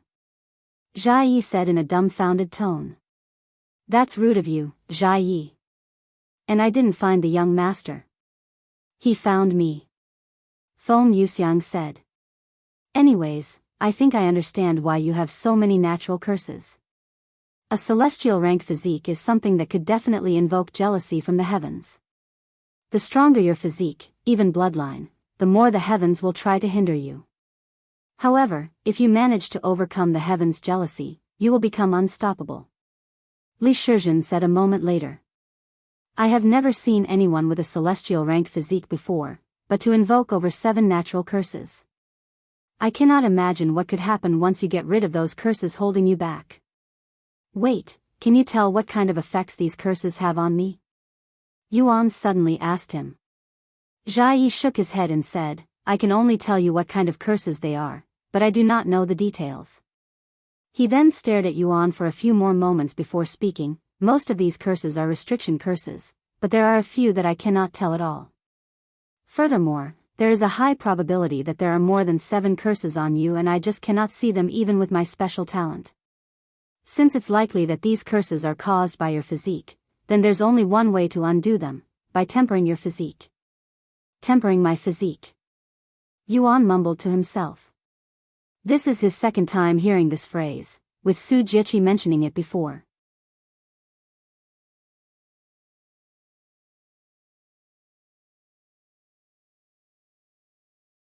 Chapter 479, Treasures in the Real World. I have heard it before, but what does it mean to temper my physique? Yuan asked Zhao a moment later. There are a couple of methods you can use to temper your body, but the most common ones are bathing in liquefied treasure and cultivating in a special area that affects your body. Zhao said. Bathing in liquefied treasure, huh? Yuan repeated to himself. I understand the first one, but what about the second method? What kind of special area do I have to cultivate in? Do you have any examples? There are multiple phenomenal places in the cultivation world, such as a mountain that has extreme yang qi, and if you have a physique that benefits from yang qi, you can cultivate there to temper your body. Another example is a place called the Frozen Sea where it releases extremely pure yin qi, so females with a special yin physique would go there to temper their body. Some methods are stress-free while others are incredibly painful. This should be obvious, but the stronger your physique, the more resources you'll need to temper it, and in your case, you'll probably have to go to hell and back, multiple times in order to temper your body. Yuan nodded and said, returning to the first method. Are there treasures out there specifically for tempering one's body? Or can I just use any treasure for the bath? There are specific treasures out there for body tempering, young master. In fact, I have some with me. We can try it later. Feng Yuxiang suddenly said. Really? Yuan immediately became elevated upon hearing her words. Yes. Just let me know when you want to do it. Feng Yuxiang nodded. Let's do it tomorrow, then. Okay. Sometime later, Zhao said, if you got nothing else for me, can you leave? I am barely keeping my sanity just by being around you. Sorry. Well, leave right now. And thank you very much for your help, senior. Yuan bowed to him. Do you still need me around? Li Shizhen then asked.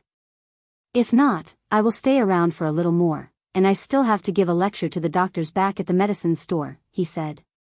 No, you can leave. Thank you for everything as well. I will definitely repay this debt in the future. Yuan bowed to him too. You don't have to repay me. I am a divine doctor. I don't accept payments for my assistance.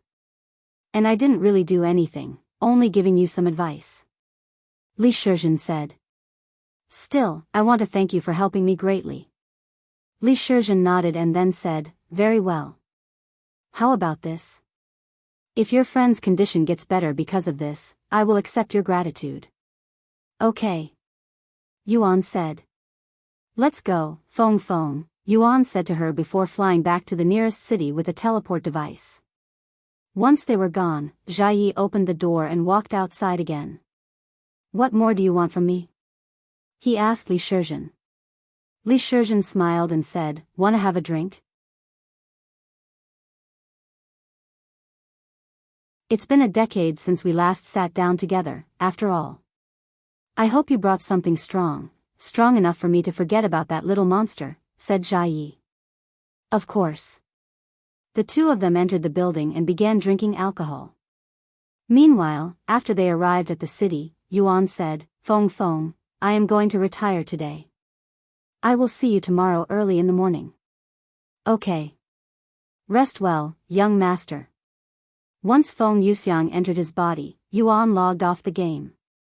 When Yuan logged off, dinner was already prepared by Meishiu. Meishiu, I am finished, he said to her. I'm coming. Meishiu entered his room a minute later with dinner. Yuan wanted to tell her about everything that happened today, but Meishiu insisted that he finished dinner first. After dinner, Meishiu cleaned the dishes before going back to his room and taking a seat beside his bed. All right. What happened? She asked him. You won't believe what happened today, Meishiu. Yuan proceeded to tell her everything Li Shizhen and Zhao had told him. You're cursed? Meishiu wasn't sure how to react after listening to his story. Do curses even exist in our world? She couldn't help but wonder this question out loud. I can only think of one instance where curses are mentioned in this world. When I asked Ro about playing the zither in this world before, she told me that people used to use them many years ago, but people eventually stopped playing zither because of some curse. Give me a moment to look it up. Meishiu said before taking out her laptop and searching about the curse on the internet. A minute later, she said, according to the internet, people stopped playing the zither because bad luck would fall upon those who touched the zither. Almost all zither players experienced misfortune, and many of them even died in accidents, incredibly unfortunate ones. Once the news spread, people eventually stopped playing the zither out of fear. Heavens! I didn't think the zither would have such a history in our world. If curses really exist, then maybe I am really cursed. Yuan sighed. Even if curses are real, how are we supposed to deal with it? You may be able to bathe in treasures in Cultivation online, but there are no such treasures in this world. Meishiu suddenly stopped speaking midway through her sentence.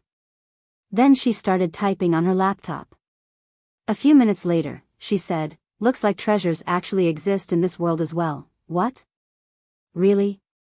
Yuan exclaimed in a shocked voice.